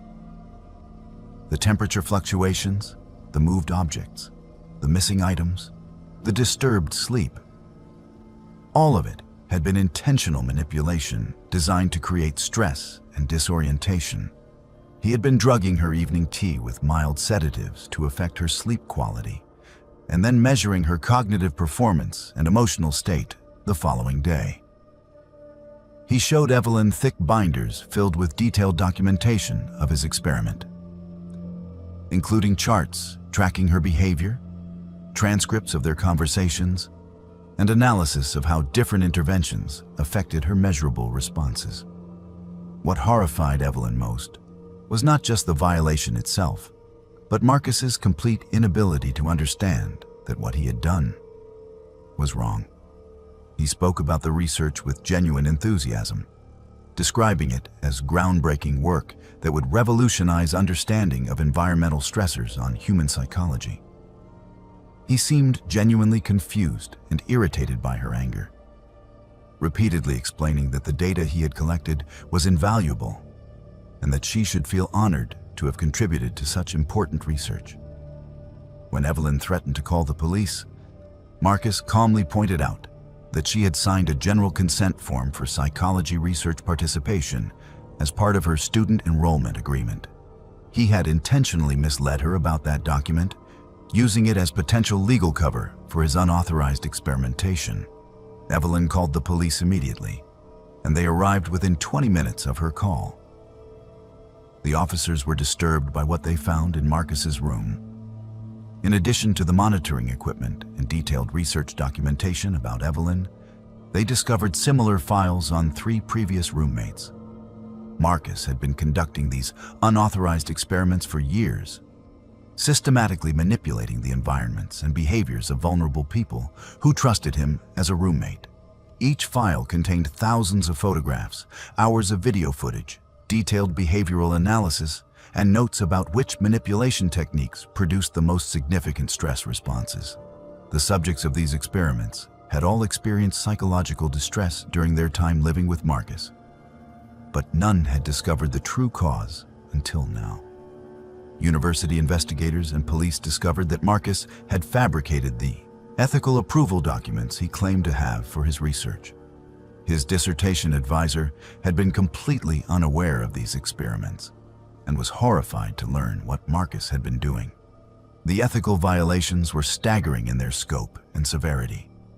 Marcus had systematically deceived and harmed multiple people, all while convincing himself that he was conducting legitimate scientific research. Psychiatric evaluation revealed that Marcus exhibited classic psychopathic traits, including lack of empathy, superficial charm, manipulative behavior, grandiose sense of self-worth, and a view of other people as objects to be used for his purposes rather than individuals with rights and autonomy. Marcus was expelled from the university and charged with multiple crimes, including stalking, illegal surveillance, and unlawful imprisonment through deception. However, his sentences were relatively light, amounting to less than 2 years in jail and probation.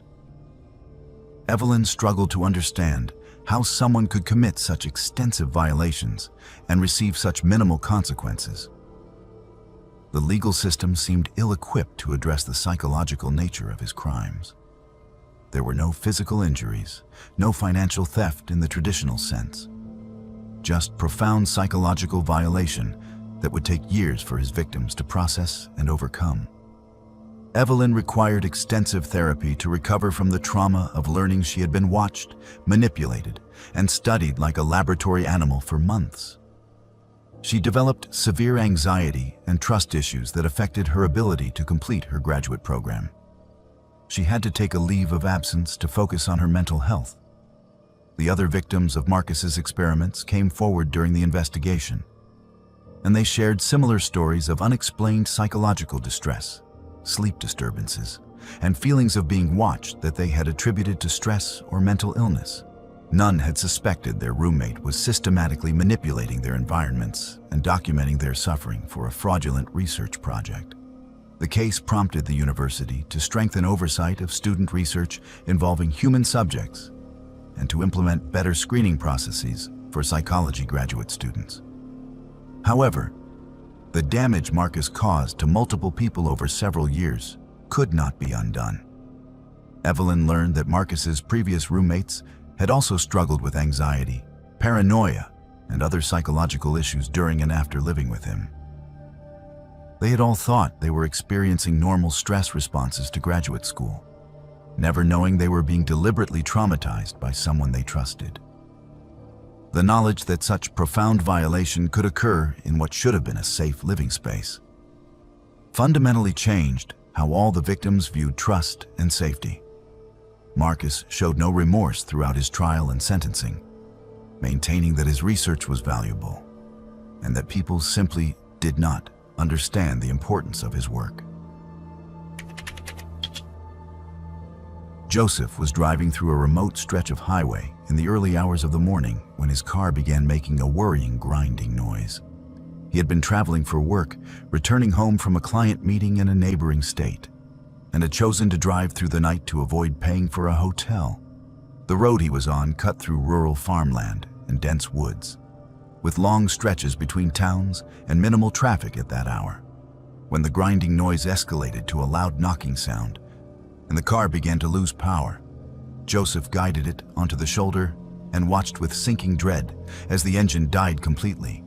He tried restarting it several times, but the car refused to turn over. He was stranded on a dark road with no visible lights from houses or businesses in any direction. Joseph pulled out his cell phone and discovered he had no signal. The remote location meant he was beyond the reach of cell towers, leaving him completely cut off from any way to call for help. He got out of the car and looked up and down the empty highway, seeing nothing but darkness punctuated by occasional reflective road signs. The night air was cold, and he could see his breath forming clouds in the beam of his phone's flashlight. He was dressed in business casual clothing that was inadequate for spending hours outside in the October chill. Joseph estimated he was at least 15 miles from the nearest town he had passed through, too far to walk in the dark on an unfamiliar road.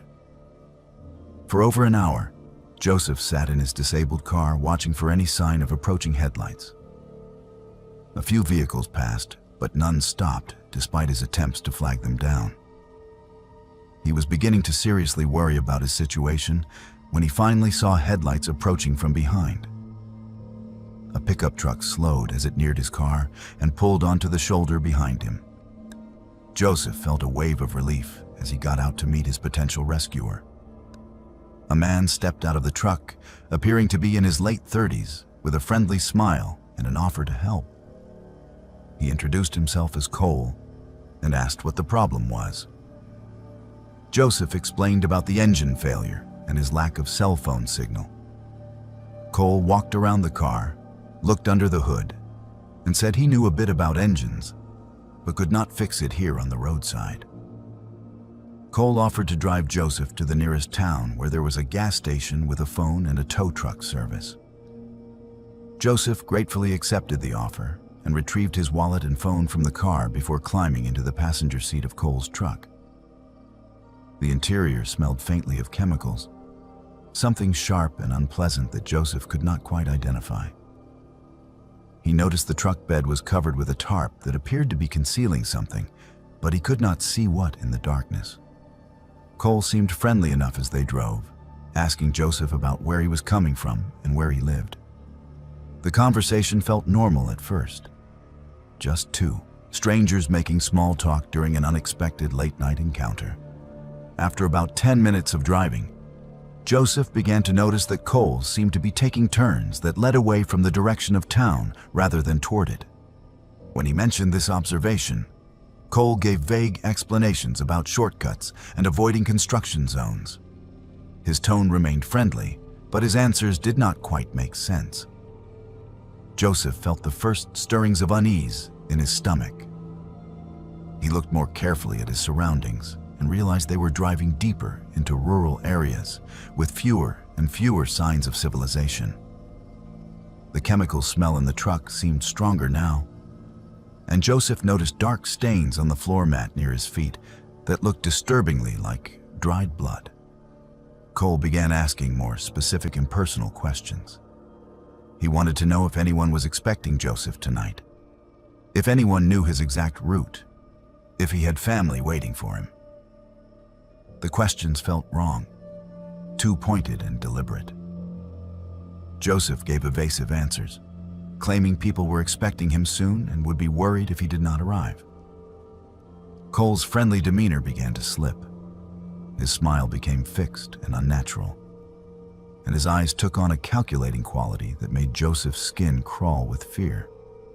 They passed the turn that would have led into town, and when Joseph protested, Cole ignored him completely.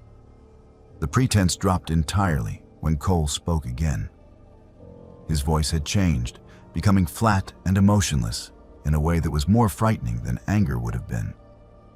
He told Joseph that accepting help from strangers was a dangerous thing to do.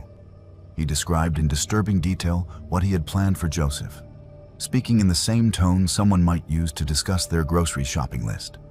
Cole mentioned previous travelers he had picked up on this same stretch of road, providing specific details about what had happened to them, that left no doubt he was telling the truth.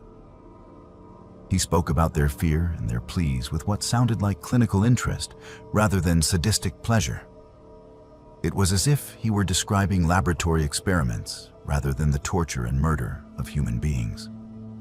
Joseph's mind raced as terror flooded through his body. He was trapped in a moving vehicle with someone who had just calmly explained plans to kill him. Cole was not driving fast, maintaining a steady, moderate speed that suggested he was confident and in no hurry. They were on a narrow rural road with dense woods on both sides. Joseph knew his only chance was to escape from the truck, regardless of the risk of injury. He waited for a moment when Cole had to slow down for a sharp curve in the road. As the truck decelerated, Joseph grabbed the door handle and threw himself out of the moving vehicle. He hit the pavement hard and rolled several times before coming to rest on the gravel shoulder. Pain exploded through his body from multiple points of impact, but adrenaline kept him moving, scrambled to his feet and ran directly into the woods, hearing the screech of brakes behind him as Cole stopped the truck. Joseph crashed through undergrowth and low branches, running blindly in the darkness with no sense of direction except away from the road. He could hear Cole calling after him in that same emotionless voice, telling him to come back to the truck as if Joseph were a misbehaving child rather than someone fleeing for his life. Joseph ran until his lungs burned and his legs threatened to give out beneath him. He found a dense thicket of bushes and crawled into the center of it, trying to control his ragged breathing and remain completely silent. Through the darkness, he could see the beam of a flashlight sweeping through the trees. Cole was searching for him with methodical efficiency, moving through the woods in a grid pattern and stopping periodically to listen for sounds of movement. The search went on for what felt like hours, but was probably closer to 30 or 40 minutes. Cole's voice would occasionally drift through the trees, calling out observations about how far Joseph could not have gotten and how the woods would be difficult to navigate in the dark. Joseph remained frozen in his hiding place, ignoring the cold and the pain from his injuries. He watched the flashlight beam sweep past his position multiple times, coming close enough that he was certain Cole would see him. Each time the beam moved on without stopping, Joseph held his breath and prayed for the search to end. Eventually, as the sky began to show the first hints of pre-dawn light, the flashlight beam disappeared, and Joseph heard the distant sound of a truck engine starting. He waited another hour before daring to move, terrified that Cole might be waiting silently nearby. When full daylight arrived, Joseph emerged from his hiding place and tried to orient himself. He was scratched, bruised, and limping from his jump from the truck, but alive. He walked through the woods until he found a different road than the one where Cole had been driving.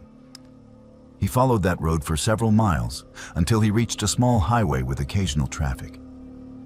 A delivery truck driver stopped when Joseph flagged him down, and the driver called police after hearing a brief version of what had happened. The police investigation that followed revealed a disturbing pattern. The area where Cole had been driving Joseph was known to law enforcement as a location where several people had gone missing over the past 5 years. Investigators found multiple illegal dump sites in the woods near where Cole had been taking Joseph. While no bodies were recovered, evidence at these sites strongly suggested foul play. The sites contained personal belongings, clothing, and biological evidence that indicated violence had occurred there. Cole's truck was identified through Joseph's description, but the vehicle had been stolen and the plates were fake. The man calling himself Cole had abandoned the truck and disappeared completely. Further investigation revealed that a similar pattern had occurred in 2 other regions over the past decade. Someone matching Cole's general description would appear after travelers had car trouble on remote roads, offer assistance, and then the travelers would vanish. Joseph was the first person to escape and report the experience in detail. Detectives believed that the man was responsible for numerous disappearances across multiple states, always targeting people who were stranded and vulnerable on isolated roads. The complete lack of emotion in his voice when describing his plans suggested severe psychopathic traits, including absence of empathy, predatory behavior, and treating murder as routine activity. Despite extensive searches and investigations, the man was never caught. The stolen truck yielded no useful forensic evidence beyond confirmation that multiple people had been in the vehicle at different times, some of whom matched missing persons' descriptions. Cole, if that was even his real name, had simply vanished. Authorities suspected he moved to a different region and continued his pattern of predatory behavior. Joseph provided detailed descriptions to forensic artists and participated in multiple interviews with law enforcement. But without a real name or clear trail to follow, the investigation eventually went cold. Joseph struggles with the psychological aftermath of his experience. He was the first person to survive an encounter with this predator and provide testimony. But that knowledge brings guilt rather than comfort. He thinks about the people Cole mentioned during that drive, the previous victims whose suffering Cole described with such detached clinical interest. Joseph wonders how many people were killed by someone who viewed murder not as a crime of passion or even malice, but as something routine and unremarkable. The complete absence of emotion in Cole's voice haunts Joseph more than threats or anger would have. It suggested someone for whom killing was simply a task to be completed, no different than any other daily activity. The case remains open, and Joseph receives occasional updates from investigators when new information emerges. So far, there have been no breaks in identifying or locating the man. Joseph lives with hypervigilance about his surroundings and an inability to trust helpful strangers. The knowledge that someone so dangerous remains free and likely continues to prey on stranded travelers creates a persistent anxiety that therapy has only partially addressed. Sometimes Joseph wonders if he will ever feel truly safe again, knowing that people like Cole exist and move through society completely undetected until the moment they reveal their true nature. Scarlett had been going through the most difficult period of her adult life when she decided to seek professional help. Her marriage of 8 years had ended in a bitter divorce that left her emotionally devastated and financially strained. The dissolution had been contentious, involving accusations and legal battles that drained both her bank account and her sense of self-worth. Friends had encouraged her to talk to someone, to process the trauma and rebuild her confidence. After researching therapists in her area who specialized in divorce recovery and trauma counseling, Scarlett found Dr. Morris, whose credentials were impressive and whose online reviews were overwhelmingly positive. Former clients described him as insightful, compassionate, and genuinely invested in their healing journeys. The first session with Dr. Morris took place in his comfortable office located in a professional building downtown. The space was decorated with soothing colors and comfortable furniture designed to put clients at ease. Dr. Morris was in his early 50s, with graying hair and a calm demeanor that immediately made Scarlett feel safe sharing her story. He listened attentively as she described the breakdown of her marriage, the feelings of failure and betrayal that haunted her, and the difficulty she was having moving forward with her life. Dr. Morris asked thoughtful questions and offered observations that seemed perceptive and helpful. By the end of the first session, Scarlett felt hopeful that therapy would help her heal and regain control of her life. Over the following weeks, Scarlett attended weekly sessions with Dr. Morris. She opened up about her deepest insecurities, her childhood wounds that had contributed to relationship patterns, her fears about being alone, and her anxiety about financial stability. Dr. Morris encouraged this vulnerability, explaining that confronting painful truths was necessary for genuine healing. Scarlett trusted him completely and shared details about her life that she had never told anyone. She discussed her strained relationship with her family, her difficulties forming close friendships, and her tendency toward anxiety and self-doubt. Dr. Morris took detailed notes during every session and frequently referenced previous conversations, which made Scarlett feel heard and understood. The troubling pattern began subtly in the third month of therapy. Scarlett mentioned during a session that she was anxious about her financial situation and worried about making ends meet on her single income. Within days of that session, she received an unexpected bill from her car insurance company for an administrative error that required immediate payment. A few days later, her landlord informed her that there would be a rent increase starting the following month. Then her employer announced unexpected budget cuts that would reduce her work hours. Each incident on its own could be coincidental, but the timing seemed strange.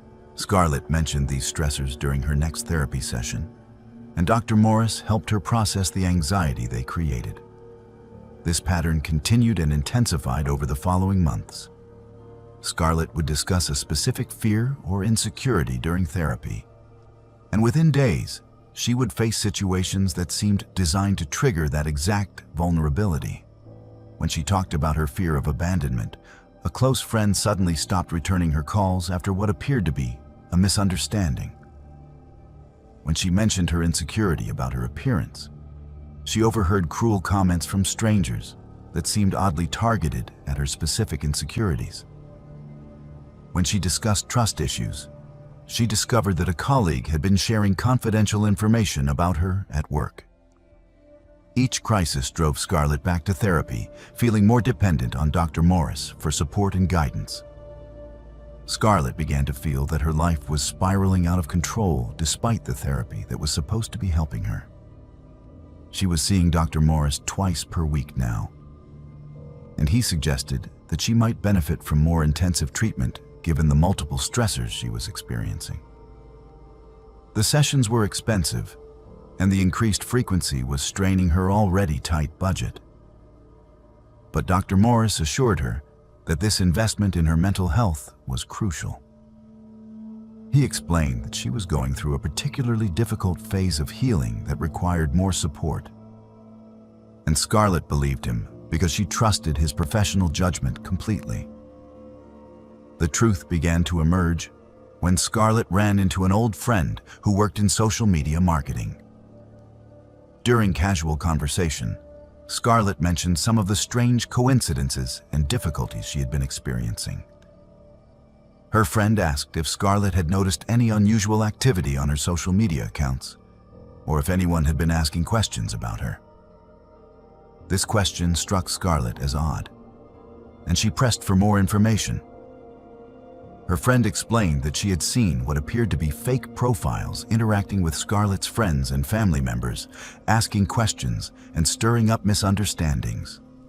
The profile names were slightly different variations of real people's names, subtle enough that most people would not notice unless they looked carefully. This revelation prompted Scarlett to investigate further.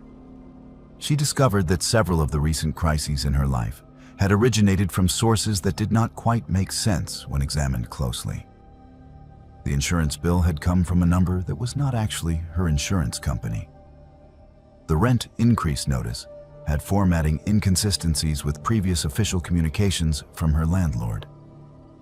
The rumor-spreading colleague claimed to have never made the statements attributed to her and suspected someone had been impersonating her in emails. As Scarlett pieced together these inconsistencies, a horrifying picture began to form. Someone had been systematically manipulating her life, creating crises and conflicts designed to keep her in a state of emotional turmoil. The possibility that Dr. Morris could be involved seemed unthinkable at first. He was a licensed professional bound by ethical codes and dedicated to helping people. However, Scarlett could not ignore that he was the only person who knew about all of her specific fears and vulnerabilities. She had shared details with him that she had not told anyone else, and those exact details seemed to be weaponized against her in the manufactured crises. Scarlett made the difficult decision to install monitoring software on her own devices and to carefully document everything that happened following her therapy sessions. The evidence that accumulated over the next few weeks was damning. Someone had accessed Scarlett's email and social media accounts from IP addresses that traced back to locations near Dr. Morris's office and home.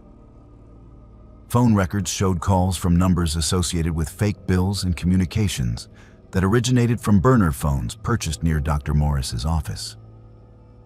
Most conclusively, Scarlett set up a hidden camera in her home and caught footage of someone entering her apartment while she was at work. The person was not clearly visible, but they matched Dr. Morris's general build and had a key that should not have existed. They left behind a manipulated bill that was designed to create financial stress. When Scarlett confronted Dr. Morris with this evidence during what would be their final session, his response was unlike anything she could have anticipated. He did not deny the accusations or show shock at being discovered. Instead, he calmly admitted to everything and seemed genuinely confused about why Scarlett was upset. Dr. Morris explained that he had been conducting what he called immersion therapy, a technique he had developed that involved exposing patients to their fears in real-world situations to help them overcome those fears more effectively than traditional talk therapy could achieve. He showed Scarlett detailed files documenting his interventions in her life, complete with observations about her responses and analysis of her coping mechanisms. Dr. Morris spoke about his methods with pride rather than shame. He explained that creating controlled crises allowed him to observe how patients handled stress in authentic situations rather than hypothetical scenarios discussed in an office. He genuinely believed that his approach was innovative and therapeutically valuable. When Scarlett pointed out that she had been suffering tremendously and that he had violated her privacy, autonomy, and trust in horrifying ways, Dr. Morris seemed irritated rather than remorseful. He insisted that traditional therapy was ineffective and that his methods produced better results, even if patients did not appreciate them during the process. He viewed Scarlett's anger as an unfortunate but temporary side effect of treatment, rather than a justified response to severe ethical violations. Scarlett immediately reported Dr. Morris to the state licensing board and to law enforcement. The investigation that followed revealed a pattern of similar behavior spanning over a decade. Dr. Morris had been systematically manipulating the lives of numerous patients, orchestrating crises and conflicts while convincing them they needed more intensive and expensive therapy to cope with the situations he himself had created. Other patients came forward with stories that mirrored Scarlett's experience. They described lives that fell apart while in therapy with Dr. Morris, relationships that deteriorated, jobs that were lost, and financial problems that mounted, all while Dr. Morris encouraged them to increase the frequency of sessions and depend more heavily on his guidance. Investigators discovered extensive documentation in Dr. Morris's office and home computer systems. He had kept detailed records of his interventions in patients' lives, written in clinical language that treated people as experimental subjects rather than vulnerable individuals seeking help. He had spent thousands of dollars on burner phones, fake identities, and tools for accessing patients' private information. He had contacted patients' family members, friends, employers, and landlords, while posing as researchers, concerned citizens, or other false identities, manipulating those relationships to create conflict and stress. The scope of his activities was staggering in both its extent and its callousness. What made Dr. Morris's actions particularly disturbing was his complete inability to recognize that he had done anything wrong. Throughout the investigation and subsequent legal proceedings, he maintained that his approach was therapeutic and that patients would eventually understand the value of his methods. He showed no empathy for the psychological damage he had caused or the lives he had disrupted. Psychiatric evaluation revealed that Dr. Morris exhibited severe personality disorders, including narcissistic traits, lack of empathy, manipulative behavior, and an inability to recognize ethical boundaries. He had convinced himself that his innovation in therapy justified any means, and he viewed patients not as people deserving of care, but as subjects in experiments designed to validate his theories. Dr. Morris lost his license to practice and was charged with multiple crimes, including fraud, stalking, harassment, and computer crimes related to unauthorized access of personal information. However, his sentences were relatively light, given the extensive harm he had caused. The legal system struggled to adequately address crimes that were primarily psychological rather than physical. Many of his actions existed in gray areas of the law, and proving specific damages was challenging when much of the harm was emotional and psychological rather than financial or physical. Scarlett required years of legitimate therapy to recover from the trauma of having her most vulnerable confessions weaponized against her by someone she trusted completely. She learned that several of Dr. Morris's former patients had attempted self-harm or experienced complete psychological breakdowns as a result of the orchestrated crises he created. Some had lost marriages, jobs, and custody of children due to the conflicts and problems he manufactured in their lives. The violation ran deep because these were people who had sought help during their most vulnerable moments, only to be systematically exploited and harmed by the professional they trusted to heal them. The case raised troubling questions about how Dr. Morris had maintained his practice for over a decade despite causing obvious harm to numerous patients.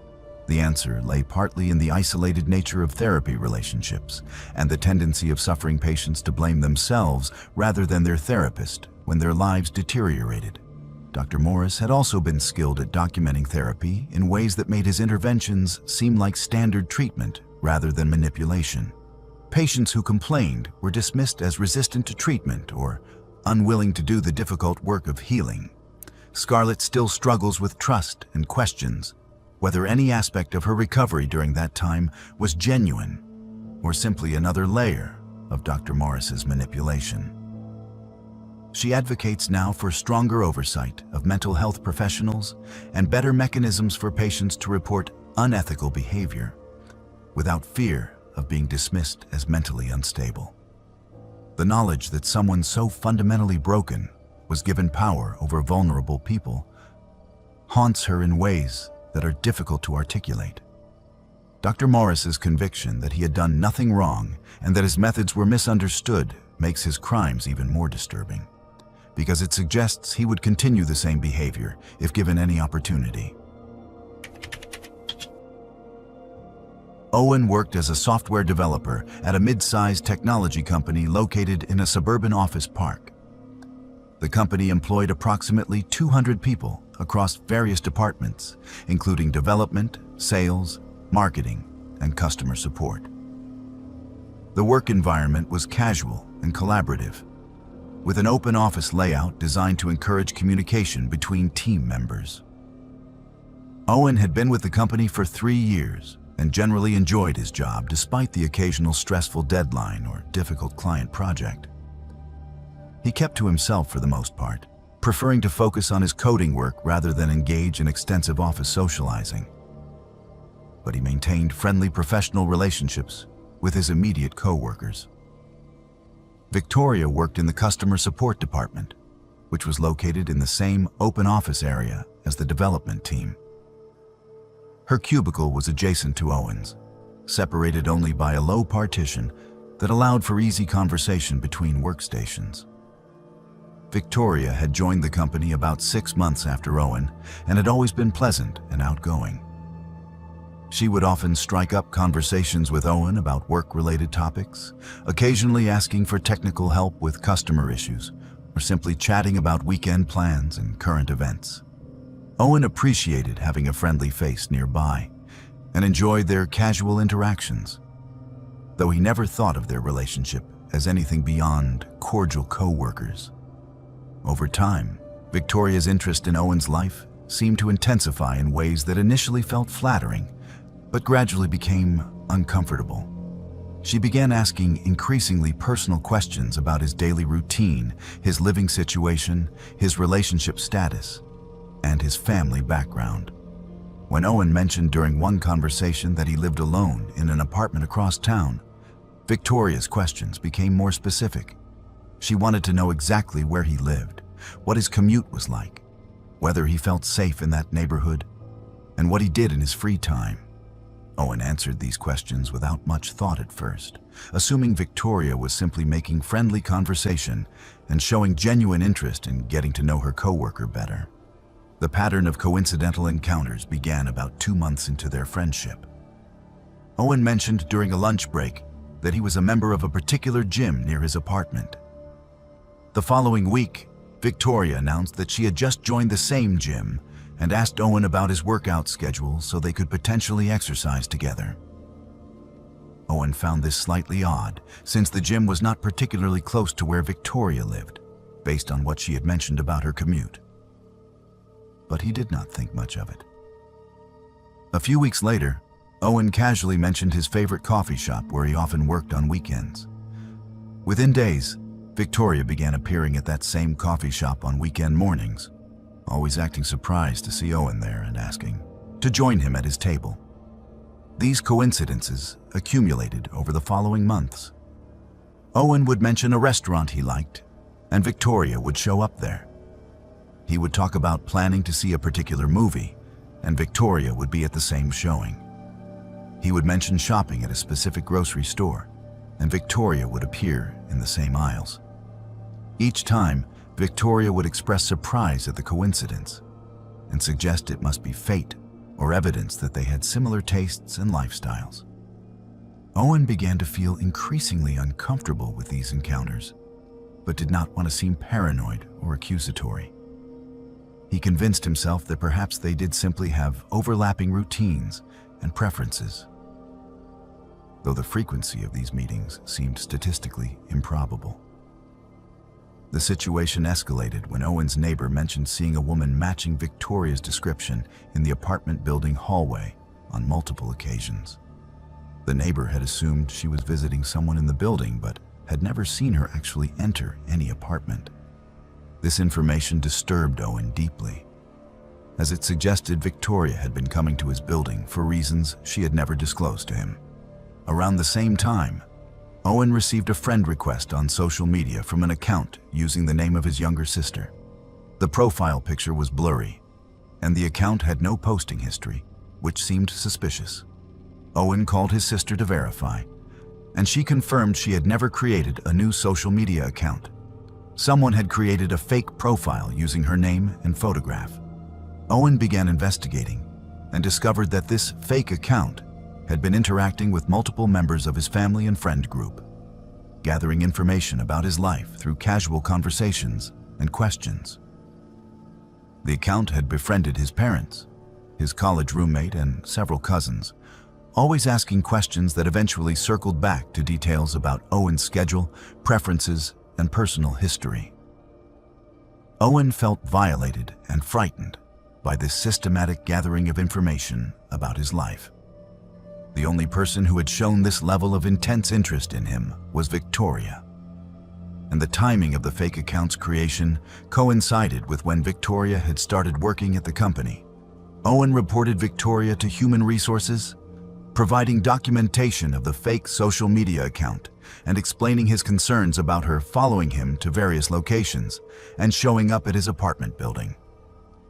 The Human Resources Department took the complaint seriously and launched an investigation. They discovered that Victoria had been using her access to company systems to view Owen's personnel file multiple times, including information she had no legitimate business reason to access, such as his home address, emergency contact information, and salary details. ET Forensics revealed that she had been logging into systems beyond her authorized access level, exploiting a security vulnerability to gather information about Owen that should have been confidential. When confronted by Human Resources about these activities, Victoria's initial response was to claim that Owen had been encouraging her attention and that they had been developing a romantic relationship. She portrayed herself as a woman who had been led on by a co-worker who was now trying to distance himself unfairly. However, when presented with concrete evidence of the unauthorized system access and the fake social media account, her story began to fall apart. IT investigators had traced the fake account back to IP addresses associated with Victoria's home and mobile devices. They had also found messages on her work computer where she discussed gathering information about Owen with someone outside the company. Victoria's demeanor changed dramatically when she realized the evidence against her was overwhelming.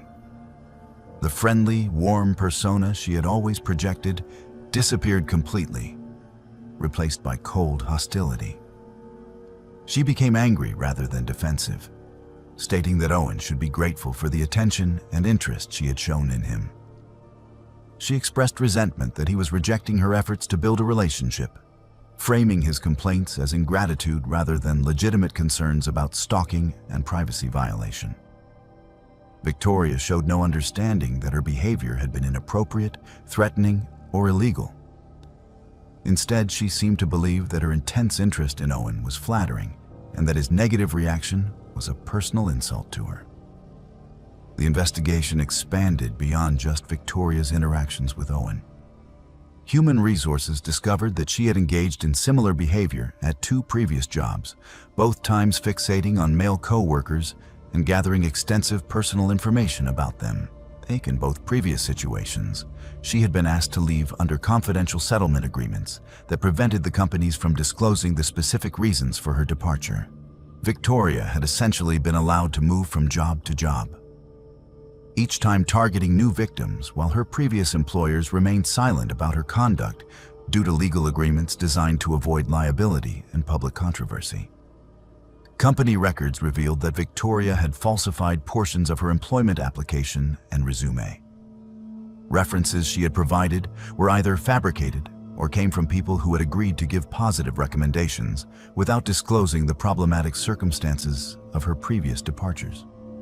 Background checks conducted during the hiring process had found no criminal record because Victoria had never been formally charged with stalking or harassment. Her previous employers had chosen to handle situations quietly through settlements rather than involve law enforcement, allowing her to maintain a clean legal record while continuing to engage in predatory behavior. Further investigation revealed disturbing details about the extent of Victoria's obsession with Owen. She had created detailed files on her personal computer documenting his daily routines, including times he arrived at and left work, vehicles he drove, clothing he wore, and people he interacted with. She had taken photographs of him without his knowledge or consent, some clearly taken from hidden vantage points in the office and others taken while following him in public spaces. She had compiled information about his family members, romantic history, and personal vulnerabilities that she could only have obtained through extensive research and deception. Most troubling was evidence that Victoria had been planning to escalate her behavior beyond information gathering and coincidental encounters. Investigators found draft messages on her computer where she had written scripts for confronting Owen about their supposed relationship, complete with accusations designed to make him feel guilty for not reciprocating her feelings. There were also indications that she had been researching ways to sabotage Owen's professional reputation if he continued to reject her attention, including plans to file false complaints about his conduct or spread rumors about inappropriate behavior.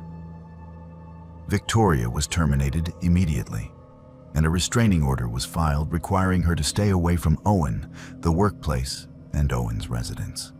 However, Victoria violated the restraining order multiple times over the following weeks, appearing at locations where Owen was known to frequent and attempting to contact him through various means, including burner phone numbers and new social media accounts.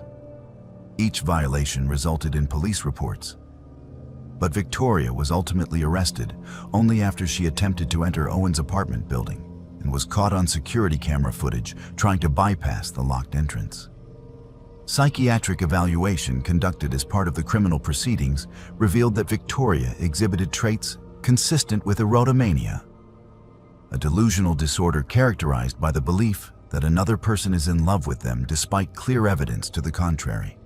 She also showed signs of obsessive fixation, inability to accept rejection, lack of empathy for her target's distress, and manipulative behavior designed to create and maintain access to her victims. The evaluator noted that Victoria had convinced herself that her feelings for Owen were reciprocated, and that any resistance from him was simply a misunderstanding or test of her devotion rather than genuine rejection. Owen struggled with the professional and personal fallout from Victoria's stalking. Despite being cleared of any wrongdoing, several co-workers who had initially heard Victoria's version of events continued to view him with suspicion or discomfort. Rebuilding his professional reputation within the company required months of consistent behavior and transparency about what had actually occurred. Owen developed significant anxiety about forming any kind of friendly relationship with co-workers, never knowing whether casual friendliness might be misinterpreted as romantic interest or encouragement. The experience taught Owen that predators could exist in ordinary workplace environments, presenting themselves as friendly and normal while systematically gathering information and planning escalating intrusions. What disturbed him most about Victoria was her complete conviction that she was the victim in the situation, that his refusal to accept her attention was a personal wrong committed against her rather than a reasonable response to threatening and violating behavior. She remained unable to recognize her conduct as stalking or harassment, viewing herself as someone who had been unfairly punished for caring too much about another person.